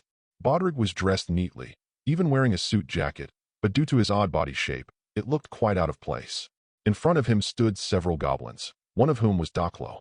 Docklo, I have found a suitable group of partners that I need you to contact. Bodrick pushed Ranrock's manuscript toward Docklo. They are the descendants of the Rookwood family, whose ancestors were among the guardians of ancient magic. I believe they will be interested in this. Docklo picked up the manuscript and began reading. Cyrus slowly walked closer, finally able to see the contents of the manuscript. You will take them to the Scottish coastline where there are the ruins of a tower. Adora will be there with the fire dragon in advance for the ambush, Bodrick said. But how can we make them believe us? If they couldn't see something happening, they won't think it's real and won't give us the wands, Docklo asked. Oh, they will see. Ranrock's manuscript records a portion of a bloody ritual. Through this method, the traces of ancient magic can be revealed. He probably used this method to pursue ancient magic, Bodrick explained. Unfortunately, I can't decipher any more than that. Ranrock must have truly mastered the power of ancient magic. The latter part of the manuscript is completely unreadable. The most crucial part is still the whereabouts of Vault 12. Back then, Ranrock planned to attack the Ministry's unspeakables and stole the key to Vault 12. But now, with his disappearance, the key has vanished as well. It's likely that the ancient magic is hidden inside Vault 12. It's a pity that even we can't open the vault without the key, Doclo said bitterly. Those wizards hypocritically claim they've given us complete control over the vaults, but in reality, it's laughable. To open a vault, we still need their permission. His face was full of anger, as if all the treasures stored in Gringotts were the goblins' rightful property. Cyrus had long known that Vault 12 contained clues about ancient magic. Otherwise, he wouldn't have gone to such lengths to find the whereabouts of the key to Vault 12. But what the goblins couldn't see, Cyrus could see. Under his eyes, Ranrock's manuscript no longer retains any secrets. He actually placed the key to Vault number 12 in the Hogshead bar. Cyrus looked surprised. Who would have thought that after obtaining the key to Vault 12, Ranrock would hide it inside the bloody boar's head hanging at the entrance of the Hogshead Inn, which had been there for who knows how many years. More importantly, Ranrock had actually entered Vault 12 himself. The manuscript mentioned that there was nothing he wanted inside, only a few spirits who called themselves guardians. It was not hard to imagine that these guardians would never entrust the secrets of ancient magic to Ranrock, a goblin. After having a tough time in the vault, Ranrock hid the key in the Hogshead Inn and then vanished with the goblin armor. The manuscript recorded no more secrets after that. That vault has nothing but some guardians, you say. Even so, Cyrus decided to visit Vault 12 to take a look. Unlike Ranrock, he had the potential to inherit ancient magic and could become the new guardian. Memories were fragmented. Cyrus slowly opened his eyes. The reality was clearly different from the game. In the game, Vault 12 was more like a tutorial instance for beginners. But in reality, such a heavily guarded vault couldn't possibly contain just a pensieve. The guardians went to great lengths. Could it be just to preserve a memory? That would be absurd. Now that I know where the key is, the problem is how to retrieve it from under Aberforth's nose, Cyrus pondered. Aberforth was a very powerful wizard. Although he might not be as skilled as his brother, Albus Dumbledore, Aberforth had been involved in the battle between Dumbledore and Grindelwald during his school years. Clearly, he possessed significant magical power. He failed to become a famous wizard. Cyrus believed that it wasn't a simple case as he was not talented enough, but because he had been idle for too long. Even so, his abilities surpassed most Aurors. Cyrus reckoned that Aberforth's strength was probably on par with his own. No one named Dumbledore is easy to mess with. Cyrus thought, recalling Aberforth's son, Credence. His immense magical power had even allowed him to control the Obscurus within his body. The Phoenix by Dumbledore's side very likely originally belonged to Credence. Having learned the secrets he wanted to know, Cyrus wasted no time and immediately apparat to Hogsmeade. The Hogshead Inn looked as usual, though the business had been quite poor recently. The three brooms were fine. After all, there were hardly any dark wizards there. However, inside the Hogshead Inn, it seemed like almost every customer was unsavory. Some might be hiding secrets in their heads, or their bodies might be chopped up and stored in boxes. The Aurors and Dementors searched all night, but no one was willing to take the risk. Aberforth didn't care one bit. He couldn't care less about having customers. As long as wizards could still afford wands, there would always be food to eat. He sat silently behind the bar, pouring a drink for an old wizard who had lost all his teeth. The old wizard leisurely glanced at the quibbler and occasionally cracked a smile. He was the only customer these days. Aberforth couldn't remember when this old wizard started coming here day after day, unaffected even by the Dementor's daily patrols. Aberforth didn't dwell on it, because at that moment, the door to the bar opened again. He grumbled unhappily. "Tisk, it's not time for your patrol yet. Sorry, but I'm not a Dementor." A wizard stood outside the door. Aberforth raised his eyes from beneath his gray hair and noticed the stranger. "How about a glass of brandy? And if you can add a little fresh dragon blood, that would be even better." ________. Chapter 133, Voldemort. The new customer appeared to be a young man, but he looked rather unwell, extremely pale. The old man who was reading the Quibbler newspaper also looked up and squinted his eyes, saying softly, "The old friend is back." However, Aberforth didn't recall ever seeing this face in his bar before. In fact, most wizards who came here never showed their true faces. "Just call me Walls," said the pale young wizard, nodding at both Aberforth and the old wizard before casually sitting down at a random spot. "I'll have a brandy, preferably with some dragon blood." "Don't have it," Aberforth replied gruffly. "No dragon blood? No dragon blood, and no brandy either. Just butterbeer and fire whiskey, he said in a take-or-leave-it tone. Then fire whiskey it is. It's raining outside. I need to warm myself up. Lass stretched out and leaned back in his chair, then took out the latest issue of the Daily Prophet from his pocket. He pretended to read, but his eyes kept darting between Aberforth and the old wizard. It seemed he was more interested in striking up a conversation with them. But the old wizard, after that initial glance, had returned to his reading with intense focus. Walls had no way to start a conversation, so he waited until Aberforth brought over his drink. He then set down the newspaper and addressed the familiar, grimy barkeep. Do they have any leads? I mean, on Sirius Black and Tom Riddle. No. Aberforth was not in the mood to talk, and just replied simply. Walls wasn't ready to let the conversation end. He flicked the newspaper, producing a crisp sound that was particularly sharp in the quiet bar. I happen to hear that he was seen here. Tom Riddle. Maybe. The ministry says he might be hiding out in Hogsmeade, but I haven't seen him, Aberforth replied. The Ministry of Magic is really incompetent. The old wizard, who had also heard their conversation, joined in. The goblins are in collusion with the dark wizards, and they are obviously planning to start another rebellion. But they are negotiating with the goblins. It is as if those greedy and cunning creatures would admit that dead goblins were their men. We suppressed a rebellion hundreds of years ago, but ended up giving up Gringotts. I think they might as well give up the Ministry of Magic as well. The old wizard sneered. Walls didn't continue the discussion on that topic. It was clear that power belonged to those with the strongest force. He was concerned with only two things, the whereabouts of Tom Riddle and ancient magic. His gaze shifted back to the newspaper. The Daily Prophet had thoroughly detailed the recent events. Tom Riddle's actions post-escape were much more flamboyant than Sirius Black's. However, everything someone does has a reason behind it. He wouldn't attack the Ministry of Magic without a purpose, unless he wanted something. Given the incident in the Scottish Highlands, his goal was undoubtedly ancient magic. Walls wasn't surprised that Tom Riddle sought the secrets of ancient magic. After all, that was the power that almost killed me. He lowered his head, his facial features twisting, and another face briefly appeared, with yellowish pupils slitted like those of a cold-blooded animal. He was none other than Voldemort. After leaving Albania for the second time, he returned all the way to England just to find another himself. He was eager to understand how the soul fragment in the Horcrux had been revived. When he created the Horcrux, he hadn't heard of such a thing happening. The purpose of a Horcrux was to ensure his own immortality, but now, a fragment of his soul seemed to have taken over the control. Voldemort could not tolerate something beyond his control. Thus, he risked leaving Albania again to investigate whether the revived soul was truly himself. If it was, and the other party was willing to surrender, then they might be able to join forces to fight Dumbledore together. They can rule Britain, conquer Europe, and even the whole world. All muggles and wizards would bow at his feet. The world was vast, and Voldemort didn't mind sharing a small part of it with another version of himself. But if the revived soul refused to submit, he would not tolerate any existence beyond his control.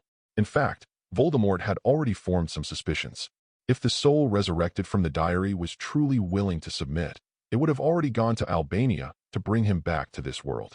A crimson murderous intent flashed in his eyes. Voldemort sat there for a while, but didn't linger long. Disguised, or not really disguised, as a wizard highly interested in ancient magic, he spent some money before leaving, asking Aberforth to keep an eye out for any news about Tom Riddle or ancient magic. And then he left. The body he possessed was weak and constantly required replenishing. This was why he had asked Aberforth for dragon blood as soon as he arrived. Unlike the time with Quirrell, where Quirrell mostly acted on his own while Voldemort slumbered, this time, Voldemort planned to take control himself. Now, he had to visit Nocturne Alley to find something to replenish his vitality. Unicorn blood would be ideal, but it was exceedingly rare. Dragon blood, however, would suffice. Voldemort pushed open the door and stepped into the ring. The sky was dark. He glanced upwards, and with a snap, he vanished. Moments later, a golden-winged eagle appeared on the horizon. Cyrus flew through the rain, and he didn't know that he and Voldemort had almost brushed shoulders. He cast a spell on himself to make himself invulnerable to water and fire. Taking advantage of the dim weather and the sound of rain, he folded his wings and landed under the eaves of the Hogshead Inn, his golden pupils like flickering lights in the rainy night. He looked at the bloodied, horrifying boar's head on the door. Despite years of exposure to sun and rain, it neither rotted nor withered. It had been enchanted, or perhaps it was inherently magical. The Hogshead Inn had a long history, dating back several centuries at least. Yet the head seemed as if it had been hung there only recently. Cyrus felt a bit nauseous, but meticulously examined every corner of it. Finally, he found a strange thing in the mouth of the boar's head. He hooked it out with his claws, and a golden key fell out. The tail of the key was half spiral, like smoke and flame. It was the mark of ancient magic. Thinking about it now, Cyrus still felt a little surprised. Not long ago, he lived in the Hog's Head in every day and walked under this terrifying pig's head every morning and night. He never thought that the key he had been looking for so long was actually here. Now, it was time to pay a visit to Gringotts. ___________. Chapter 134, Gringotts. _________. Before heading to Gringotts, Cyrus decided to buy a few things. He changed into another face, went into a shop, and spent some gold galleons to buy a trunk. Like most wizarding trunks, this one was also enchanted with an undetectable extension charm, making its interior space surprisingly large. However, in Cyrus's opinion, it still wasn't large enough. He needed a vast wilderness, mountains, even the sunrises and sunsets. Otherwise, he wouldn't be able to store the dragon he had captured earlier in the trunk. In fact, up to now, he still had the dragon confined in a mountain range. I'll have to modify it myself, Cyrus sighed. This is not difficult for him, but it is very troublesome. He put this matter aside, and there were obviously more important things for him to do at the moment. He went to the leaky cauldron and found the old wizard named Tom, rented a room, placed the trunk inside, and grabbed a bite to eat. Then he returned to Diagon Alley through the brick wall and headed toward Gringotts. Gringotts was the most prominent building in Diagon Alley. Evidently, the goblins believed they needed to use gold to showcase their wealth. Among all the shops in Diagon Alley, it was the tallest, gleaming white with its walls seemingly made of white marble and its doors of shining bronze. At Gringotts, even the attendants were dressed luxuriously. The short goblin standing at the entrance wore a crimson uniform trimmed with gold, looking every bit the part. As Cyrus approached, the goblin at the entrance bowed to him but did not say any words of welcome. The floor of Gringotts was also white and gold, making it look less like marble and more like flawless white jade. After passing through the bronze doors, there was a second door inside, this one silver, with inscriptions on both sides. Though it was Cyrus's first visit to Gringotts, he was already familiar with the inscriptions and paid them no mind. After all, he was here for wealth that did not rightfully belong to him. However, from another perspective, he did have the key to Vault 12. Beyond the silver door was a vast marble hall where hundreds of goblins sat, all dressed in formal suits and seated on high stools, allowing their short stature to look down upon any wizard who entered. Not at eye level, but looking down. This was clearly the arrogance of the goblins. Cyrus found their behavior quite laughable. As the losers in the struggle against wizards, they seemed to believe this posture could reclaim their dignity, thinking this could place wizards beneath them. But from another perspective, many non-human species, like centaurs and giants, possessed far greater strength than goblins. Yet, compared to the goblins, their lives were quite miserable. The goblins' inherent greed, though often despised, had undeniably afforded them a comfortable life. So much so that many goblins even felt a sense of superiority, looking down on wizards and considering themselves more noble. History teaches us that to gain rights, one must pay with bloodshed, and it must be continuous. From this perspective, Cyrus actually admired them. However, standing on different grounds, humans tend to have double standards. As a human and a wizard, naturally, he stood from the wizard's perspective. "Welcome, sir." A goblin attendant approached, bowing slightly. "I need to go to Vault 12. Cyrus's words caused a ripple of pause among the goblins, not just the attendant. The scratching sound of quills on parchment ceased. The goblins placing gems on scales stopped their work, and a pigeon egg-sized ruby rolled off a tilted scale right to Cyrus's feet. The goblins exchanged quick glances and then returned to their previous activities. "Your key, sir." Cyrus handed over the key to Vault 12. The attendant passed the key to a goblin sitting in the center of the hall, wearing a monocle. This elderly goblin, with a white beard, inspected the key carefully for a long moment before speaking. "The key is genuine. Griphook, you will take him." Then, a goblin Cyrus was very familiar with emerged. He had a high forehead, gray hair, and his height barely reached Cyrus's waist. "This way, sir."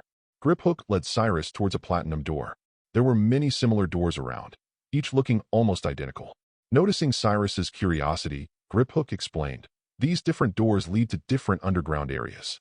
Of course, there is actually only one space, but the tracks are different. Ancient vaults like Vault 12 are placed at the forefront." He led Cyrus towards a door positioned quite at the front. Cyrus noticed several goblins hastily leaving. their eyes frequently glancing towards him. Griphook opened the door, revealing an interior starkly different from the opulence of Gringotts. Beyond the threshold lay a vast, dark, and damp underground cavern. Black tracks twisted like enormous serpents along the rocky walls, extending into various other caverns. "Get in," Griphook instructed as a cart that could slide along the tracks arrived. It lacked any safety features, resembling a worn-out old cart used for transporting goods in a mine. Gringotts charged management fees for each vault they opened. The goblins used that money to raise dragons, set up security measures like the thief's downfall, ensuring robust security, but they couldn't care less about the customer experience when it came to the actual transportation. Their motto seemed to be functionality over comfort. Cyrus and Griphook climbed into the cart, and a long handlebar clicked down, serving as the only safety measure. Griphook pulled the lever, and the cart started moving on its own. The cart accelerated rapidly, iron wheels leaving sparks on the tracks and producing a loud noise. Cyrus felt like he was on a roller coaster, with the sensation of being flung out of the cart. He felt like he had been in the cart for at least 10 minutes, beginning to wonder just how deep beneath London Gringotts extended. It seemed as though they had traveled several miles. Perhaps Gringotts had hollowed out the entire underground of London. Then again, it could be attributed to the undetectable extension charm. After all, Gringotts wasn't initially controlled by goblins. While deep in thought, a sudden splash of water drenched Cyrus's face. He quickly ducked, covering his face with his hands. He could feel his soaked features reverting to their original, handsome appearance. Thankfully, the cave was dimly lit, and Griphook was focused ahead, so he didn't notice the change. "Apologies, sir. That's the thief's downfall, one of Gringotts' security measures. It washes away magical enchantments," Griphook said. He didn't seem at all sorry for drenching his client. Rather, he appeared quite proud. The thief's downfall was indeed a clever invention. "Does it wash away any magic?" Cyrus asked casually, wiping the water off his face. "What? I mean, could it even remove the effects of the killing curse?" Griphook shuddered and reluctantly replied, "No, sir. It's primarily for transformations, Confined charms, and imperious curses to prevent malicious wizards from controlling us." He turned to look at Cyrus, as if fearing he might do something rash. Fortunately, by then, Cyrus had already transformed his face back, avoiding detection. "Even magic has its limits, sir." They ended their not-so-pleasant conversation. Along the way, Griphook stopped the cart once to report to a goblin guarding the ancient vaults before continuing. After what felt like an eternity, Griphook pulled the brake lever. Cyrus felt the cart's wheels being forcibly halted, but due to inertia, the cart continued to move swiftly. The friction between the wheels and the tracks produced sparks, like a comet's tail. Screech. The piercing sound hurt their ears. "We've arrived." The cart came to a stop. Griphook jumped off onto a metal platform. An ancient door appeared before Cyrus. Chapter 135, Vault Number 12. It was a copper metal door, protected by magic. Forcibly breaking it open would likely require a tremendously powerful spell, which could cause the underground cavern to collapse. Griphook used the key to unlock the vault door, then pocketed the key and gestured for Cyrus to proceed. Cyrus entered, finding the vault completely empty. Is there really nothing here? He knew this small vault was meant to mislead, but he had expected the 4 ancient magic guardians to leave at least some lesser treasures behind. Quickly, he realized it wasn't that nothing had been left, but that the treasures had already been taken. Black stains marked the floor and walls, bloodstains, still recognizable despite being over a century old. Of course, Ranrock had been here. Cyrus thought. Using living blood to trace ancient magic was a technique detailed in Ranrock's manuscripts. Even in this world without the protagonist of the legacy, he had found a way into the vault. But Cyrus also knew that the Guardians would never let him obtain the ancient magic. "I'll wait for you outside, sir," Griphook said, intending to leave, but Cyrus stopped him. "Why make things so complicated, Mr. Griphook?" Cyrus didn't turn to look at him, but kept his eyes fixed on the bloodstained, now darkened wall. "Sir, I don't understand your meaning." "Don't understand? I guess your goblin reinforcements are already on all the carts that can reach this vault, planning to rush in here at any moment, aren't they?" Cyrus said softly. The goblins were not a concern to him. He drew his wand, no longer needing to disguise himself, and reverted to his true form. "You're Tom Riddle." Griphook's pupils contracted. "I'm giving you a chance." Cyrus waved his wand in the air, and a glowing blue light spread like a mist. Griphook instinctively tried to evade, but the light caused no harm. Instead, under this magic, the blackened wall vanished, revealing a new, vast dark space before Griphook. This is... His eyes widened in shock, unable to fathom that there was another hidden vault within the vault. This is an arena. Cyrus, hands clasped behind his back, looked down at Griphook with eyes that seemed to burn but felt cold. In reality, this enormous black space was still not the place where the ancient magic was stored. To meet the four founders, one had to pass through several tests. Cyrus didn't want to be troubled, so he decided to solve both the tests and the goblins at the same time. Griphook seemed to be paralyzed by the shock and fear of Cyrus, unable to move. Meanwhile, Cyrus boldly stepped into the dark space. It was vast, with nothing visible when looking up, though he suspected there was a ceiling, as the space was filled with circular stone pillars wider than a person's body. It was as if they were supporting the entire ground above. Cyrus walked through the darkness, in the boundless gloom. Only he saw the white light rising from the ground, forming shapes like mist swept by the wind. He arrived at the center of that light. Reveal your true form. The light immediately spread outward, but the cavern did not become any brighter. In fact, the only thing that changed was the ground beneath Cyrus's feet. What had been gray rock and soil transformed into something resembling frozen ice. Beneath the black ice, rows of half-kneeling knights' statues lay in silent slumber. This was another difference from the game. In the game, there were only a few statues beneath the ice, but here, there were at least dozens, enough to be considered an army. Cyrus stood at the center of the darkness, looking contemptuously at the small and solitary Griphook. Then, he simply closed his eyes to rest, completely disregarding Griphook. At this moment, Griphook was extremely nervous. The numerous incidents Cyrus had caused highlighted his power, especially recently on the Scottish Highlands coast, where he had single-handedly killed a fire dragon. A fire dragon usually required several trained dragon handlers to subdue, and not in a direct fight. They would typically use the conjunctivitis curse to attack the dragon's eyes. Most spells could not penetrate a dragon's hide.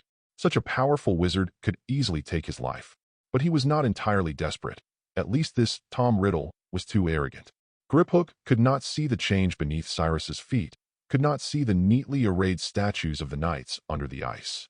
He only thought Cyrus planned to fight all the goblins alone, which he deemed not only foolish but a death wish. Even if goblins were not individually powerful, they were still capable of waging war against wizards. In the past century, the goblins had reforged numerous enchanted weapons. Even the British Ministry of Magic would need to deploy all its horrors to counter a fully armed goblin army. And he thought he could face them alone? Did he think he was Dumbledore, or perhaps the Dark Lord? Ridiculous. A cruel smile appeared on Griphook's face. Once Bodrick arrived with the goblin army, Tom Riddle would be doomed. Griphook waited anxiously, unsure how much time had passed when a distant rumbling sound echoed from outside the vault. He grew excited. It was the sound of iron wheels on metal tracks. His reinforcements had arrived. Bodrick, clad in armor, charged through the vault door, exuding a menacing aura. Though short in stature, his ghastly visage struck fear into those who saw him. Cyrus opened his eyes to see Griphook scurry behind Bodrick, whispering something. The noise of the carts outside continued unabated as more and more goblins flooded into the vault. Their skin was a sickly yellow-green, reminding Cyrus of a swarm of greedy, insatiable locusts. "So, you're Tom Riddle." Bodrick stepped forward arrogantly, his tone filled with disdain. "You killed my brothers Doclo and Adora." Cyrus frowned slightly. "Call me Cyrus, Mr. Goblin. I don't like that name. I don't care what your name is because you will die here. Do you expect me to build you a tombstone?" Bodrick sneered. "Attack. Underscore. Chapter 136. Let the play begin. Bodrick's arms were exceptionally long, almost two-thirds the length of his entire body. Despite his short stature, his hands were larger than those of an average person. At that moment, he swung his fan-like hand down, giving the command for his goblins to charge. They screamed and brandished their weapons as they rushed forward. They poured through the narrow copper door, through the vanished wall, and swarmed into the expansive dark space like a horde of insects. Bodrick already considered Cyrus dead and began to survey the vast area with satisfaction. "There's a hidden vault inside Vault 12, just as Ranrock's records indicated. Perfect. We'll use this wizard's blood to unlock the power of ancient magic." His crossed eyes gleamed with cruelty. A wizard's life was worthless to him. The feeling was mutual for Cyrus. He felt no remorse for killing these avaricious creatures. Goblins. It means the small-height creatures having a strong desire for shiny stones and jewelry and a great affinity to produce weapons in the fairy race. The polite term should be replaced with first name, avaricious, middle name, fucking, third name. Bastards, avaricious fucking bastards. Cunning, greedy, ugly, and ruthless creatures. These hideous little fiends charged at Cyrus one after another, eyes bloodshot, as if they intended to tear him apart, drink his blood, and chew his flesh. Most of the goblins wore light armor with some magic resistance, wielding silver weapons. A small number of goblins even carried wands, casting spells at Cyrus. Are all the actors here? Then let the play begin. Cyrus's wand elegantly traced an R shape in the air. As he cast Revelio, his wand also deflected the goblin's spells. Cyrus felt a surge of power as he summoned the spell. The ground beneath his feet transformed into a shining ice-like surface, revealing rows of kneeling stone knight statues beneath it. The goblins were momentarily stunned by the sight, but their bloodlust quickly returned. They resumed their charge, driven by Bodric's command and their insatiable greed. "Forward! Take him down!" Bodric shouted, his voice echoing through the cavern. Boom boom. After his magic power was released, the knights under the ice suddenly appeared in this dark space like reflections. They looked solemn and dignified, with an ancient aura on their bodies, as if they had appeared here thousands of years ago. How could the charging goblins expect that so many stone statues would appear here, especially when they appeared on the road without any signs? Many goblins were tripped by the stone statues and rolled around like balls. What's going on? Where did these stone statues come from? Bodric's eyes widened. Why? Didn't Ranrock's manuscript mention it? Cyrus chuckled. He had read Ranrock's manuscript and knew that the manuscript did not record what happened after Ranrock entered the secret vault. In fact, since then, Ranrock disappeared with his secrets and the goblin treasures. Otherwise, he would not be so despised by the goblins. Cyrus cast a spell into the air, an enhanced version of Lumos' charm, the ultimate Lumos. The white ball of light flew out and hung in the air. It was very bright, like the cold sun in winter, lighting up the entire dark cave at once. The goblins were pierced by the sudden strong light and blinked unnaturally. Under the illumination of this light, the bodies of the knights slowly overlapped with the shadows under the ice. Crackle! They came to life, and the stiff sound echoed in the secret vault, and fine stone chips were scattered on the joints of their bodies. Cyrus even put away his wand, crossed his hands, and raised his lips. Should I say something at this time? Even though the pillars also think of me as an intruder, he raised his hands gracefully, as if conducting a piece of music. Stone pillars, attack. The knights drew their swords. They are guardians, powerful warriors, and emotionless machines. Anyone who breaks into this secret vault, no matter who he is, will be attacked. Obviously, the goblins occupy a larger number at this moment. Cyrus chuckled, and without looking back, he turned the weapon of the knight who was about to chop him in half with a stone axe behind him into a bouquet of flowers. Then he silently turned into a wisp of black smoke and rushed up to the black dome. He disappeared, and the battlefield was left to the goblins and stone statues. Bodric thought that these stone statues were a trick of Cyrus. No wonder that despicable wizard dared to fight us. He gritted his teeth and cursed, commanding his men to fight the knights, smash them all. In an instant, the secret vault was filled with the sound of metal and rock hitting each other. The goblins broke the knights' legs with hammers, while the knights pierced the goblins' bodies with sharp weapons, lifted them high, and smashed them down heavily.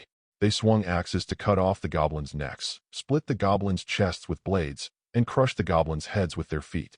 Blood covered the uneven ice surface. The huge casualties shook Bodric. He felt fear, and his body trembled. But he didn't plan to give up. See, calm down. Bodric, these are all necessary sacrifices. If we goblins want to regain our rights, we must pay the price with our lives. After all, ancient magic is crucial. Hold on, brothers, Bodric shouted, but he pretended to fight while dodging the knights. We have more people. Sacrifice is necessary, but sacrificing oneself is not necessary. But, Lord Bodric, they are repairing themselves, one of the goblins said in fear. Bodric then discovered that the knights with broken legs stood up again not long after, and the rubble and broken limbs that flew out returned to their bodies as if time had been reversed. If this goes on, there will be no end. Goblins cannot come back to life like those pillars. Despicable wizard, you actually played this trick. Find that despicable wizard and kill him. The magic will be broken. For wizards, death means the dissipation of magic. Bodric thought that these stone statues were summoned by Cyrus, so now he only needs to find Cyrus and kill him to stop it all. His cross-eyed eyes looked for Cyrus's trace. But Cyrus had already flown into the air during the initial chaos. The sky was still dark. He was now between a physical body and a black smoke state. The flying spell invented by Voldemort was indeed useful. It just looked a little too evil and dark. Bodrick couldn't find any trace of Cyrus. Seeing the number of goblins decreasing, he suddenly didn't know what to do. It all seemed like a dream. With so many goblins besieging a wizard, he should have won, obtained the ancient magic, and become a hero of the goblins. But now, he could only hear the goblins' screams and wails of pain. It can't be this ending. I must be dreaming. Yes, dreaming. He muttered to himself, trying to deceive himself with dreams, but something flew from nowhere and hit him hard on the head. The pain reminded him that this was not a dream. Bodrick opened his eyes and saw a rugged and ugly head rolling at his feet. The head stopped and stood upright. His eyes were still open, but his eyeballs were bulging outwards due to the huge force of the blow, hanging on his pointed nose. He opened his mouth full of blood, as if he wanted to voice his hatred. Chapter 137. The Secret in the Pensieve. Bodrick's mind was no longer able to think about obtaining any ancient magic, nor did he think about the wonderful life of goblins ruling wizards and enslaving wizard women after they defeated wizards. At this moment, he just wanted to escape from this hell, and he did so. He fled to the entrance of the vault in a panic. In his panic, he stepped on an arm and fell.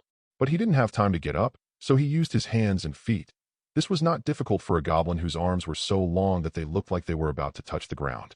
He crawled in fear, like a wild dog with its tail between its legs. Bodrick was afraid that he would run too slowly, so he hurriedly took off his heavy armor while crawling. Behind him, the remaining goblins were still fighting. He didn't dare to make any sound. Otherwise, the goblins would find that he had become a fleeing rat, and they would immediately give up fighting with the knights and turn to tear him apart. He knew the cruelty of goblins towards a traitor better than anyone else. He was in a state of disgrace, but he finally got close to the copper door. Bodrick had a tragic smile on his face, and his hand reached out to the narrow metal door. It was exactly the narrow door of salvation in the Bible. He could even see invisible light shining outside the door. As long as he passed through it, he would be saved. But just when his fingertips were about to touch the door closed. The smile on Bodrick's face didn't even have time to disappear. He froze in place, watching the handsome wizard looking at him with a smile on his face. The roar of the mechanism inside the metal door was so inconspicuous and so harsh in the earth-shaking shouts and killings not far away. "Where are you going, Mr. Goblin?" Cyrus asked coldly. The fire in Bodrick's heart went out. "Sir, please." He shifted into a submissive position in front of Cyrus without any hesitation, with a sad plea on his face. He stretched out his hand and tried to grab Cyrus's trouser legs, but Cyrus took a step back. He was unwilling to have dirty bugs crawling on his body. "Good night, Mr. Goblin." Cyrus raised his wand in the air, and Bodrick's head turned to one side uncontrollably. Crack! His cervical vertebrae instantly shattered into powder. Cyrus had no sympathy.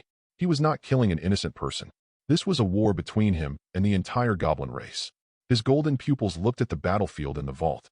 The goblins were still fighting with their eyes red, and the repair magic in the knights' bodies was constantly consuming magic power during the repeated triggering process.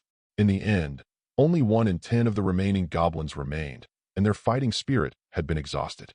More importantly, some people had discovered that their leader had disappeared at some point. They lost their will to fight and began to retreat, even though the knights were already in tatters. The spells on many knights seemed to still be in effect. The broken bodies were pieced together again. They moved forward again, but collapsed after a few steps, like a building block that had lost its support and scattered all over the ground after a piece was taken away. It was finally quiet here, and the flickering light dimmed, and darkness came again. But this time, Cyrus wanted to light it with fire. Fiend fire. He held the fire in his hand, and the erratic fiend fire was as quiet as a harmless cat. However, when Cyrus tilted his palm downward, the flames immediately flowed down like magma.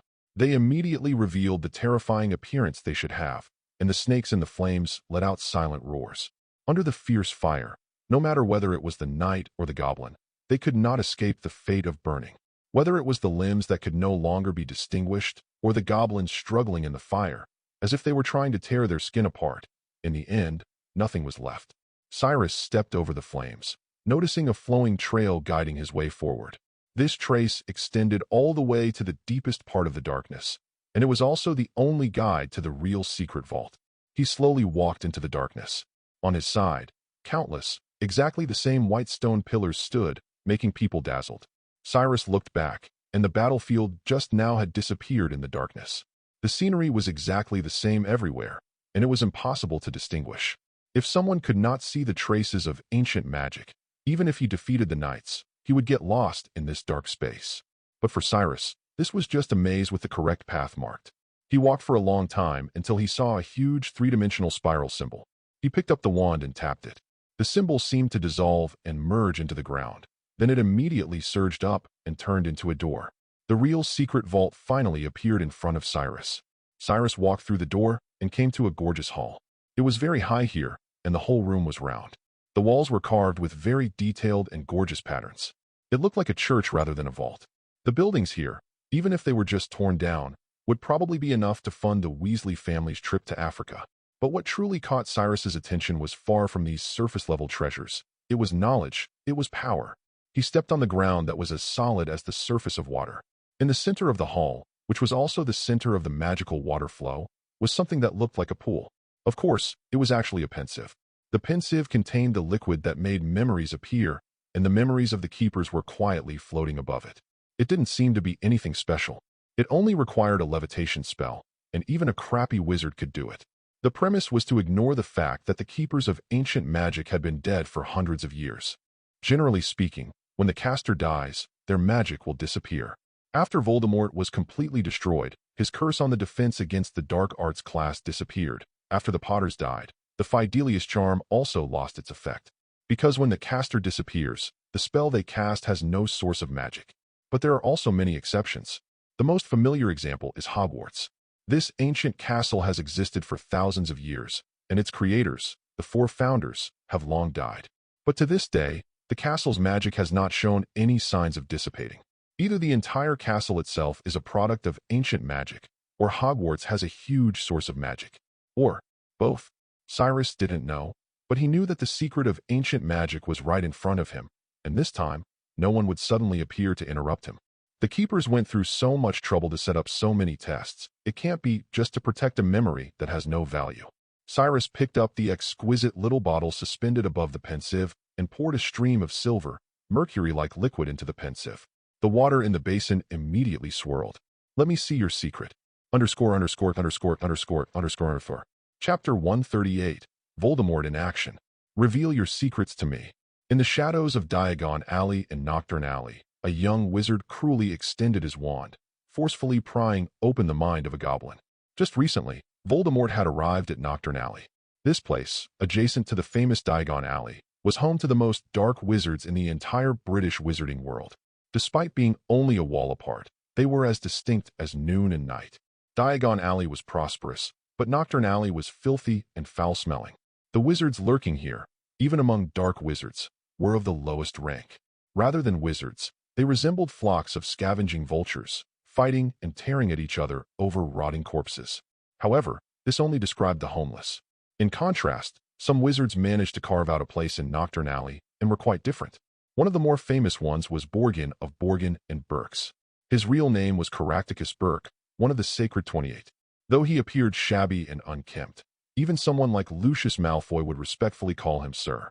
Even when the Ministry of Magic strictly investigated dark magical artifacts, he could still accept Malfoy's illicit items without fear. Not to mention, even Tom Riddle had once apprenticed under him. Of course, Riddle's intentions were far from pure. He was actually selecting valuable items to be made into Horcruxes. However, Voldemort's current goal wasn't Borgin and Burke's magical shop. He needed to obtain some dragon's blood, and ideally, unicorn's blood as well, to prolong the functionality of his pitiable shell of a body. Nocturne Alley had several potion shops, but the most well-known was Travers' Apothecary. The Travers family, one of the Sacred 28, was likely one of the few families capable of standing firmly like a rock in the midst of a rushing river. The shop's proprietor was an elderly, hunchbacked witch, her face covered in layers of age spots and wrinkled skin that seemed to sag into folds, nearly obscuring her eyes. She seemed to exude the breath of death just by standing there. In fact, Voldemort remembered her looking exactly like this about 50 years ago. He found nothing unusual about it. He didn't think it was strange because, in the magic world, there were many people who had the ability to extend their lifespan. It was indeed rare to live for 600 years like Nicholas Flamel, but wizards around 200 years old could still be seen occasionally. Otherwise, Snape wouldn't have boasted in his classes that potions could defy death. Voldemort himself looked down on these ways of immortality. Aging was another kind of death. He not only wanted eternal life, but also eternal youth. Eternal power. What would you like to order? Seeing that there were customers in her shop, the old Miss Travers asked slowly. Her movements were slow and trembling, as if she might fall apart at any moment. Polyjuice potion? Felix Felicis? There are also some other banned potions that can be bought, but the price is dash. I need an ounce of dragon's blood, Voldemort rasped. Dragon's blood? Mrs. Travers' eyelids seemed to lift slightly, a hint of surprise appearing on her heavily wrinkled face. She hadn't expected someone to come to such a place specifically to buy a single ingredient. She scrutinized Voldemort with a peculiar expression. After a while, she finally spoke. You look somewhat familiar. What's your surname, child? Woolse, Riddle replied offhandedly. Woolse. Travers pondered for a moment, unable to recall anyone or anything associated with that name from her memory. Eventually, she gave up. No matter what that name represented, it wasn't important as long as he was a customer. Just dragon's blood? If you have it, unicorn blood would be even better, Voldemort said slowly. Mrs. Travers seemed more surprised than before. Her eyelids lifted, revealing a pair of murky eyes. Unicorn blood? Sir, don't tell me you plan to drink that stuff. From your tone, it sounds like you have some. Voldemort's eyes lit up. Normally, I wouldn't, but your luck is good. Not long ago, a smuggled young unicorn ended up in my hands. Beautiful creature, but it couldn't be saved. I drained its blood and skinned it, Mrs. Travers said, and she looked so creepy. Bring it here, Voldemort demanded urgently. Miss Travers slowly took out a large bottle of silver blood. Look at it, how beautiful. But the blood of a unicorn that died with hatred is cursed.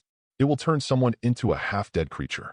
I was planning to use it to brew some poisons, but, if you want it, it's yours for 258 galleons.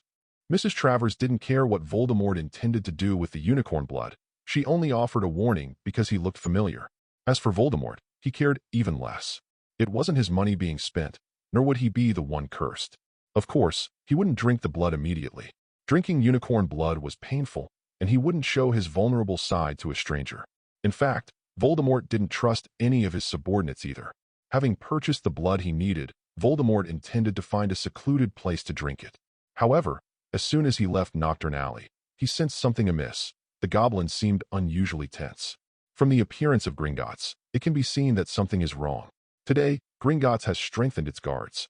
Although the defense level of Gringotts has been greatly improved after the attack 2 years ago, it was the first time that Voldemort had seen a scene like today where wizards were not allowed to enter.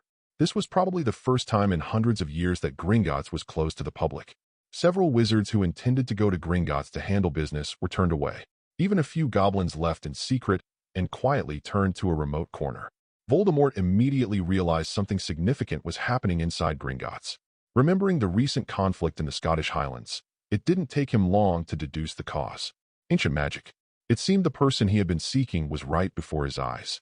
His erect pupils were filled with desire and bloody murderous intent, like a venomous snake that had set its sights on its prey. It not only wanted to deliver a fatal blow, but also to swallow the opponent whole. Chapter 139, Flows Within My Essence? The memory still depicted the same exquisite and luxurious room, now covered in a gray haze. 2 wizards in more ancient attire continuously cast spells, filling in the room's details. Intricate spires rose in spirals as if crafted by divine beings. One wizard was short and stout, the ancestor of the current-day Rookwood. The other was named Percival Rackham, a surname Cyrus had not heard of, but the first name matched Albus Dumbledore's middle name. Moreover, this name also belonged to the second knight of King Arthur's Round Table. In the memory, Rookwood expressed concern about the numerous intricate barriers Percival was setting up, though his hands did not stop casting hidden spells. You're worried no one will be able to get through? Don't worry, it's meant for those like us who can see ancient magic, Percival said softly, preserving his memory into a vial. Cyrus listened to their conversation while watching them cast spells. These incantations seemed traceable to him. However, he still hadn't grasped the exact advantage of ancient magic. The same level of transformation seemed achievable by regular transfiguration spells. Just as he pondered this, a voice suddenly came from behind him. The key lies in greater power and longer-lasting effects. Cyrus quickly turned around, only to see the 2 wizards from the memory seemingly come to life and begin speaking to him. And it must also be more mysterious.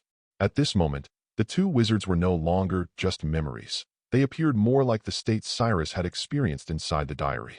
This immediately put Cyrus on guard. Who knew what kind of world this was? Perhaps these guardians could be the worst villains in this realm. Don't worry, we are just a fragment of thought. Percival seemed to notice Cyrus's concern and immediately clarified, like a portrait. I've never heard of memories in a pensive having the same cognitive abilities as portraits. Cyrus remained cautious, unwilling to relax based on a single statement. He even regretted using the pensive now.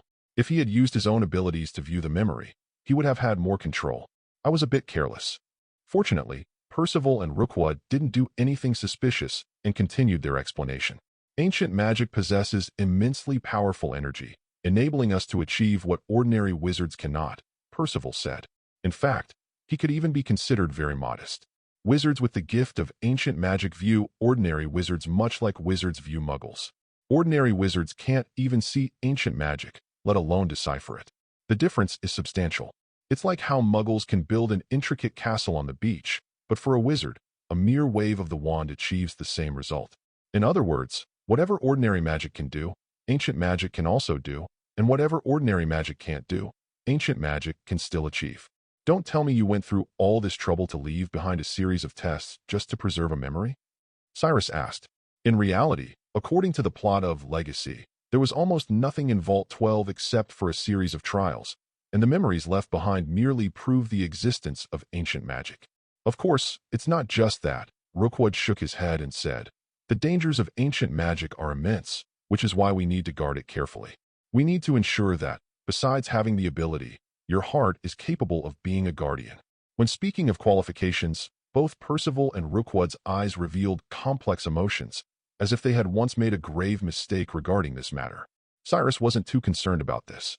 Speaking of character, although he wasn't particularly noble, at least he wasn't involved in daily scandalous activities. And this kind of guardianship is clearly necessary, Percival said, because over 100 years ago, a goblin attempted to grasp the power of ancient magic. He even reached this secret vault, but ultimately, he had to leave empty-handed. Ranrock, what happened to him? We're not sure. Perhaps he died under the giant sword of the guardian statues. Our consciousness only exists within the pensive, so we're not clear on the rest, Percival said uncertainly. The only thing we can be sure of is that if ancient magic falls into the hands of goblins or those with ulterior motives, the wizarding world will face an immense crisis. Cyrus agreed with this. However, if this was all there was to it, his trip to Vault 12 would be extremely disappointing. He had gained almost nothing. The existence of ancient magic was something he already knew, so there was no need to confirm it again. Seeing the thoughts in Cyrus's mind, Percival and Rookwood exchanged a smile and continued. You must be wondering why we went to such great lengths, yet didn't store ancient magic within the vault. In fact, ancient magic itself flows within your magical essence. Flows within my essence. Of course, young wizards don't gain magic only after attending Hogwarts. They possess magic beforehand, which grants them the eligibility to attend Hogwarts. Ancient magic is the same. Because you have this talent, you now stand here. But how can I unlock its power? Cyrus asked. You just need to feel the difference, Percival said, almost enraptured. Feel the contrast between the two types of magic. You'll find it so obvious that even the simplest spell can be enhanced. Think about the Revelio spell you cast. Why was it able to break through the barrier of ancient magic? It's because, when you cast the spell, you naturally used both types of magic. Now, you need to identify their differences and convert the first type into the power of ancient magic. Cyrus closed his eyes and tried to feel the difference, but he didn't have much success. Not so easy, is it? However, I think the trials we've left behind can help you. And only after completing the trials will you be shown how to properly use the power of ancient magic. Trials. The four of us, the guardians of ancient magic, set up 4 trials together. But first, I think you might need to find a book. It's placed in the Athenaeum at Hogwarts. The Athenaeum? Cyrus was confused. He only had a vague understanding of the plot of Legacy, and he had never heard of such a place. It's at Hogwarts. You'll find it. The memory ended. ___________. Chapter 140. The person whose name cannot be mentioned. The memory ended hastily, without giving Cyrus much time to react.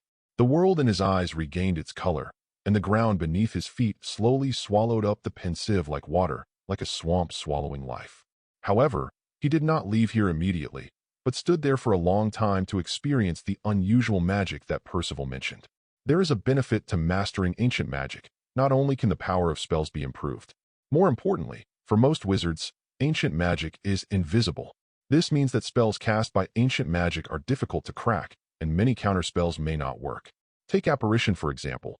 This kind of magic can be restricted by anti-apparition, and it is easy to leave traces. Through the point of apparition, the location of the apparition can be inferred. But if you use ancient magic, you may not have to worry about being tracked.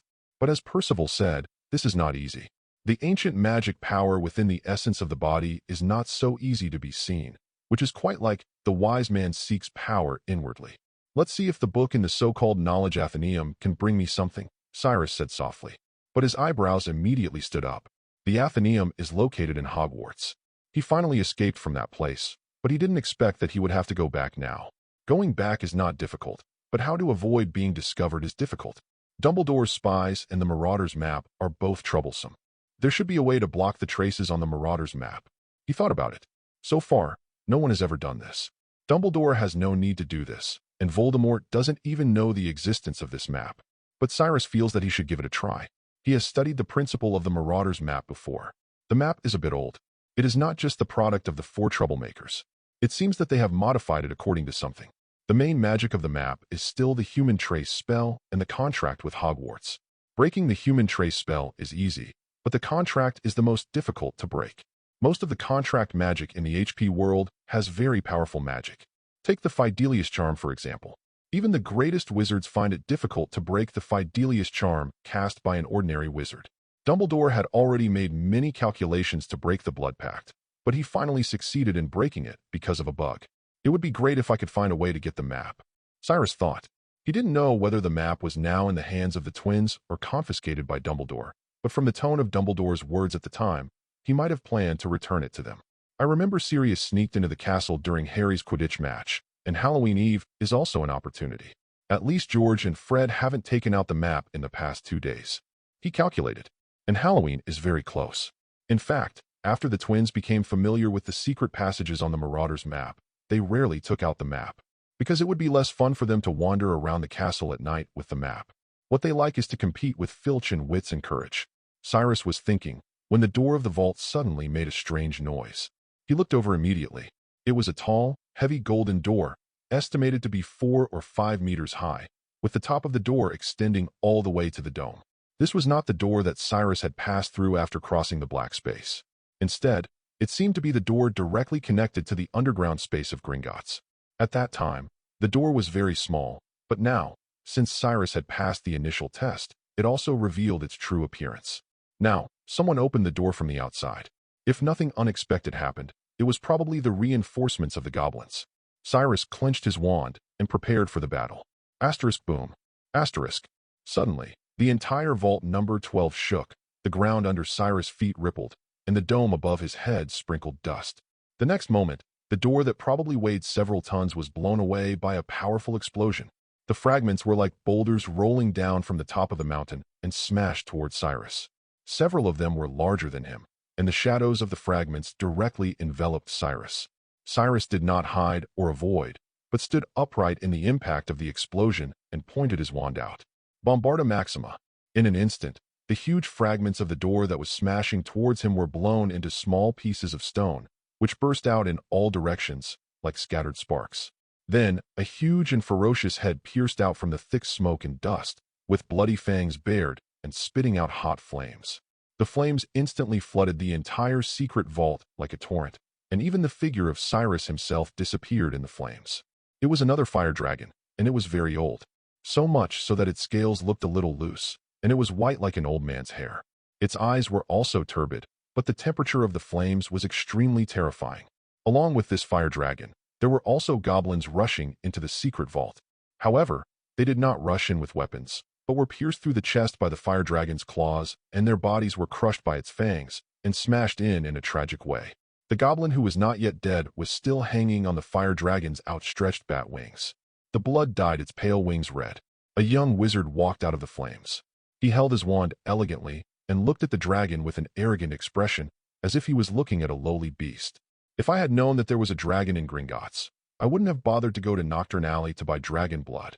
It was Voldemort. Although Voldemort had attacked Gringotts 2 years ago, Vault 713, which had the stone, was too far away from the dragon, and he didn't even know that there was a dragon in Gringotts. After the mad dragon rushed into Vault 12, it rampaged into this small space. The dragon's flames were enough to rival the fiend fire, and it kept burning without stopping for a moment. It was covered in wounds. After a roar, it raised its head and let out a shrill roar. "Be quiet, beast." Voldemort swung his wand coldly, and a black iron chain covered with thorns sprang out from the tip of the wand and whipped the dragon hard. The dragon was in pain and should have fallen into a more terrifying madness. But facing Voldemort, it shrank in fear and let out a low wail. Voldemort laughed coldly. His expression was not smug, but it was full of arrogance. He ignored the bowing dragon and looked into the fire. "Come out, Tom Riddle or Cyrus. ____________. Chapter 141. Cyrus. Only the failures are called Dark Lords. ____________. Come out, Tom Riddle, or do you now call yourself Cyrus?" Voldemort's voice was hoarse, speaking softly, yet his voice carried to every corner, as if there were speakers whispering from each corner. There was no other movement in the flames, which made him slightly dissatisfied. But Voldemort did not get angry. His anger was reserved for lowly servants and filthy mudbloods. For someone who might be himself, he showed much more tolerance. His fingers intertwined deftly as he leaned against the exit of the vault, displaying a range of emotions. It was as if he were here to reunite with an old friend he hadn't seen in years. Tom Riddle is the culprit who caused terror attacks at Hogwarts this entire school year. He opened the legendary Chamber of Secrets.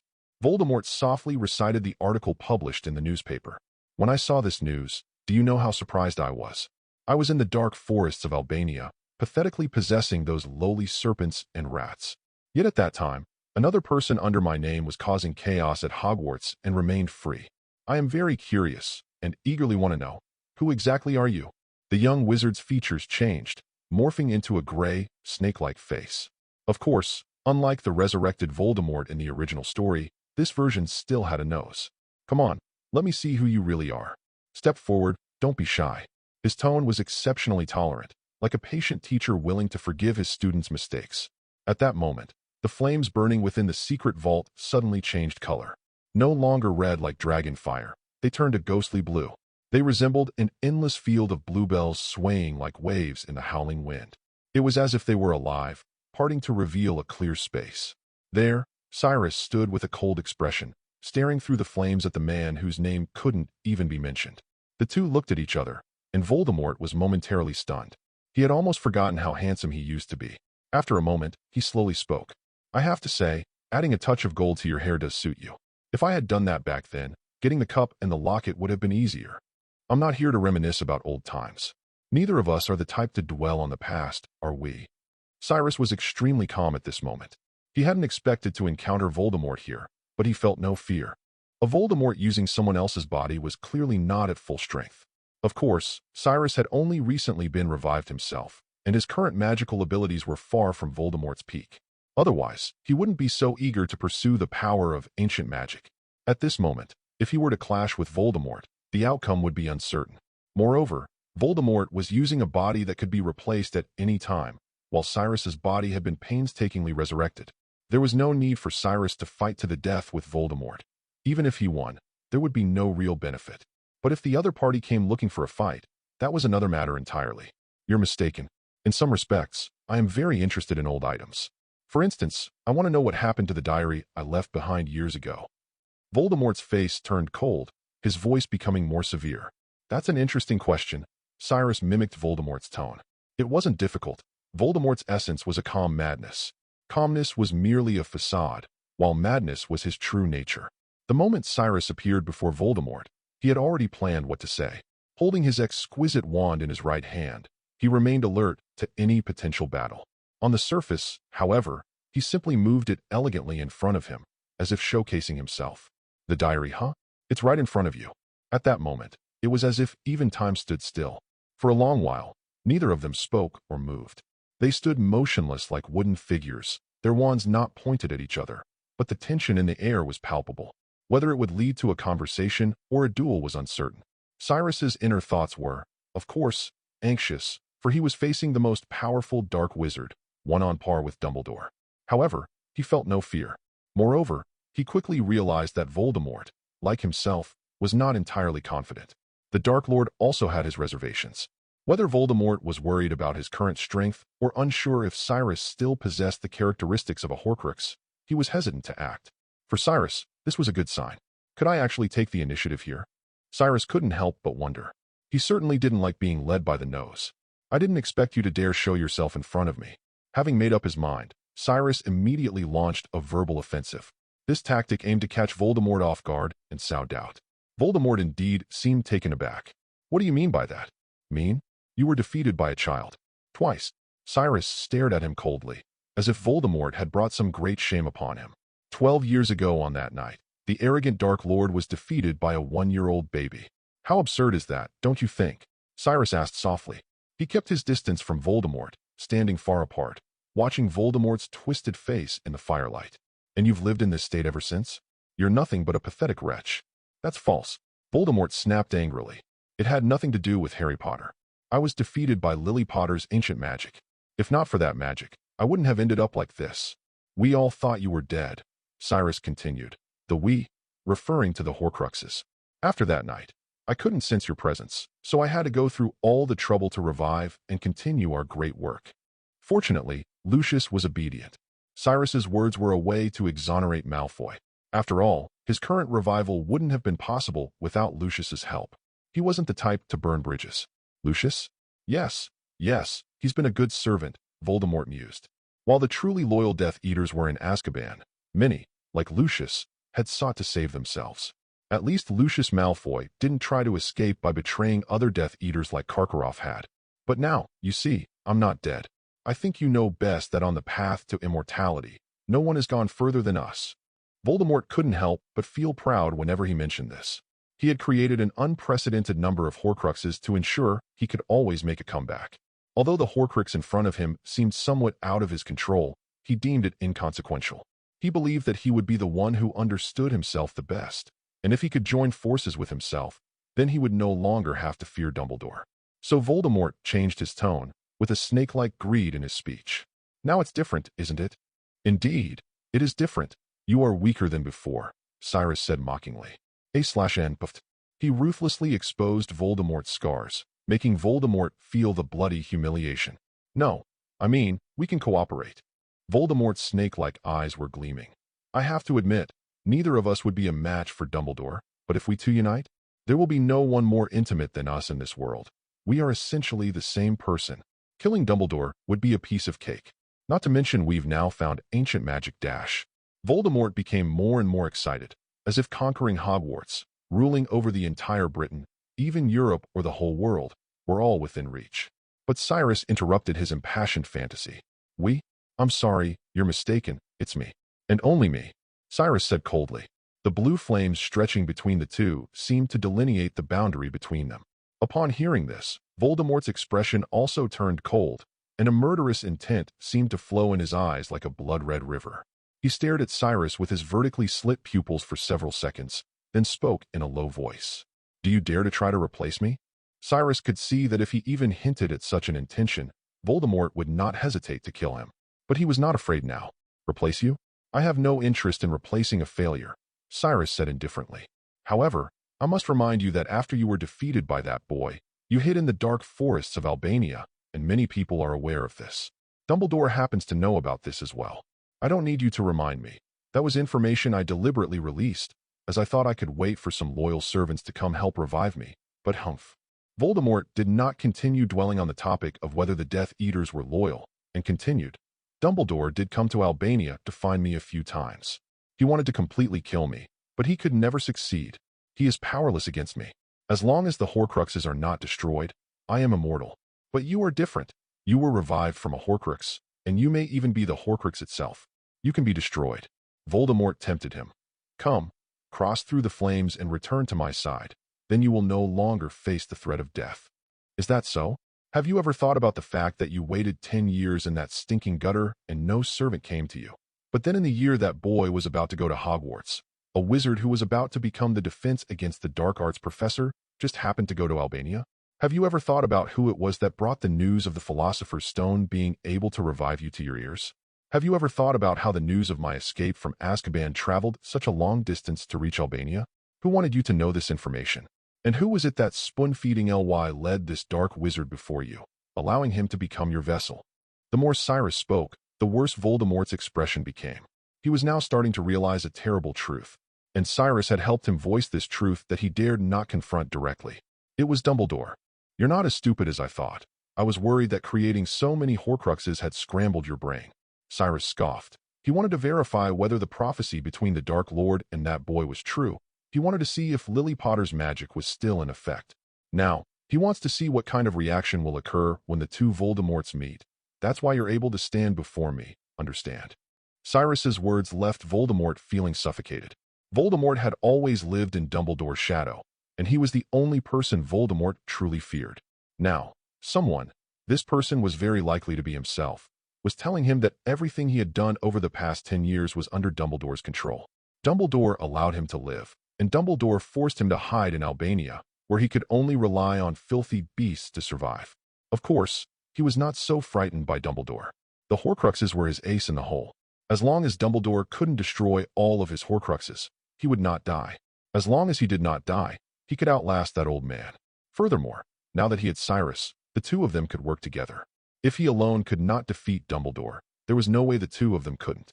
I'm sure he thinks we are narrow-minded and cannot coexist, hoping to see us destroy each other. Voldemort laughed. But he is wrong. I could never harm my own Horcrux. However, Cyrus did not laugh. He suddenly realized a very serious problem. After transmigrating, he had indeed fused with a small, broken fragment of Voldemort's soul. Perhaps he was like Harry, a human Horcrux of Voldemort as well. After Voldemort was defeated by the magic of love, the connection between him and his previous Horcruxes was severed, which is why Cyrus had not considered this issue before. But now, he is likely forced to face this reality. He does not want this extreme person, Voldemort, to live, but he also does not want to trade his own death for Voldemort's. If that is what he wishes, then we cannot give in to his desires. Voldemort said seriously, and once we join forces, Dumbledore will be of no concern.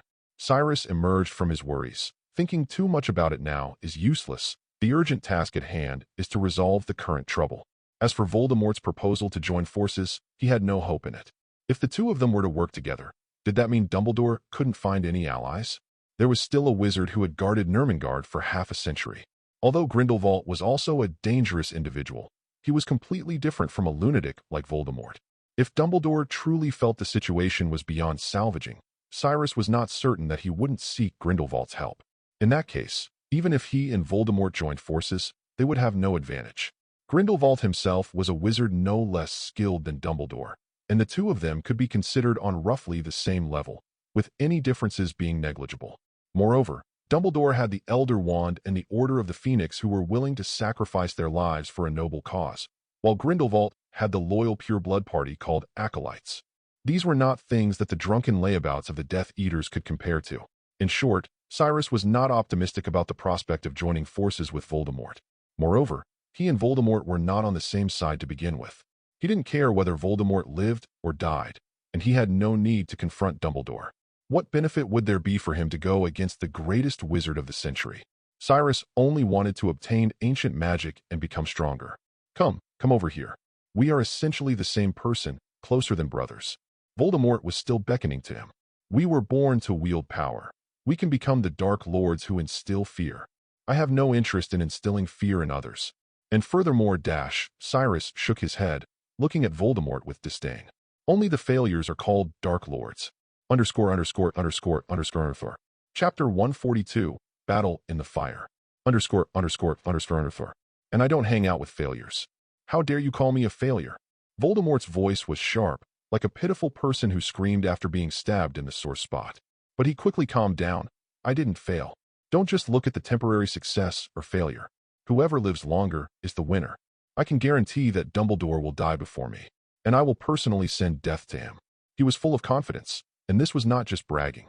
In his heyday, Voldemort was actually a little behind Dumbledore, who had the Elder Wand. Otherwise, he would not be so afraid of him. But on the other hand, even if Dumbledore had the invincible Elder Wand, he could not completely defeat him.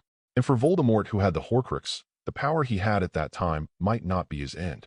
On this path of magic, he still had the possibility of going further. It is said that the weak are afraid of the strong, and in fact, wizards are almost the same. If they are really as old as Nicholas Flamel, Even if they have huge magical powers, they are just paper tigers. There is no threat at all in a battle of the same level. But Cyrus did not intend to join him. No matter how strong Voldemort was, it was only a radical force of violence, and everything about him was visible. Not to mention, he himself inherited Voldemort's talent, and was even better. Now he had the foundation to learn ancient magic, and he believed that his future would not be inferior to Voldemort. But Dumbledore was different. In addition to being strong, what was more terrifying was that he had unparalleled wisdom. First of all, Cyrus wanted prosperity and to live life in enjoyment. If Dumbledore, who is holding the British wizarding world together, dies, there goes his enjoyment-filled life as the world is full of corruptness. Dumbledore is managing the good side, so Cyrus doesn't want that hassle. Second, Cyrus did not want to be an enemy of him clearly, otherwise, he would not know how he died. Seeing that Cyrus did not answer for a long time, Voldemort also understood what he meant. He became cold. It seems that our conversation will end unpleasantly. Isn't that obvious? I never thought that I was so cowardly when I was in school, and I didn't dare to face Dumbledore. Was I scared by him? Voldemort sneered, and his snake-like eyes stared at Cyrus, who had the face of his youth. Cyrus felt paralyzed by those eyes, as if a slight electric current was flowing. He felt danger. Since you don't want to, why don't you give me the secret of ancient magic? Voldemort took a step forward in the fire. His powerful momentum made the flames bend like rice fields and wheat fields swept by the wind. He finally tore off his disguise and showed a greedy look. His face was still human at this moment, but he looked more like a python that was about to swallow its prey alive. Take it out, Cyrus. Don't wear out my patience, he shouted in a low voice. The ancient magic is right in front of you, but you can't see it, Cyrus whispered, just like a muggle who can't see the power of magic. His words stimulated Voldemort. Voldemort himself was worried about the lowly muggle bloodline in his body. That bloodline made him feel ashamed. It was his eternal stain, and it was also his most hurting secret. Now Cyrus directly compared him to a muggle, which made him annoyed. He stared at Cyrus, wondering if he shouldn't have added so many memories when he made the first Horcrux, or given it too many abilities to think. As a result, he created a personality that dared to defy him. Something that is not under his control is a threat after all. He finally made up his mind. Originally, Voldemort did not intend to fight with Cyrus, because he did not know whether Cyrus was still a Horcrux after his resurrection, and he did not want to destroy his Horcrux with his own hands. But now he has figured it out. Magic is power. Voldemort's thoughts went back to the night before Halloween 12 years ago, the ancient magic that defeated him. With that kind of power, killing Dumbledore will be no problem, and losing 1 or 2 Horcruxes is nothing. Anyway, he still has so many Horcruxes, so much that even if one is lost, it will not be a big deal. What's more, the person in front of him knows too many of his secrets. If he is unwilling to stand on the same side with him, he should be made to disappear forever. The dark blue flames continued to burn, and on the reflection that looked like the surface of the water, it was like a blooming flower field. Cyrus did not dare to look away from Voldemort. He had not intended to provoke the other party, but then he thought, could he be so timid in the face of a Voldemort who had not yet resurrected? A weak Voldemort was indeed a trouble for him, but not a threat. What broke the tense atmosphere was a bright spell. Voldemort attacked without any warning, and he did not intend to give Cyrus any time to react. He was far less calm in dealing with an enemy that might pose a danger to him than in the duel with Harry in the original book. The power of this spell was very strong, and the light looked extraordinary. Before the spell exploded, the ground under his feet, which was like the surface of water, was shaken violently. The flame was shot toward Cyrus. He wanted to catch Cyrus off guard, but he underestimated Cyrus. Cyrus's golden pupils reflected the light. Voldemort's every move was like a slowed-down silhouette in his eyes. His dynamic vision was very strong, and he reacted immediately when Voldemort had just raised his wand. Although this dynamic vision couldn't increase his own speed, it enabled him to perceive every move of his enemy in battle, capturing every detail. Just like now, as the spell of Voldemort shot towards him, Cyrus' blue flames in front of Cyrus suddenly surged. The blue flames rose high. The blue fire instinctively formed a wall in front of Cyrus. The powerful spell of Voldemort blasted a vacuum in the blue firewall. The shattered sparks dissipated like ghostly blue butterflies before Cyrus's eyes. So this is the power of Voldemort. Just a random spell has such great power. The flames around him spread back again, surrounding Cyrus, like a blue flower with petals folded to protect the pistol in the center. Voldemort took the initiative to sound the battle horn, and Cyrus naturally did not intend to kneel. Ultra Protego Diabolica. He raised his wand high, and the blue flames under his control surged up to the dome. In the flames, the blue fire dragon with devil horns rushed towards Voldemort. But his attack did not have much effect. Voldemort used fire to fight fire. The fiend fire, which was more ferocious than the fire of Protego Diabolica, turned into a big snake and entangled with the blue fire dragon. The snake made of fire bit the neck of the dragon with its fangs and wrapped the dragon's body by its long tail. The duel between the two became more and more intense, and all kinds of spells flew everywhere. This battle was enough to prove how strong Voldemort was. To be honest, the magic power in Cyrus's body at this moment was definitely greater than that of Voldemort, who had not yet been resurrected. The opponent was only controlling the body of an ordinary dark wizard, but even so, he could fight Cyrus on equal terms with his superb magic knowledge. The knowledge Voldemort had learned during his years of traveling after graduating from Hogwarts was immeasurable. Anyone who really regarded him as a fool who could only eat big melons would be truly stupid. The spells he casually cast were extremely powerful. Many of those dark magics were things Cyrus had never seen before, but their horror was even greater than that of the killing curse. The reason why the unforgivable curses were so famous was not because they were extremely powerful, but because they had no counter curse. In fact, many dark spells were more powerful than the killing curse. Cyrus's actual combat experience was far less than Voldemort's, but fortunately, the fire shield was both a powerful attack and a solid defense. Most spells could not penetrate the defense of the Protego Diabolica. Cyrus felt like an artilleryman bombarding in a fortress, without having to worry too much about dodging, and only needed to output with all his strength. Of course, Voldemort was not stupid either. He soon realized that the fire released by Cyrus was not an ordinary protective magic. "Do you think this will make you untouchable?" he sneered coldly, his wand twisting slightly. He deflected one of Cyrus's spells with a shield charm. Then his body jolted as he flung out a spell like lightning. No, not just one spell. The foremost spell shot out like a black sun, dispersing the flames. In Voldemort's snake-like eyes, he saw Cyrus standing in the center of the flames through the vacuum created by the spell. He smiled cruelly, and before the flames could regroup, several more spells burst from the shadow of the previous one. The dark green spells flew towards Cyrus like shadows. They passed through the blue fire shield of Cyrus, coming within millimeters of Cyrus.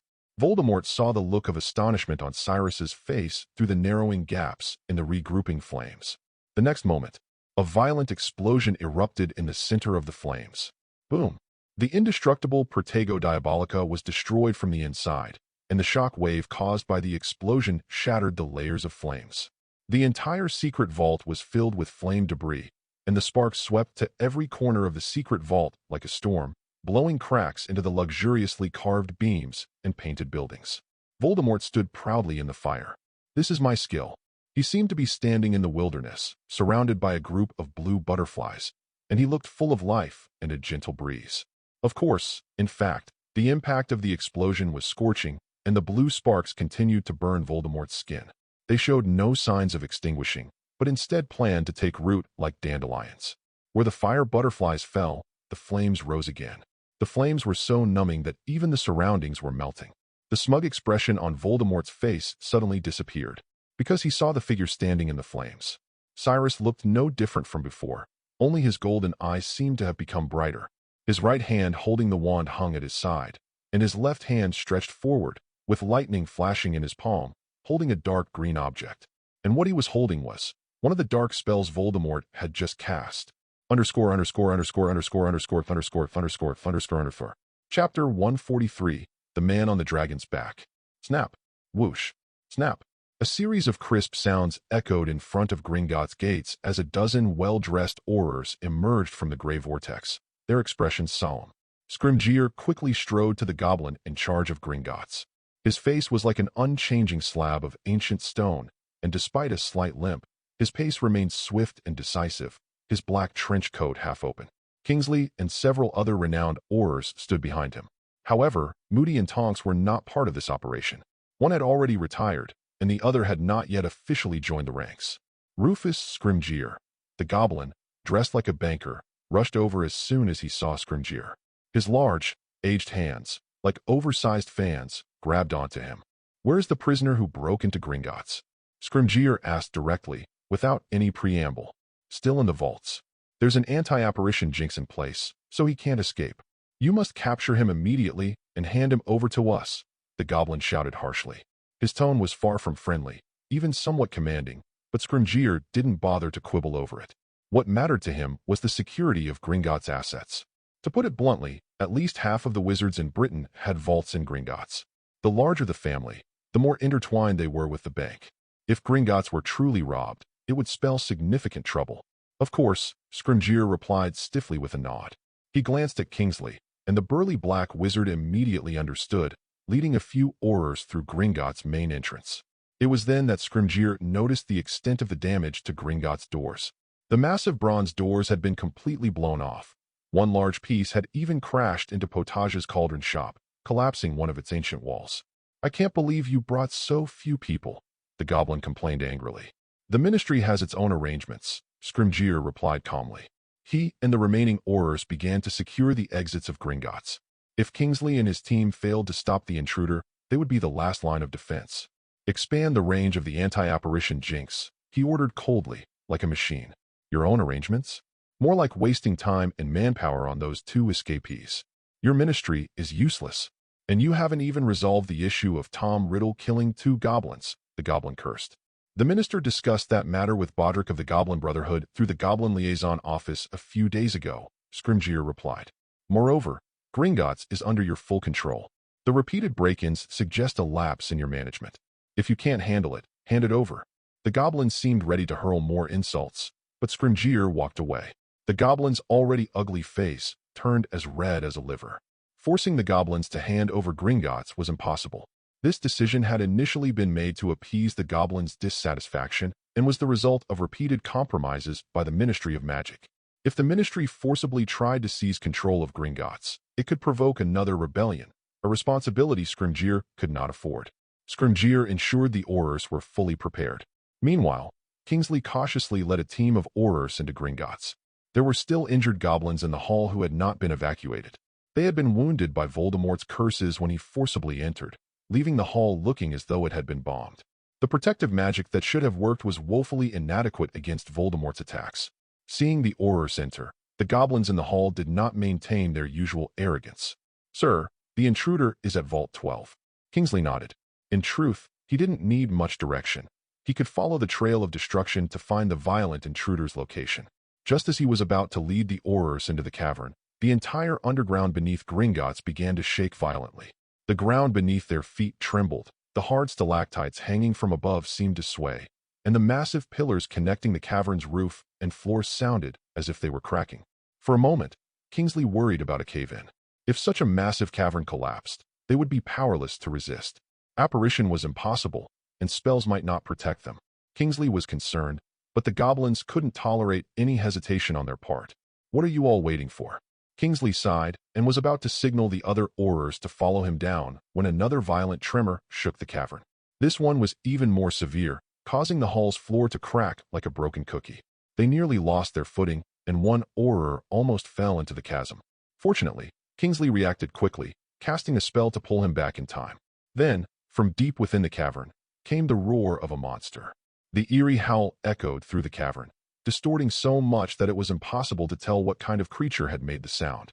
"It's the fire dragon!" An injured goblin clenched his fists, his face barely able to contain his excitement. "That intruder must have been burned to ashes. You Aurors are useless now. Leave immediately. We won't give you a single canute." The goblin's words irritated the Aurors, but they didn't react, instead focusing their gaze on the depths of the cavern. There, red and blue-white flames alternated. The fire surged like a breached dam, gushing out from the deepest part of the cavern. Suddenly, a large shadow burst through the flames, charging upwards. Kingsley saw it clearly. It was the fire dragon. The fact that Gringotts kept a fire dragon in its depths was known to the Ministry of Magic, and it was legal. No, rather than saying it was legal, it was more accurate to say that when the goblins started raising that fire dragon, there were no laws in Britain prohibiting private ownership of fire dragons. However, Kingsley hadn't expected that the fire dragon seemed to have broken free and was now out of control. Contrary to the goblins' confidence in their dragon, he felt the dragon appeared frightened and panicked. The flames weren't coming from its throat. It looked like it was fleeing for its life. It seemed as though something terrifying within the flames was chasing it, but Kingsley didn't have time to think too much. All he knew was that, regardless of how vulnerable the fire dragon appeared, it was still a fire dragon. A single move from it could result in massive casualties. "Stop it!" Kingsley shouted. He raised his wand, planning to cast a conjunctivitis curse on the dragon as it charged up. Fire dragons had high magical resistance, and even though this one seemed quite old, Kingsley still doubted whether his spell could penetrate its skin. Ah! At that moment, the Auror who had almost fallen earlier suddenly cried out in surprise. "What is it?" "On the dragon's back. There's someone on the dragon's back." Kingsley squinted and indeed saw a shadowy figure standing on the dragon's back. _________. Chapter 144. Tom Riddle again? There really was someone on the dragon's back. Kingsley's first thought was that it might be a goblin dragon tamer, but he quickly noticed that the figure's proportions were not at all goblin-like. Goblins were built like small, stocky stone pillars, with arms nearly as long as their bodies and hands that almost touched the ground. However, the shadowy figure before him had a well-proportioned build, one that could easily serve as a model in a robe shop's display case. Kingsley tried to see the person's face, but he soon noticed that the man on the dragon's back seemed to be dodging someone's attacks. Terrifying dark curses pierced through the flames, shooting towards the dragon like burning missiles trailing thick smoke. The aging dragon struggled to evade, but fortunately, the man on its back cast protective spells. Each time a curse was about to hit the dragon, it exploded mid-air. The curses that missed exploded all around, causing the cave to tremble continuously. Large chunks of rock shattered and flew, the fragments piercing through the steel tracks like shrapnel from a shotgun. Now Kingsley understood the cause of the previous tremors. But this realization only added to his astonishment. One person's spells were causing such powerful shockwaves that the entire Gringotts was shaking. If he didn't know that Dumbledore was currently at Hogwarts and the Dark Lord was missing, he might have thought that the two most powerful wizards were battling in the cave. Cyrus rode the dragon, feeling the damp wind of the cave rush against his face. Just a few minutes earlier, they were still battling in the secret vault. Voldemort had cast many spells, but none could penetrate Cyrus's defenses, while Cyrus's attacks had little effect on Voldemort. Cyrus had underestimated Voldemort's abilities, but similarly, Voldemort had underestimated him. Neither of them could gain the upper hand over the other. Then, the vault's defense mechanisms activated. Massive stone statues rose from the floor, which was like a surface of water, launching indiscriminate attacks on both Cyrus and Voldemort. Of course, the statues posed no real threat to them. Almost simultaneously, they each cast a spell that shattered the statues to pieces. However, the appearance of the statues caused the vault to begin collapsing. At the same time, the dragon went berserk. It breathed fire and roared. Seeing this, Cyrus didn't hesitate. He used a spell to blast the ground beneath Voldemort's feet, then quickly cast a countercharm to a flight spell, forcing Voldemort to remain in the vault. Amid the chaos, Cyrus mounted the dragon and flew out. After escaping the vault, he didn't forget to blow up the vault door, causing the collapsing structure to completely bury Voldemort. Cyrus didn't believe it would be that easy to deal with Voldemort, though. In fact, it only took Voldemort a few seconds to break the countercharm to the flight spell. After all, it was a spell he had invented himself, so breaking it was naturally simple for him. As for the debris blocking his way, it took just one spell to clear. He blasted open the passage with fire. The fiery blaze was a manifestation of Voldemort's seething anger, concentrated within his chest. At this moment, he had lost most of his physical form, enveloped by a black mist like toxic smoke within the flames. He burst through the fire, relentlessly pursuing Cyrus and the dragon, his wand firing off attack after attack. In the pitch-black cavern, the spells flickered like a series of distress signals. "Fight back, Cyrus. Is this all you've got?" he screamed shrilly, his voice echoing through the cave. "Show me your ancient magic." Voldemort continued his taunts, his emotions in turmoil. On one hand, he was irritated and frustrated at how long it was taking to defeat Cyrus. It was clear that the time he had spent far exceeded his expectations. On the other hand, he was exhilarated by Cyrus's current strength. He had already deduced that the lightning Cyrus had unleashed earlier was most likely ancient magic. He had to admit, it was indeed formidable. It could even wrap around the body and intercept his dark magic attacks. He was intensely jealous, longing to possess the same power. His voice reached the ears of Kingsley and the other Aurors. Listening to the shout, the look on the wizard's face darkened even further. Tom Riddle again. Lately, it seemed like every troublesome event had been stirred up by this Tom Riddle. Of course, he called himself Cyrus now, but no matter the name, his presence was felt everywhere. The Chamber of Secrets attack, the Azkaban breakout, the Scottish Highlands incident, and now Gringotts. Unlike him, Sirius Black, another fugitive, had been much quieter. Moreover, Kingsley had heard rumors that Black's case might be reconsidered. Kingsley didn't have time to dwell on these thoughts because the goblins once again shamelessly shifted the blame onto them. It's Tom Riddle, that vicious fugitive. He killed our kin, and now he's broken into our vaults. Why didn't you arrest him sooner? The goblin shouted, eyes bulging and teeth gnashing. He cursed the Aurors of the Ministry of Magic, calling them useless and accusing the wizards of being idle and ineffective. The goblins believed that if they controlled the wizarding world, such events would never occur. They ignored the fact that the ministry had no jurisdiction over Gringotts. At least, Kingsley felt there was one truth in their accusations. If goblins controlled the wizarding world, wizards certainly wouldn't be allowed to possess wands. Naturally, there wouldn't be any wizards breaking into Gringotts. The battle in the cavern raged on. The dragon flew higher and higher, almost reaching the top. Kingsley's heart was in his throat, but suddenly he saw the dark figure behind them casting a terrifying spell. The spell struck the protective shield around the dragon. It should have been blocked, he thought. However, things didn't go as he expected. For some reason, the dragon abruptly folded its wings and plummeted downwards. He watched with his heart pounding, but Cyrus, standing on the dragon's back, remained unfazed. Chapter 145. The Dark Lord Struck by Lightning. The dragon hadn't been hit. Cyrus had deliberately steered the dragon to dive. Since Voldemort had caused him so much trouble, how could he not return the favor with a big gift? He wasn't worried about the danger of grappling with Voldemort. Voldemort had forcibly possessed that dark wizard, and after such an intense battle, that wizard's body wouldn't hold up for long. In a prolonged fight, the final victor would be Cyrus. He slightly turned his head. A bright black slash of wind passed by his ear, blowing his hair and illuminating his eyes. Even though it missed, the slash made the tips of Cyrus's ears throb with pain. The spell was very similar to the severing charm, Sectum Sempra, but it appeared to be an enhanced version. Voldemort had reduced the number of blades, greatly increasing their power. One strike left a deep gash on the cave's ceiling. Cyrus stepped on the dragon's spine, conjuring ropes from his wand to secure himself to the dragon. He held the rope with one hand and a spear of lightning in the other. The dragon dove towards Voldemort, like a train car hurtling down a track. Cyrus, wielding lightning, looked like a thunder god. Crack! The thunderous roar echoed through every corner of the cave. As the lightning was cast, it became the sole source of light in the cave. In that darkness, it was as if a bolt of lightning had fallen. Kingsley felt as though the thunder had exploded right beside his ear, like sharp claws piercing into his pounding heart, tearing the flesh from his chest. His eardrums throbbed with pain, and it took a while for his eyes to readjust to the darkness. When he looked down again, the flames in the cave had vanished. Without this huge light source, he couldn't see anything at all. The cave was pitch black, as if the dragon, lightning, and fire had never appeared, and the battle had only been a figment of their imagination.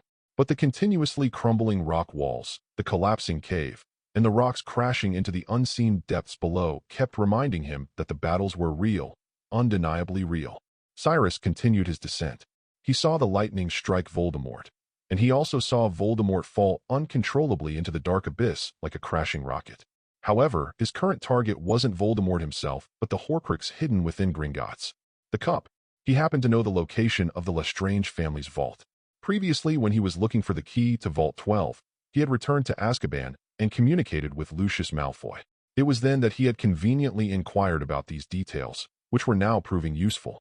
Of course, I don't have the key. But at this moment, he didn't need it. The aging dragon couldn't stop in the air, or maybe its vision had become a bit blurry, as it crashed headlong into the vault door. The impact left it dazed and disoriented. Interestingly, the door looked wooden but was unexpectedly sturdy. Even being hit by a dragon didn't damage it. Cyrus jumped off the dragon's back and drew his wand. Confringo. Boom. The ground trembled, dust exploded outward like a gust of wind, and the door was blown to smithereens, revealing an entrance. Inside, from floor to ceiling, the vault was filled with gold coins, golden goblets, silver armor, various strange animal skins with spines or wings, potions in bottles, and even a skull still wearing a crown. Cyrus had no interest in money, and besides, everything here was enchanted with the Fiendfire curse and the Gimino curse. Anyone who touched them would be burned by Fiendfire. Anyone who caused them to collide would trigger them to multiply. But the duplicated items held no real value. These two curses were quite skillfully cast. Had Cyrus not known about them in advance, he might have fallen into the trap. But now, they were naturally useless. Finite incantedom. He thrust his wand into the ground, and the power of the spell began to spread, covering the gold coins and gems, immediately dispelling the enchantments upon them. He stepped on piles of gold coins, each step producing a crisp metallic clink, the sound of wealth, but only fit to be under his feet. His goal was clear from the start, the golden cup. And that golden cup, he didn't know what Bellatrix was thinking.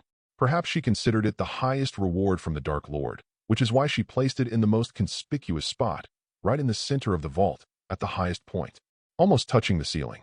It was entirely gold, not particularly luxurious among the 4 relics. The cup was small, with a badger engraved on it, and it had 2 handles on either side. Cyrus weighed it in his hand. The cup felt substantial. He didn't destroy the golden cup immediately. It would be wasteful to do so. After all, it was a relic left by one of the 4 founders. It was said that the cup could produce food out of thin air, a power that Cyrus was very interested in. It's important to know that even in the magical world, there are many immutable rules. One of them is the inability to create food out of nothing. At most, food could be summoned or duplicated. These rules, like the laws of physics, sustain the magical world. But the golden cup broke one of these rules.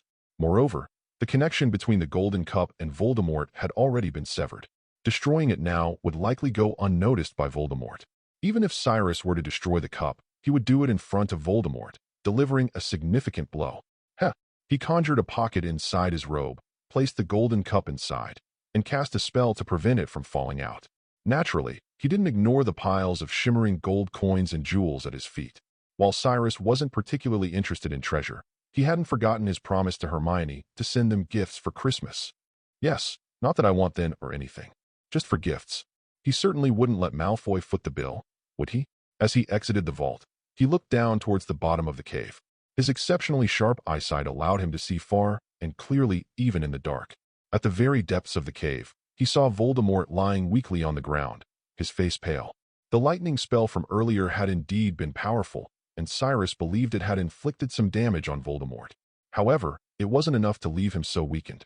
The only explanation was that the body Voldemort had possessed was on the verge of collapse. Borrowed power was never truly one's own. Cyrus smirked coldly and sent another spell shooting from his wand. The spell resembled a crimson meteor falling from the heavens. But even in his weakened state, Voldemort wouldn't be so easily defeated. He gave up the wizard's body without hesitation, turned into a dark mist, and separated from the opponent's body, and then once again condensed into a terrifying appearance in front of Cyrus' eyes. Cyrus, don't think you won. A snake-like face appeared in the shadow and steam, and the recognizable scarlet eyes were full of hatred. Oh, so who won? Certainly not you, right? Cyrus sneered. He did not stop the movement of his hands.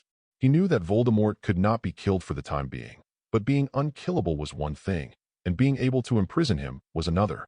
He waved his wand, and the rubble in the cave gathered together as if alive, completely surrounding Voldemort, who had turned into a ball of black smoke, and then locked him tightly like a quake. But even so, the thick fog still spread along the cracks in the rock. Cyrus noticed this and immediately turned the rock into an airtight glass bottle. The black smoke in the bottle was like a flowing sea current, looking for an outlet everywhere, but it could only swirl around inside powerlessly. Cyrus raised his eyebrows, stretched out his hand to hold the glass bottle, and brought it in front of his eyes. Now let's see. His golden eyes were reflected on the glass. The ball of black fog in the bottle twisted its body and finally aimed the part that could be called a face at Cyrus. Cyrus couldn't even see his facial features, but he could clearly feel his anger at the moment. Do you like your new home, Voldemort? Cyrus asked softly. Chapter 146. A World Inside the Suitcase. Do you like your new home, Voldemort? Cyrus asked softly. Do you think you trapped me? The black fog made a sharp sound, and before Cyrus could answer, the thing penetrated the glass and floated out like some invisible thing. Just wait, Cyrus, I'll be back. Soon. You will be back? Do you think you are Arnold from Terminator or something? Voldemort still escaped. Although his current state looks like black fog, it is actually more like a soul, which cannot be blocked by physical means alone. Cyrus patted the fire dragon's back. Are you going to follow me, or stay? Although there is already a fire dragon with him, the more magical animals there are, the better. Especially in the case of fire dragons, which are full of treasures. Not to mention that the fire dragon in front of him is just old. Even if it is dead, it is priceless. When the fire dragon heard Cyrus's question, it immediately wailed and took the initiative to open its blood-stained flesh wings. They were scarred, and the wing membranes were even damaged. But it still longed to fly. Don't expect too much, it's just a change of cage, Cyrus reminded. But where is not a cage? The fire dragon lowered its head covered with bone spurs and lowered its body to let Cyrus climb up. Cyrus once again rode on the dragon's back. The scales on its back were as hard and cold as steel.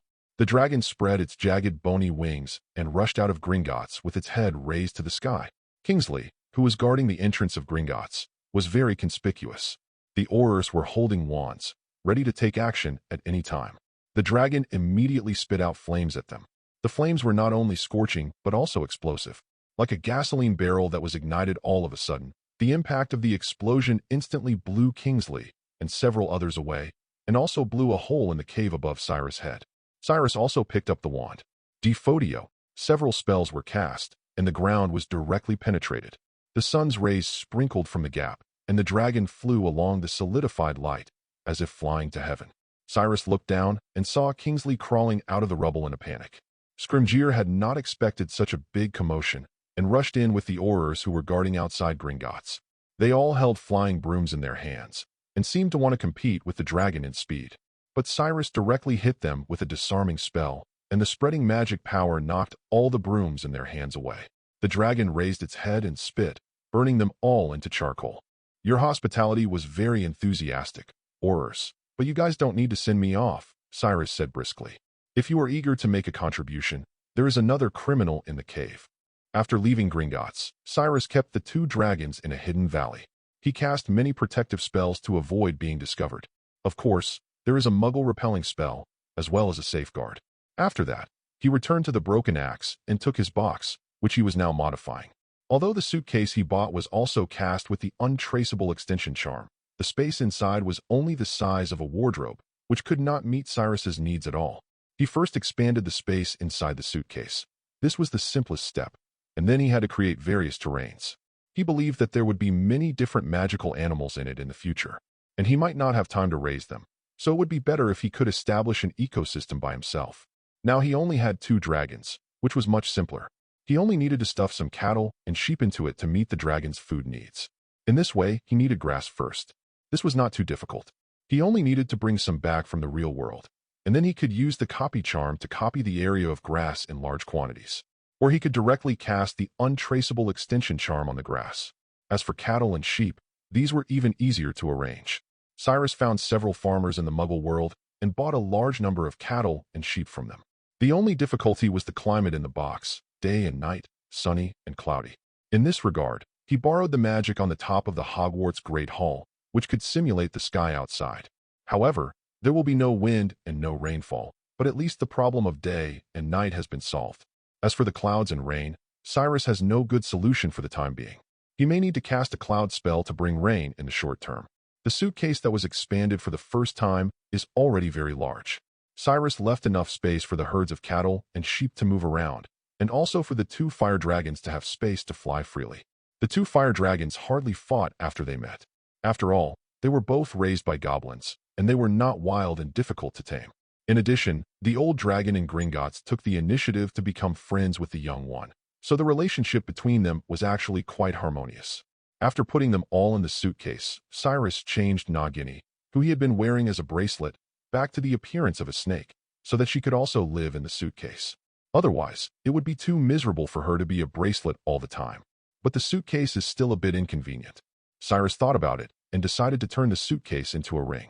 He put all his belongings in it, including 2 magical animals and a snake, 2 Horcruxes, a resurrection stone. The resurrection stone is not a Horcrux. The Gaunt family ring is a Horcrux and a time turner. He did not plan to destroy the Horcrux for the time being. This kind of thing can always come in handy in the future. If it doesn't work, it would be great to use it to make a deal with Dumbledore. What bothered Cyrus next was how to get back to Hogwarts.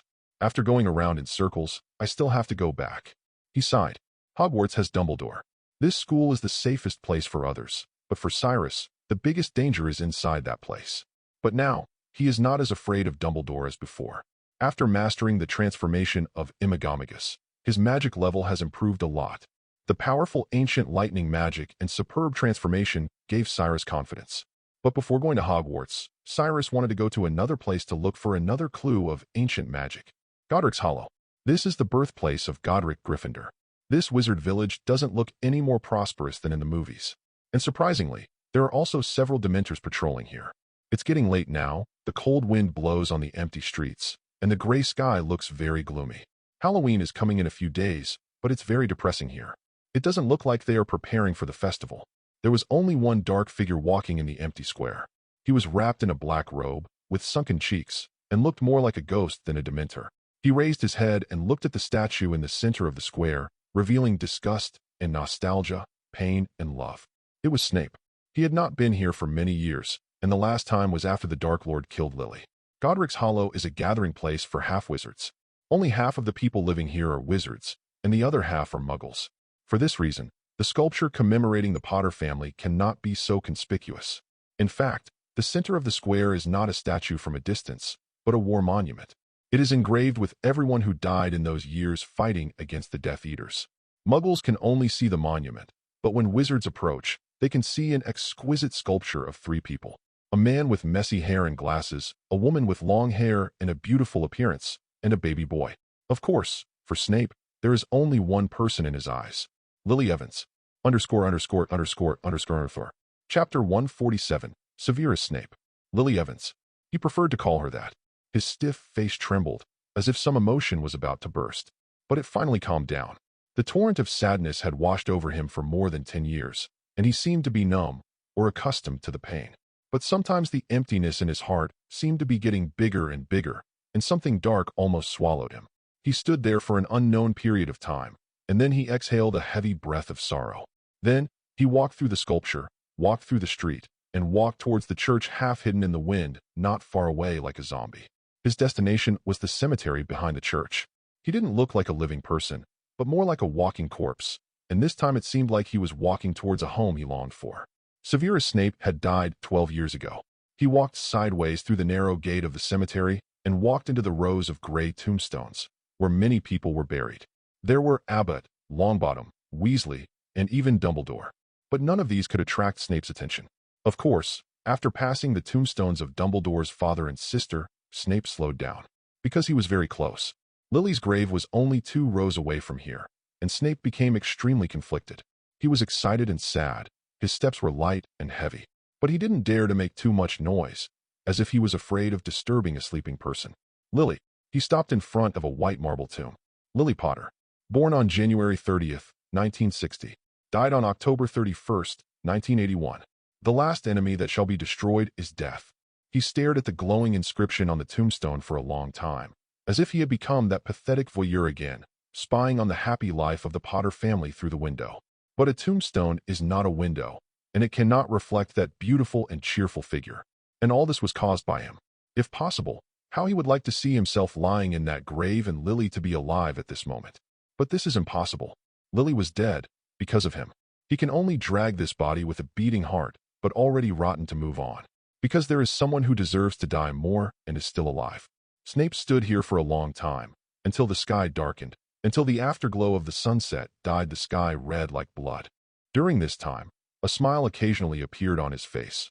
Although reality had already made him ravaged beyond recognition, Snape still felt joy when he recalled that brief time. Then he seemed to have walked out of time and was surrounded by pain again. The black robe moved, and a thin hand stretched out from it, holding a white lily in the hand. It was the only white thing on his body, and it was also the cleanest thing about him.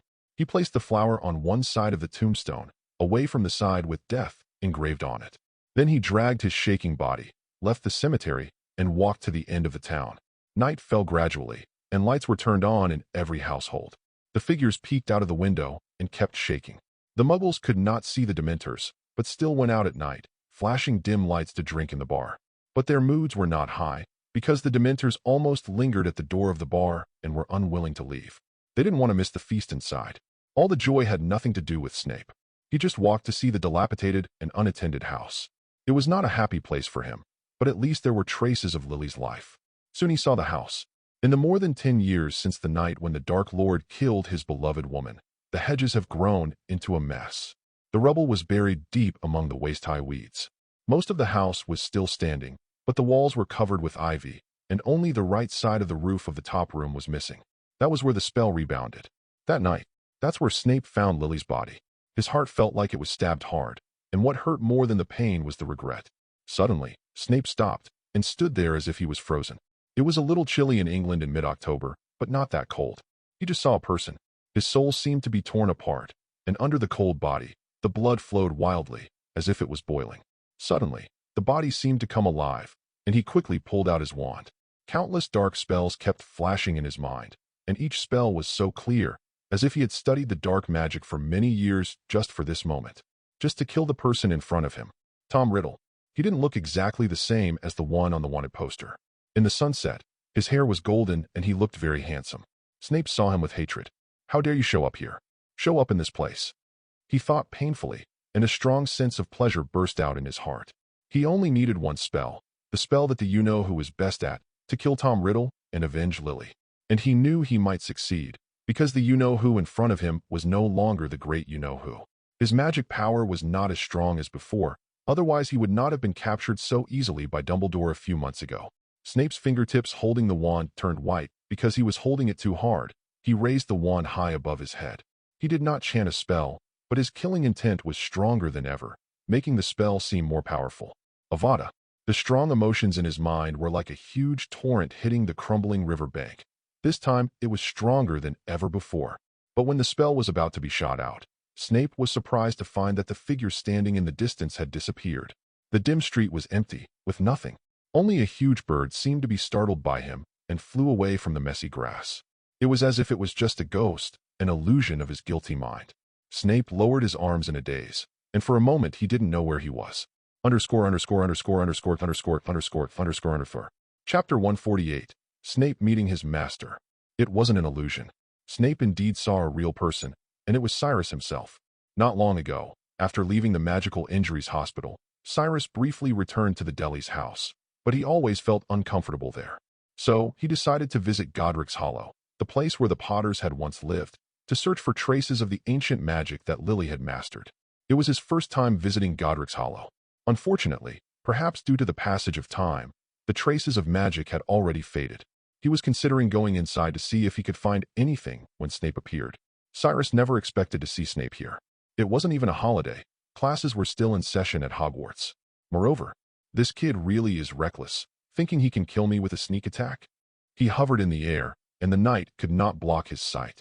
He considered whether to show himself. He wasn't afraid of Snape, and now that Dumbledore seemed to have guessed his identity, there was no need to be overly cautious. So, he flew a circle in the air and landed behind Snape. This pitiful man seemed still immersed in the agony of his unfulfilled revenge, as if his bones had been removed. He had been gripping his wand so tightly just now, but now his fingers seemed too weak to bear its weight, allowing it to slip. Cyrus flicked his hand upward, summoning Snape's wand before it could hit the ground. Severus, you should always hold your wand tightly, or you might miss the opportunity for revenge, Cyrus said with a light laugh, offering Snape's wand to him from behind. Snape felt as if he had plunged into an icy abyss. He stared at the wand held between those slender fingers, but dared not move.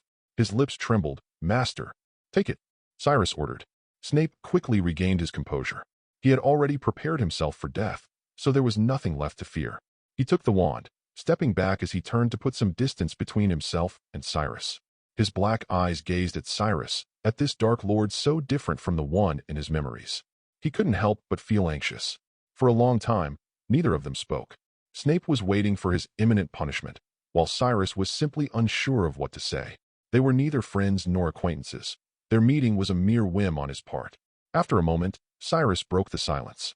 Come inside, Severus, come in and sit down. He spoke as if he were returning to his own home, leading a bewildered Snape into the old Potter house. Cyrus walked ahead, turning his back to Snape. Snape looked at Cyrus's back, instinctively tightening his grip on his wand before relaxing again. He realized he had missed his chance, or rather, he never had a chance to begin with. His blood grew cold once more, and he followed Cyrus into the house without a word. Cyrus grabbed the heavily rusted iron gate at the front of the yard. As he did, a wooden sign rose before him, emerging from the tangled nettles and wild grass like some strange, fast-growing flower. The sign read, On October 31st, 1981, Lily and James Potter were killed here. Their son, Harry, is the only wizard to survive the killing curse. This house, invisible to muggles, has been preserved as a memorial to the Potters and as a reminder of the violence that tore their family apart. Additionally, numerous wizards who came to pay their respects to the boy who lived had left their own messages on the sign. Cyrus shook his head. I never realized they died on Halloween. Snape felt another sharp pain, but at this point, he had so many wounds that he showed no sign of suffering. Instead, he let out a contemptuous laugh. You never noticed? He seemed to have heard the most ridiculous joke in the world. And in saying this, Snape was prepared for death. He was mocking the day the Dark Lord died. More than that, he was mocking his own past foolishness and powerlessness. Of course, he had no intention of surrendering. Even if it was futile, he wanted to make the Dark Lord understand that his once trusted subordinate had long since betrayed him, not because of a woman, but because of love. But Snape didn't receive the punishment he expected. Cyrus merely glanced at him lightly, having already noticed Snape's subtle movements. But he didn't care at all. Put down your wand, Severus. You can't kill me, and there's no need to stain your soul over this. Not to mention, when facing an enemy you cannot defeat, if you truly want revenge, you should be rational and calm. Even if it means enduring humiliation and burden, Cyrus said, pushing open the iron gate and entering the house. It's braver to live than to die. The house was old and dilapidated, filled with the strong odors of old mold, dust, and rotting wood. Please clean up the house, Severus, Cyrus said casually. Snape didn't know what he was thinking, but he picked up the wand like a machine and waved it. Scourgify. A whirlwind immediately swept through the house, clearing away all the dust. Cyrus was very satisfied and thought Snape could use a similar spell on himself to clean up a bit. But he didn't say it aloud. The atmosphere wasn't quite right. He conjured a few chairs and a table. The original furniture was so decayed it was nearly unusable, and then invited Snape to sit down. Please, have a seat. How about a drink? Tea, coffee? Cyrus asked, as if he were the host of the house. Snape couldn't fathom what Cyrus was planning, but he had no choice but to comply. He sat down obediently, showing not a hint of displeasure, appearing more docile and composed than ever before in his life. Tea will do. Cyrus promptly summoned 2 cups of clear tea with a summoning charm. How is Harry doing recently? Cyrus took a sip of tea and asked a question that caught Snape off guard. He was stunned for a long time, with a confused expression on his face. You mean Harry Potter? Snape found today's events utterly absurd. The Dark Lord, whose name couldn't even be mentioned, had casually invited him into the home of the woman he loved most. Then, like the home's rightful owner, like a concerned guardian, he inquired about the boy's well-being. What did he think today was? Hogwarts home visit day? Cyrus was unaware of Snape's thoughts. He felt a bit sad, seemingly pitying Harry. I mean, Harry probably doesn't know, does he? That his parents died on the night before Halloween. Absurd. It could even be called ludicrous. An indescribable fury rose within Snape. Had he forgotten who took that boy's family away? Did he forget who cast the killing curse on the woman who begged him so hard? The flames seemed to light up the entire night, as if it was going to set the house on fire. Yet ultimately, it gradually extinguished in his long-dormant heart, turning into smoldering ashes. Perhaps it would reignite someday, but for now, only residual warmth remained. He knows nothing, Master. Snape sat up straight, his entire body moving, only his face, if that. It could be said only his mouth moved. His voice sounded weary, like someone wearing clothes soaked in water. Underscore. Chapter 149, Always. He knows nothing, cares about nothing, except whether he can go to Hogsmeade on the day before Halloween. Of course, he's not allowed, Snape said, half mocking and half reminding. It was as if he was deliberately informing his master that Harry wouldn't be leaving the safety of the castle, subtly reminding him not to target Harry. Perhaps no one was willing to tell him, Cyrus said in Harry's defense. I don't understand your meaning, Master. Snape slowly expressed his confusion. You think I should hate him more, don't you, Severus? Cyrus chuckled.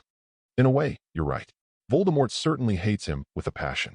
But I also believe that Dumbledore has surely told you that I am different from Voldemort, hasn't he? Snape was silent for a moment before he answered. Yes, he did. He still spoke as cautiously as he did 10 years ago, thinking through every word before speaking. I'm glad he noticed that, because we have a common enemy. Cyrus slowly sipped his tea. This was the kind of moment that called for some dessert, so he summoned a few pieces of cake. Please, Severus, help yourself. One piece was placed in front of Snape, but he didn't touch it. I don't understand. Voldemort. Cyrus repeated that fearsome name once more. But Master, you yourself are.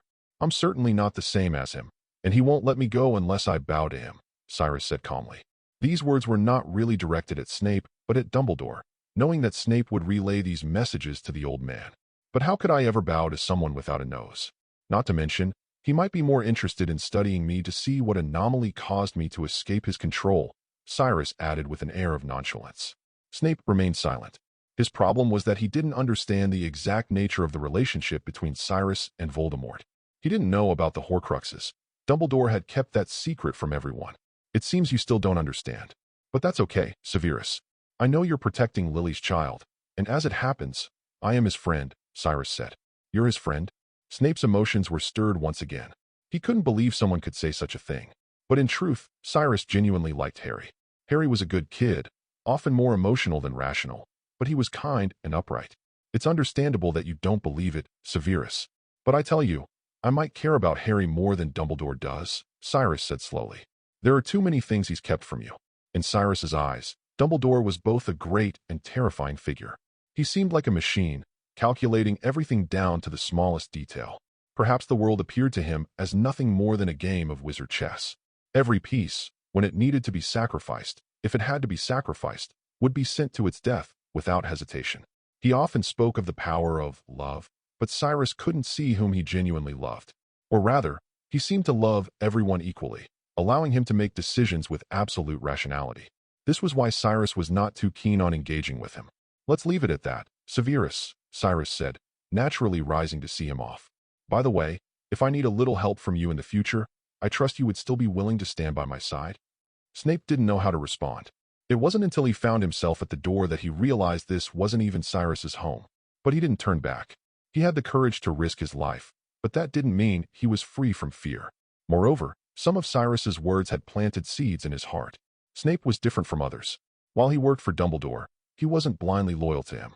Lupin and the others trusted Dumbledore more than they trusted themselves. But Snape was driven by hatred.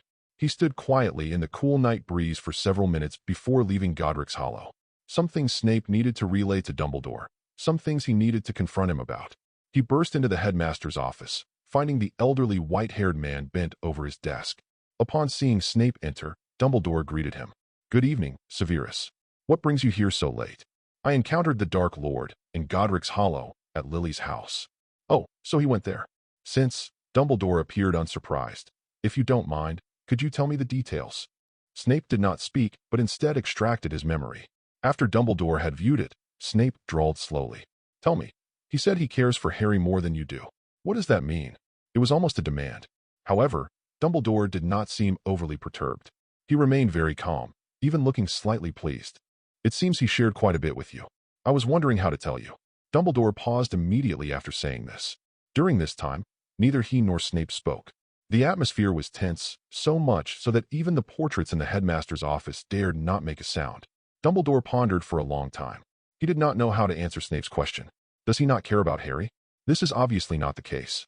He also hopes that Harry can grow up healthy and happy, and hopes that Harry can know what love, friendship, and family are. But all this is limited. In other words, all this is based on the premise that Harry is destined to sacrifice. Even Harry's current happiness is buried for Harry to voluntarily sacrifice. Only if he cherishes something will he be willing to fight with his life. From this point of view, Dumbledore can be said to be almost cold-blooded. Harry and Snape are like his tools, the blades that kill Voldemort, and even he himself is just a force that pushes the blade into Voldemort's body. But in his opinion, all this should be worth it, because this sacrifice is for the greater good. You can't tell. Snape suddenly felt very ironic. The Dark Lord said to him in front of him that he cared more about Lily's child than Dumbledore, and Dumbledore couldn't find words to refute. He felt like he was betrayed by something in his heart. "I just don't know if it's appropriate to tell you some things now," Dumbledore said hesitantly. "You don't trust me? This is not a question of trust or not. Some things must be done by Harry himself. I don't want to put all the secrets in one basket. You told me that the Dark Lord will come back one day, and you asked me to protect Lily's child because he has a pair of Lily's eyes." His soulless and empty pupils stared directly into Dumbledore's blue eyes. Dumbledore actually wanted to escape from his sight for a moment. "You told me that if I really loved Lily Evans, my path ahead was clear. But now, tell me, Dumbledore, if you don't care about him, why did you ask me to protect him?" "What? Are you going to tell me you've taken a liking to the boy now?" Dumbledore could only counterattack. "Like him? Snape let out a ridiculous sneer. He could never like James Potter's son, especially since he looks so much like James Potter. Except for his eyes. He drew out his wand, swinging his arm grandly in the air, and a silvery light gushed from the tip of his wand, slowly taking shape in the narrow space of the headmaster's office. Expecto Patronum. In the surging of silvery light, a silvery dose slowly took shape. Dumbledore stared blankly at Snape's Patronus, watching it land on the floor and leap towards the window, disappearing into the darkness. Then he turned to Snape. The poor man's eyes were already full of tears. Still the same after all this time? Always the same. Underscore. Chapter 150. Hermione. Cyrus, I hate you. Good evening, Mr. Cyrus. Hermione pulled up the curtains and hid in the small private space. She dipped the quill pen in ink and wrote a line in the diary. I'm Hermione. Harry told me about your letter to him. Then, she stared at the diary with big eyes, waiting for Cyrus to respond to her. Cyrus was still looking for the manuscript that Lily Potter might have left in Godric's Hollow. Suddenly, such a line of words fell into his mind, and he immediately cheered up. During the summer vacation, he wrote a letter to Harry, telling him that the diary could actually be used to contact him, and asked Harry to tell him through the diary if he heard some prophecies about him. Now there was a response from Hermione. Could it be that there was progress in the prophecy? He calmed down and responded. Good evening, Hermione. Where's Harry? Where's Harry? Hermione was so angry that she widened her eyes and wanted to tear up the diary on the spot. I finally borrowed the diary from Ginny, and the first thing you asked was, where's Harry? What's wrong? You won't reply without Harry? She wanted to rush to the Gryffindor male dormitory, open Harry's curtains, twist his head off, and then tell Cyrus, Harry is dead, and you are the reason. Oh, it's better to call Ginny along, and then the two of them will bury Harry in Hagrid's pumpkin patch together. She was so angry that she didn't respond for 5 minutes. There's no Harry, only me. Why? You are only going to talk to Harry. Cyrus on the other side realized something was wrong when he saw this line of text. Such a heavy grudge. In Cyrus' mind, a fluffy, angry brown kitten with a puffed mouth appeared. He even suspected that the pen of the little witch on the opposite side was about to pierce the diary. Cyrus felt a chill on his back. The resentment of Hermione seemed to be very big, and she seemed to be going to ask for an explanation. Of course, Cyrus knew that he was not very kind. After leaving Azkaban, he had not contacted anyone except Harry. In fact, during this period of time, Ginny wrote a lot of things in her diary. Although she didn't know that Cyrus could see the contents of the diary, she still showed her heart to Cyrus without reservation. But Cyrus had read all of them and didn't reply. He didn't have so much time to play house with the little girl. But now, Cyrus needed to use his intelligence and try to smooth the kitten's standing hair. Because I trust you, Hermione. You are different from Harry, you are very smart. You were the only one who guessed my plan before, weren't you? I believed you would be fine and didn't need my guidance.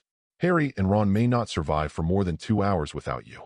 Hermione, who was lying on the bed with her but sticking up, looked at these words and immediately wagged her tail proudly. This Mr. Cyrus, he still has some vision. But Hermione's face changed again. If you think I will forgive you, you are wrong. The words in the diary continued. I believe you can handle all the problems, Hermione. But Harry is different. You can see that he is in trouble almost every semester. I thought he had encountered something again this time. Cyrus praised Hermione first and then excused himself. But the effect of this trick did not seem to be so good. After a moment, he saw Hermione's short reply. Really? Then what does this have to do with you only writing to Harry and giving him a birthday present? You didn't write to me on my birthday. This sentence was like a vent for the riverbank, full of resentment. In an instant, all kinds of complaints rushed out. You didn't write to me. You didn't write to Ginny either. If it weren't for Harry, I wouldn't even know that I could contact you this way. Do you know how worried we were during this period? Ginny tried to plead with Dumbledore every day and wrote many letters to the Ministry of Magic. She was not happy until she heard about your escape from Azkaban. But she was still worried because of the pursuit of the Ministry of Magic and those Dementors. As Hermione wrote, she felt wronged and shed tears. Big tears fell on the diary, but did not wet the book. The tears were absorbed by the diary. She hardly mentioned herself, but kept talking about how worried Ginny was. But in fact, she was as scared as Ginny in her heart. Especially after seeing those Dementors with her own eyes. Those monsters were really terrible. Cyrus' mind was filled with the salty feeling of tears. He was a little overwhelmed, but he felt very warm in his heart. At Hogwarts, he had a group of friends who cared about him, even though he had tried to deceive them before. Don't worry, Hermione. I'm fine now. Dementors are just a few broken toys to me. No one can do anything to me except Dumbledore. And Dumbledore and I have a tacit understanding now.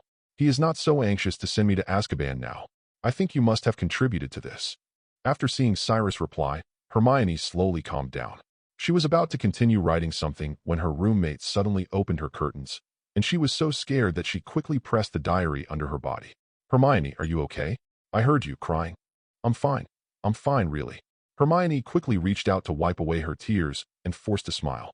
After venting her emotions, she was not so sad now, but it was still a bit difficult for her to change her expression immediately. "Don't be like this, Hermione. We all know that Ron is a bit of a jerk," her roommate said. They thought Hermione was sad because of Ron. During this period, Ron and Hermione quarreled all day because of their pets. "It has nothing to do with Ron, but I'm fine, thank you," Hermione said softly. She sent her roommate away and then continued to look at the diary, which already had a new entry. "How about you? How have you been recently?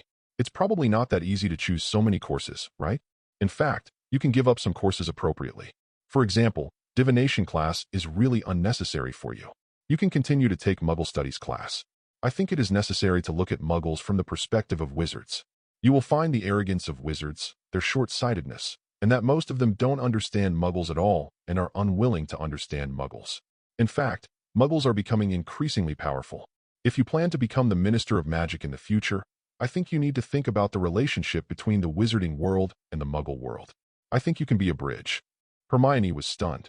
There was too much information in these two paragraphs, and she didn't know how to answer for a while. The main reason was that the words Minister of Magic shocked her too much. It was like the Prime Minister of the Muggle world, and she herself was just a third-year student, distracted by her studies. Did she have the ability to consider such things? ________. If you're enjoying the story so far and want to hear the next parts, don't forget to like the video. It really helps the channel grow. And if you'd like me to continue the series, drop a comment below letting me know. Your feedback and support keep these audiobooks going strong. Thanks for listening, and I'll see you in the next one.